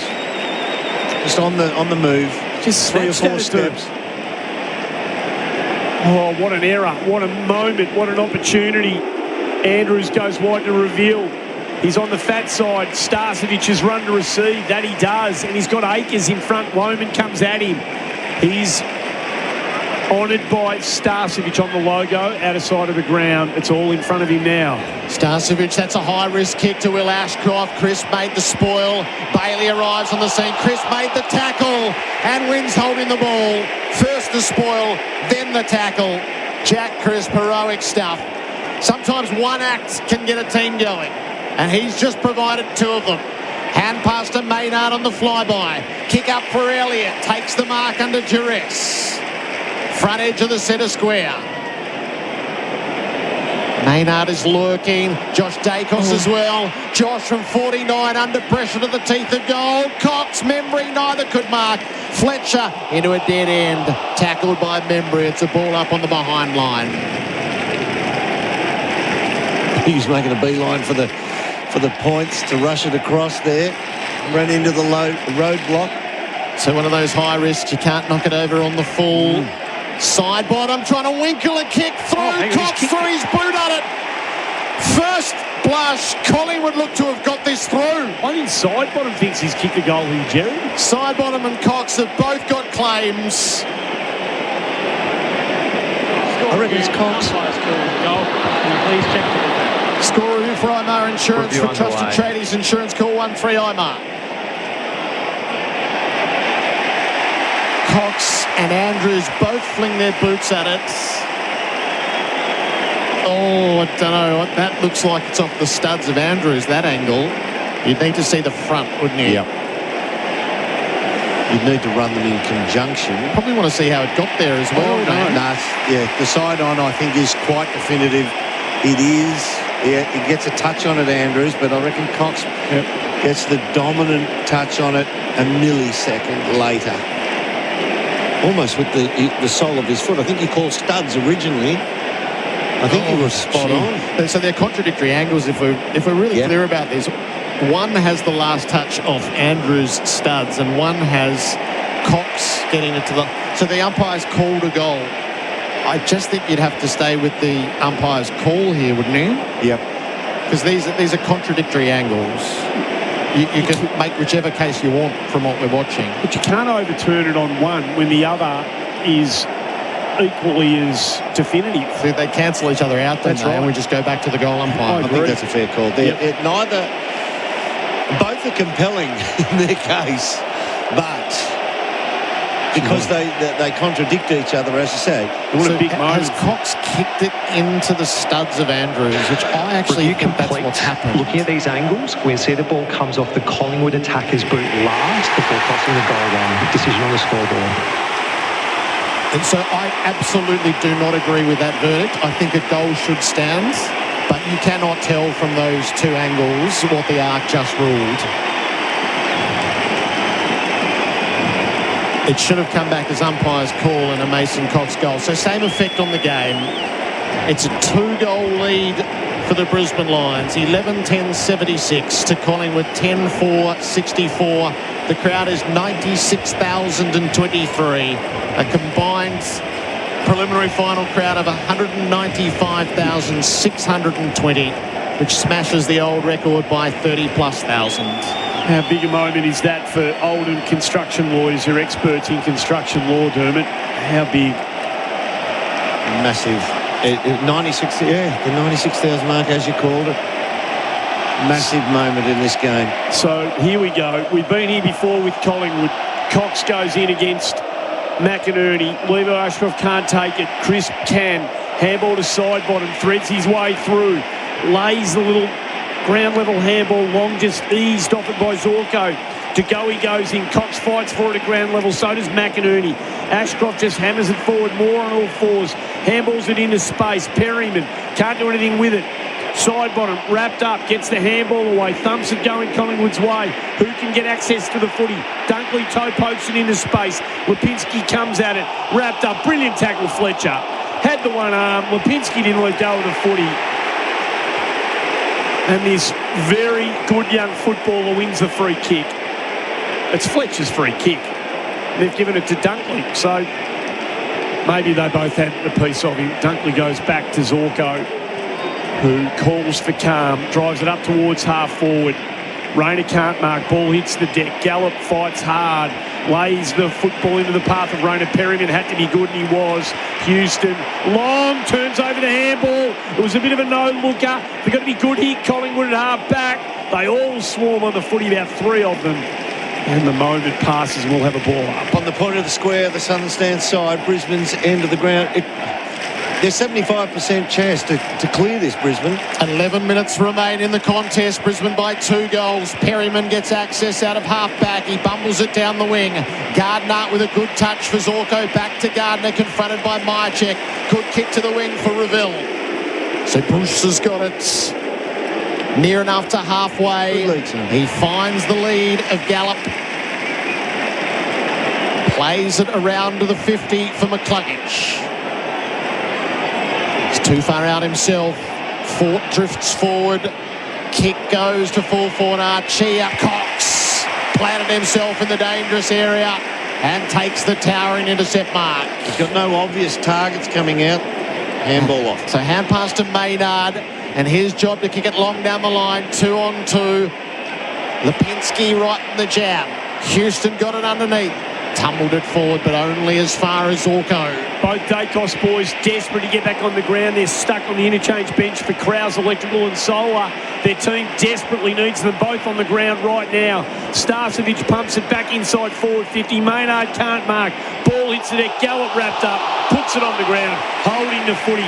They've got to get some players over here right now so Nick and Josh Dacos can get on the ground. They surge forward in the meantime. Myercheck goes short. Membry takes the mark. Plays on. He's got Elliott top of the square. Must mark it. Front on contact. Umpire says play on. Brilliantly done by Starcevic. Replay will be telling. They go back Fletcher. Out the back to Andrews. Back to Fletcher. Handballs it over the boundary line. Umpire says throw it in. Oh, we'll need another look at this. What was Tim Membry on the Sheen panel service replay? Did he hit nothing but ball, which took Elliott off his feet running with the... No, he's hit him. It looked a free kick to the naked eye.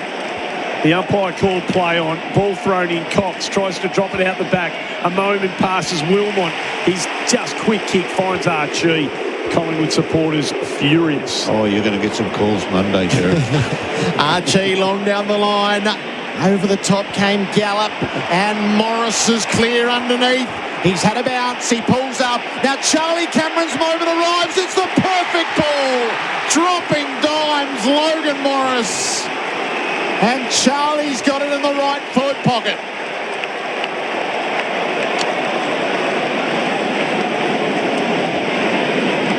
The Lions have missed these snaps repeatedly. Charlie's been stone cold around goal for a while. Big deep breath to extend the lead to 18 points. Charlie Cameron, it's good. It's oh so good for the Lions. Brisbane lead by 3 goals. A passage of play which will be dissected for days to come. 12-10-82 Brisbane. 10-4-64 Collingwood. Now at Harvey Norman, 10% in bonus gift cards with Windows 11 computers, $500 or more. Ends Sunday. T's and C's apply. So we have a look at the positive action here. It is a good win by Logan Morris, and he's then able to punch the ball. I didn't realise he's that good a field kick, that lad. So he's kicked it 60 metres out into the open, times it perfectly so that Charlie Cameron can hit that ball for a chest mark at full tilt. Beautifully done, whereas Tim Membry was running backwards when he tried to chip the ball over and he just gave it too much air. Well, the moment's now for you, Collingwood. They had a hand on this at half-time. It's been Brisbane magnificent after half-time. Collingwood's got to find now. Josh Stakos gets back on the ground for the final 8 minutes. Wins the free kick in the middle of the ground. High, slow drop punt inside forward 50. Myercheck's been invisible today. He's tried hard, but he hasn't been able to get anywhere near it. They hack it out of defensive 50. Morris leads more to the footy. Goes one way, then the other. Wants to draw someone. It's a magnificent kick to Dunkley on the logo. Puts it into the path of Bailey. Was going to be a collision. Put the hand out there. Battled into a bit of space. Had to be a throw against Ned Long. And it's going to go to Bailey. It's in dangerous hands for Collingwood. Too far out to score. He's saying, I want the 30 seconds to have a shot. Well, the umpire should just call play. He does. He goes into the pocket. No one can mark. More Lohman back on the ground. Wheels onto his right. High ball, top of the square. Dangerous ball. Ford goes back, gets hands on it. Couldn't complete the mark. Crisp off the side of his boot. It's great imagination, wonderful execution. McCreery, not so. Just tumbled the footy into the path of Membry. And the umpire's going to ping him here. That's 100% a free kick. You can blue about it all you like. It was a shocking choice because he should have just kicked it to Membry. And the tell is he kicked a tumble punt, so it can only ever run on to the boundary. Strange kick. Leicester into Zorko. Zorko's going to blast it up into the pocket. There is a huge, massive humanity, and Ty Gallop's taken the mark of his life. Wow. That's a basketball jump. He stood on the edge of the pack and jumped off 2 feet. What a mark. Do you want to announce yourself as a footballer in your 5th game in time on of a preliminary final in a pack, in a forest of 6, and you take that clean contested mark and go back and make game number 6 of your career a grand final? 45-degree angle, 35 out. Ty Gallop has kicked the goal. It's a goal that shakes the foundations of the MCG. The Lions have kicked 2 in a row. It's a 4-goal lead with 6 minutes to play, and Ty Gallop has kicked 3. What about the second half from this Brisbane team when we thought they were dead and buried, when they've got wounded players everywhere, and they've got blokes out of the game injured and not looking like coming back again this year? They've kicked 9 goals 4 to 3 goals 3 since half-time. And I came into this game wondering, can they hang in there? Can they go the distance? Yeah. I mean, Chris Fagan, you can call him any coach you want. He is unbelievable at giving this team a reason to believe. That's half the art of coaching, above the shoulders. What they find for him is remarkable, Derm. And here we are. They're on the cusp of another grand final, and the defence has been heroic tonight. And Will Ashcroft splits through a couple of them. Gets it up to Lohman, wrapped up. Ball jarred free. It's got to be almost perfect now for the Pies. Reveal goes back. Gets an important hand on it, traps the footy. Umpire says, I'll ball it up. The issue is here now. Collingwood have made a season where they've been quite dour, and they've been winning games with 65 to 80 points on the board. So they're not a free-scoring team, and they need free-scoring goals now. And Brisbane do what they must right now, and that soft drop and lock it in. Do not let this footy out. Just 20 seconds at a time. Ashcroft splits his way through again. Puts it into the path of Cameron. Finds the footy. Steele's got to be good. Cameron gets it to Archie. Can conjure a goal. Archie, Lohman can't make. Lohman off the ground. They're going to the grand final. They are going to the grand final again, the Brisbane Lions. This is gargantuan. This is heroic. It is. Wow. Oh, it's unbelievable. It takes your breath away, this stuff. What a team. What a courageous performance this is. Wow.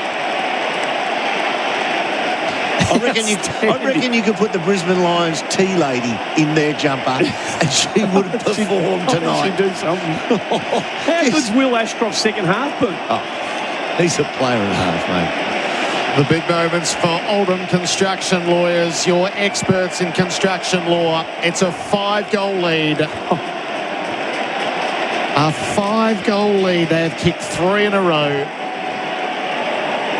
to put the Magpies away. Cameron works it out of the middle. Zorko ran past it to go. He's trying to get onto it. McCreary in the Zorko tackle. There's 5 minutes and 20 seconds left, so it's still just the right side of that fabled equation. But only seconds to stay the right side of it. Josh Dacos works it away, turns it to half forward at Lipinski. And he finds a target inside 50. He's going to give them a look deep. He sets it up. My check. Almost ripped out of his grasp by Andrews. Clears the area and knocked away over the boundary by Lohman. Over the top of Perryman. AFL Nation for 4 and 20 Pies and Victoria Police recruiting now. It's been 10 goals to 3 in the second half.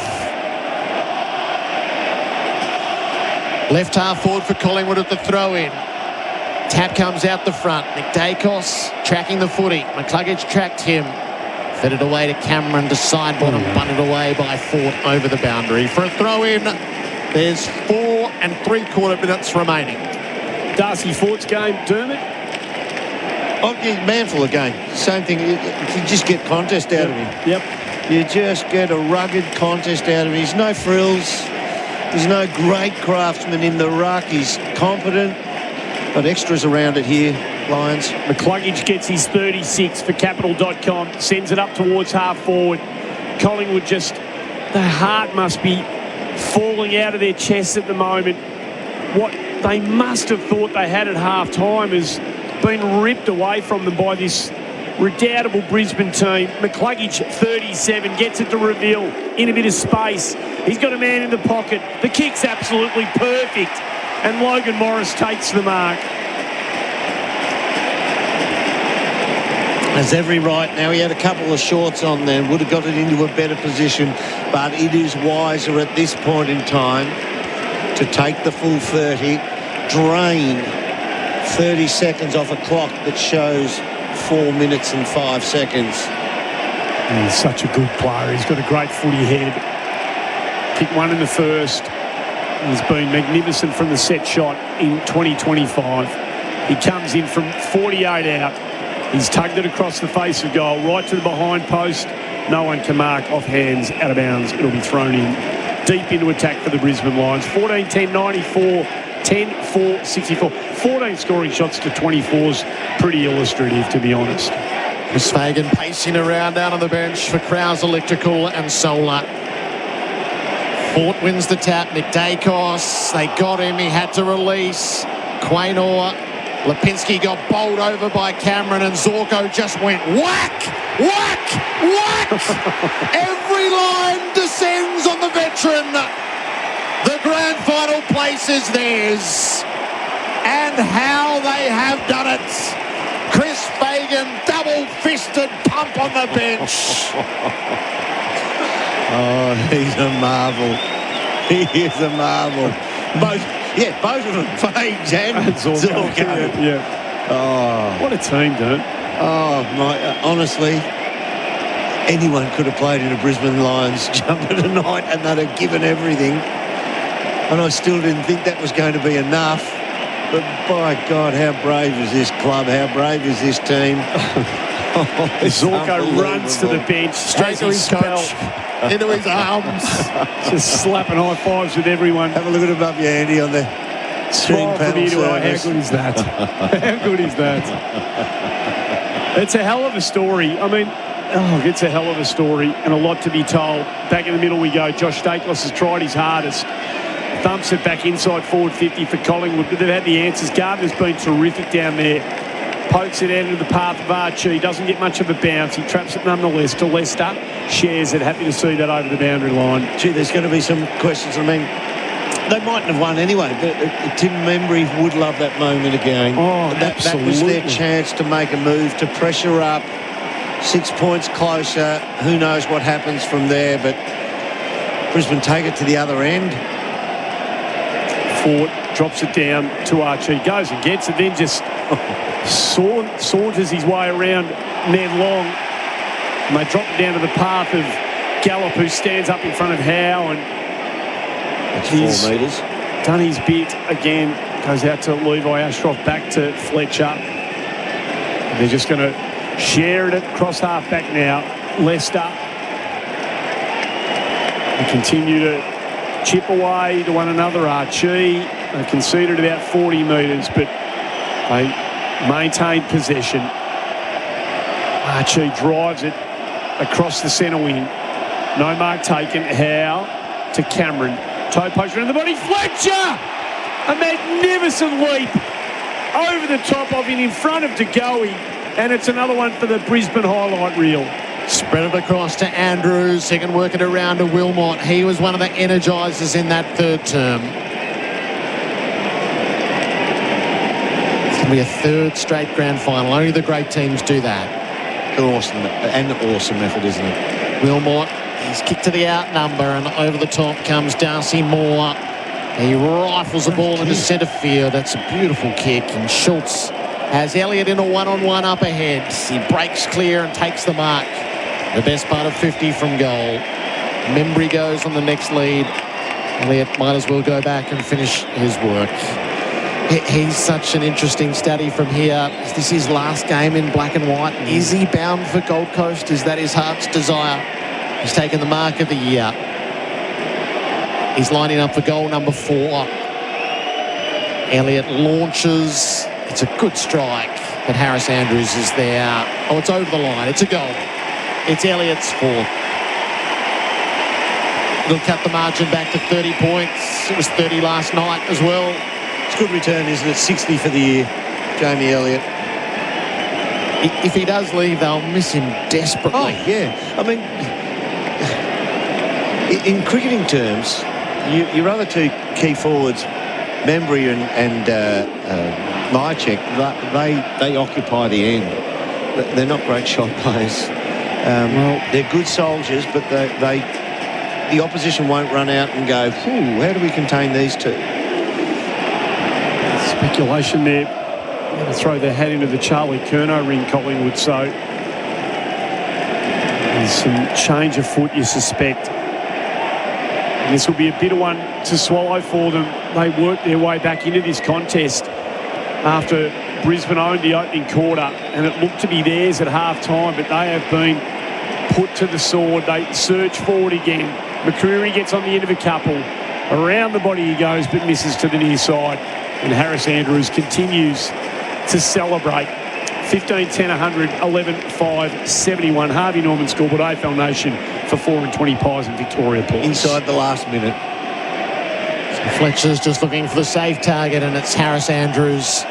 I wonder if his co-captain will be back next week. It's a preposterous idea to get back from a calf injury like it, and yet it does seem entirely possible with Berry out of business. Levi Ashcroft is the target, plays it around the 50. Gardner's done his thing. They have all had to play their role.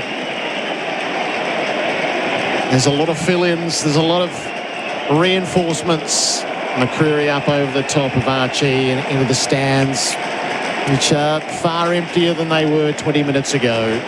What interests me greatly is a team that got a mauling, a hiding 15 days ago at the hands of Geelong.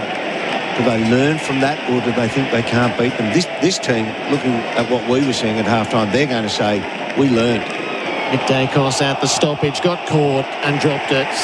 It's a symbolic win over the talisman for the opposition. The heart of the champion is the most beautiful thing in sport. and it beats strongly for these Lions. They will take their title defence to the last day with a heroic stand to see off Collingwood. The 2025 Grand Final will pit the Brisbane Lions against Geelong, and that is a true championship bout.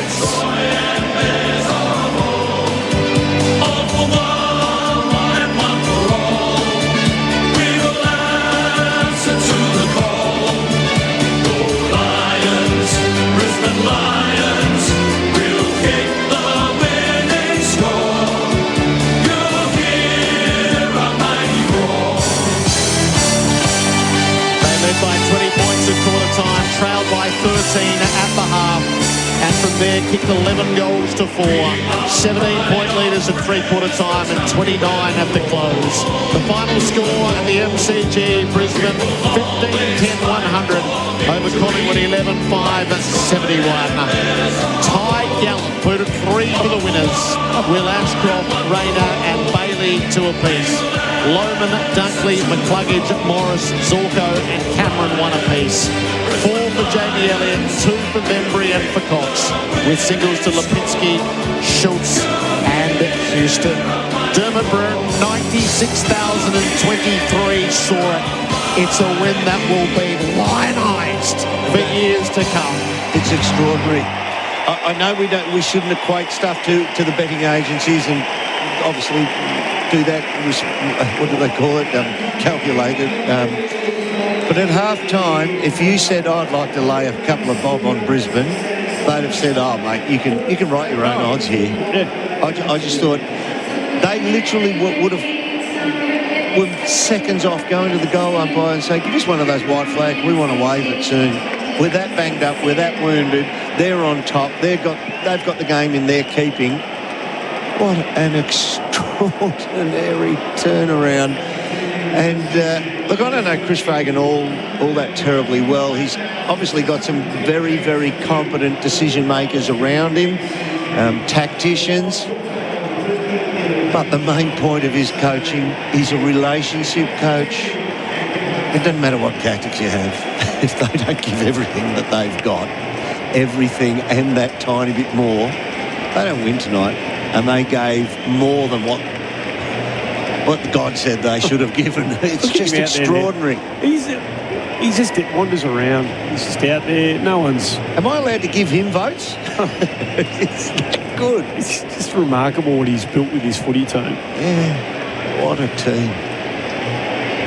What a team. Yep.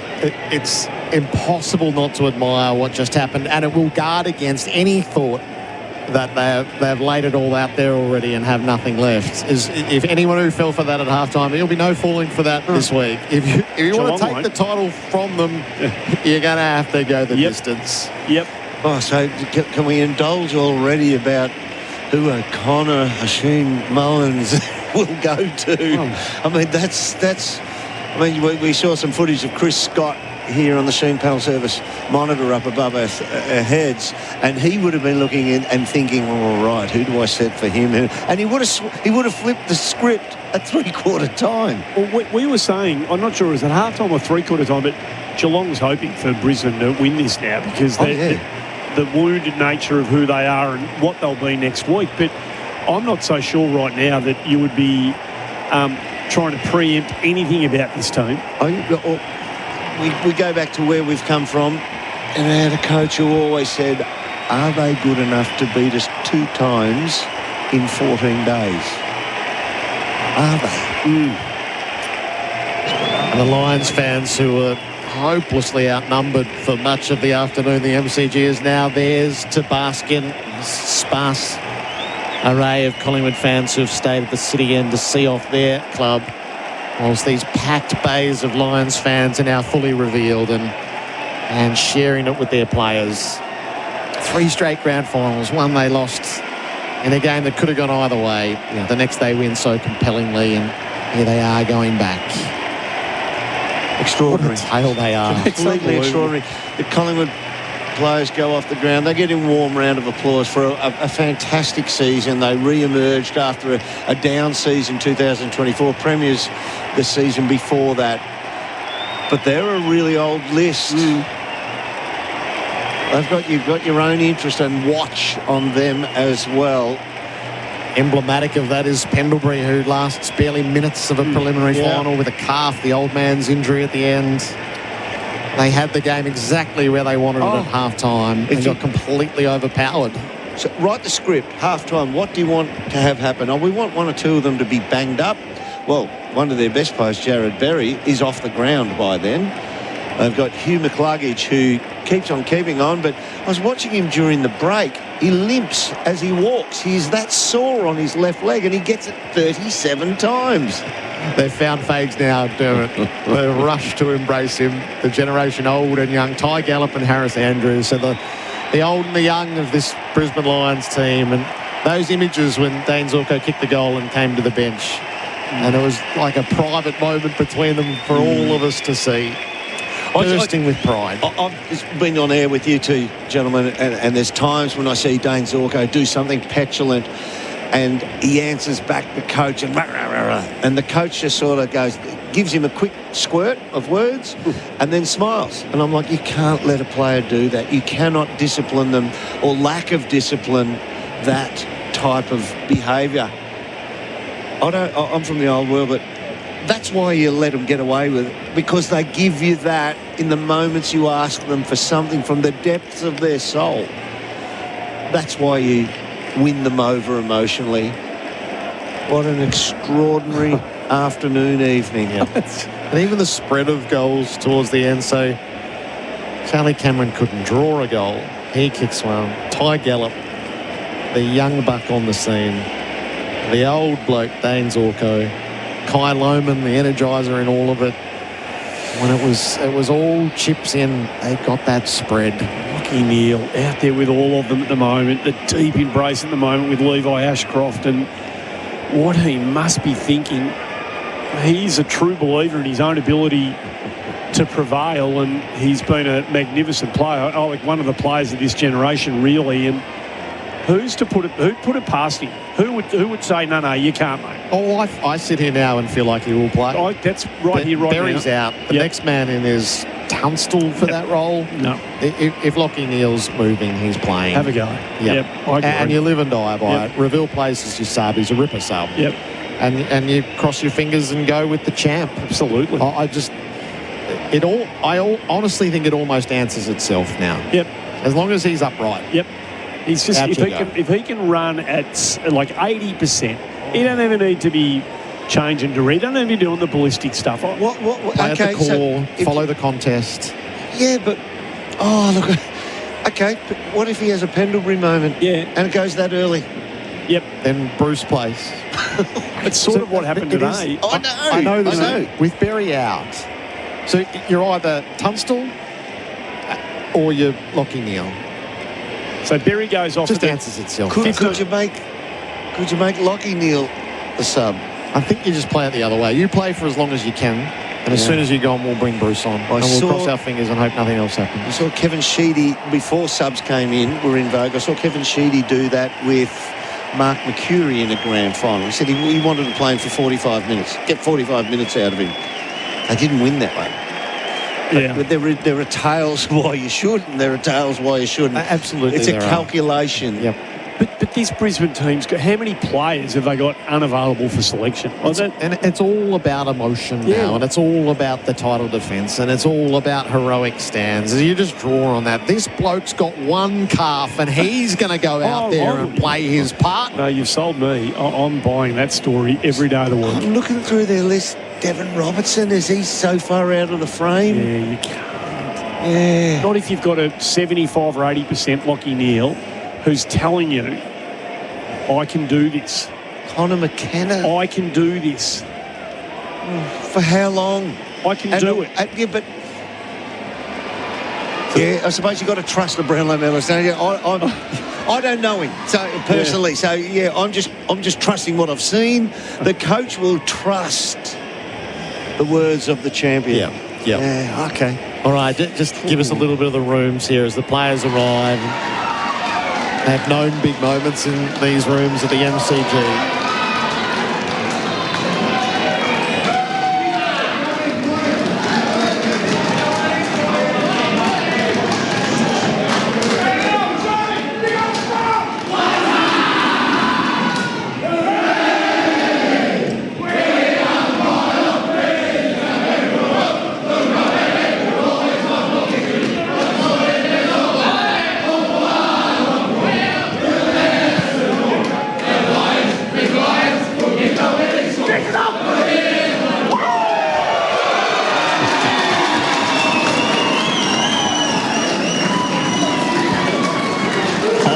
started the Brisbane Lions. They sang the way they played. Our major partner, Ride to Win this September. Go to the DD app to enter. T's and C's apply. 15-10-100 Brisbane over Collingwood, 11-5-71. It gives us Geelong and the Brisbane Lions. So what have we had? We had West Coast and Sydney do it twice in a row. We had Hawthorn and West Coast do it, play the qualifying final and then wrap back around. Each of those was won by the team who played the 4 weeks, who lost the qualifying final, came back through and reversed the result in the grand final. So that's the Lions' task from here. If you look at it as well, you've got a team that finished on top, which weren't very deep in the midfield by this time of the year. Adelaide go out in straight sets. In the grand final, second and third placed. Yep. And the Adelaide form through September hasn't really stacked up, has it? So No, but they were a different makeup in terms of personnel to what they were a few weeks out from the finals when they were purring. So, yeah, it's even in a close season when you cannot definitively say, oh, that was a better team than the third, fourth, fifth place team. It still worked out that way. It still worked out the seedings on the ladder after Adelaide lost personnel, second and third get through to the grand final day. I'm still staggered. We're ready? I'm still staggered. Our Oscar McInerney is our temper, sleep well player of the game. A great night's sleep, night after night after night. That is the difference. The difference is temper. Oscar, congratulations. Welcome to AFL Nation. Thanks, guys. Thanks so much for having me. If we could ask one player what all of this means, it would be you. What does all of this mean to you? No different to anyone else. Everyone in the competition sets out to get to the final week, and the boys are putting a mountain of work, and it's just so exciting because it's such a great week of football coming up. You'll get your chance to play in a grand final, hey? Yeah, as I said, it's what everyone sets out to do, and it's going to be an exciting week. But you know what you mean to this. It's Andy Maher here, mate. Congratulations. We spoke to Danny Daly before the game last week, didn't we? And he talked about how significant you were from an emotional perspective to this group, and you must have a sense of what you mean to your teammates. I'm just grateful to come into a footy club, to be honest, every day and try and get better with 48 other blokes that want to do the same thing, that want to be best mates and have a kick of the footy. What a great environment to do it. We're so privileged to get to do it as our full-time gig and try and make the most of it every time. Oscar Dermott here. Congratulations, mate. I am so pleased for you. You get to play in a grand final. Do I detect a little bit of you're trying to keep a bit of humility in there? Because I can just sense in you must be thinking this is you could write a book about this. I think we're just got to get through selection first, Derm, on Tuesday and Thursday, and then we'll go from there. But just so proud to be part of this footy club. And I think that's what we brand ourselves on, being humble and just getting to work day after day. I don't know about that. You got blokes like Kai Lohman in your side. I don't know if they're all that humble, mate. Let's be honest about it. I thought at halftime, how brave are Brisbane. They've got this far. They've been so brave. Look, if you're a bookie, close the shop now, because you're going out the back door. You're banged up. You're injured. Your best players are injured. And they've gotten on top, Collingwood, and somehow you find a will and a way to succeed in the third quarter. Yeah, well, the leaders, I think, of our group were absolutely exceptional. And then that just brings our young guys on, like how good was Ty Gallup? What's he played a handful of games, and he looked a big presence out there in the last quarter, particularly. Game 5, there you go. So we found a player there, but it just inspires. You see Harris Andrews down back, you see Huey McCluggage, Josh Dunkley, and just makes you want to jump on board and doing those little things well for the team. In the third quarter, when Collingwood came forward and they almost got a shot at goal away, and the pressure from the back line on the Collingwood play, so they couldn't get that shot at goal. Harris Andrews celebrated like he'd just won the grand final for the pressure that his teammates put on. They are so invested. Yeah, it's a great environment to create. I think you can get caught trying to just celebrate the goals, but when you can narrow it down to those little things and break it down to those little things, it makes it enjoyable, and that's what we used to do as kids. So bring that atmosphere out on the ground, especially when you got majority of the crowd being Collingwood, we've just got to enjoy those little moments along the way. Can I ask you one more question? I mean, I know family's the most important thing in your life to you. Is this the biggest moment in your life coming up? We'll just get through. I'm sure my wedding, if my wife is listening. That's family. And then the birth That's family. Yeah, oh, yeah, true. Family, absolutely. Then if we're family, yeah. It's exciting, but as I said, we'll get through the week. We'll worry about selection and worry what not comes. But yeah, it's exciting. You're putting a bloody lid on it, mate. I'm not happy. Oscar, can you tell us what Chris Fagan means to you? Oh, yeah, I'm incredibly lucky to have come into the footy club at the same time he arrived. So just being on this journey with him and seeing what he's brought to our group, it's just crazy. And then he's always wrapped his arms around me, giving me so many opportunities, probably too many opportunities, to be honest. But I've loved being a part of it, and I love getting the results for him too. And I think you can see that with the way the boys play. What chance would Lachie Neale be next week, do you think? If you were to cast an eye over him and cast your opinion, is he a chance to force the selector's hand? He's built different, that bloke. He is incredible. So he's not going to leave any stone unturned. And it'll be an exciting week for him and the whole footy club. Has he run yet? Have you seen him running? Yeah, absolutely. Oh, that was very short, Oscar. You're not convincing me. No, he already ticked up faster than I've got all year. But that's not hard, though. Chris Fagan has too, by the sounds of it, I think. Yeah. Oscar, that's awesome. Thanks for joining us, and we'll see you here next Saturday. Thanks, guys. Too generous. Thank awesome you. effort. Great effort. A great night's sleep with temper. The difference is temper. So he'll sleep well tonight. He's got the temper pillow to do that. Too generous, he said then. No, we're not. We're not too generous. No, he is. When we saw his actions last year and the demeanour he portrayed when he was out of the team, it's you can't fake those actions. You can't pretend to be that style of person. He must be a really extraordinary character. And once again, you hear it on display. It's still all about the team, but I tell you what, if they get a win, we'll get a rise out of him then, by hook or by crook. 29-point winners, the Brisbane Lions. Let's just tick through a few of our categories here, Dermott. Who was the defender of the game for VisiTread temporary surface protection, available at Bunnings Warehouse? Jeepers, that's such a good call. I'm going to go Darcy Wilmot because he gives them...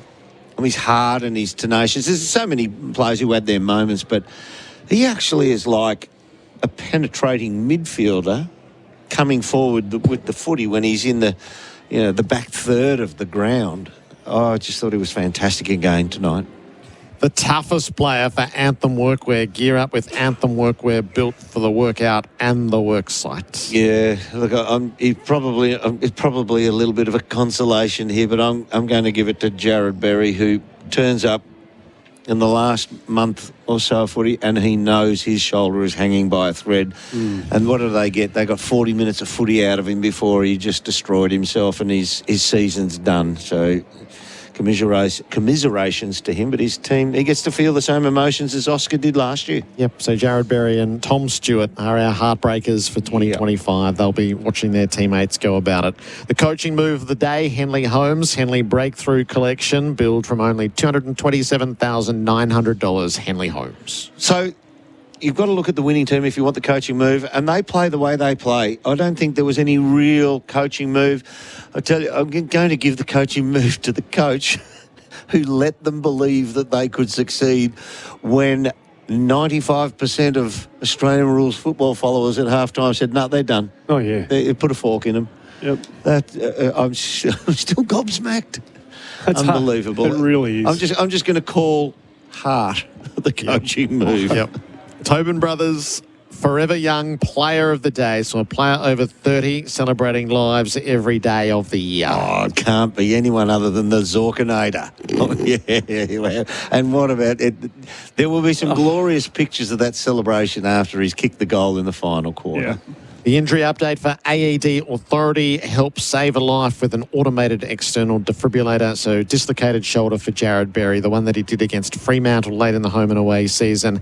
reached for a tackle on the worn wing. It wrenched out as the tackle slipped away. So Oscar McInerney last year and Jared Berry this year, the same injury. AED Authority be a lifesaver. What was the big moment for Oldham Construction Lawyers, your experts in construction law? I'm going for a pair of big moments because they were back-to-back. At halftime, we believed they were dead in the water.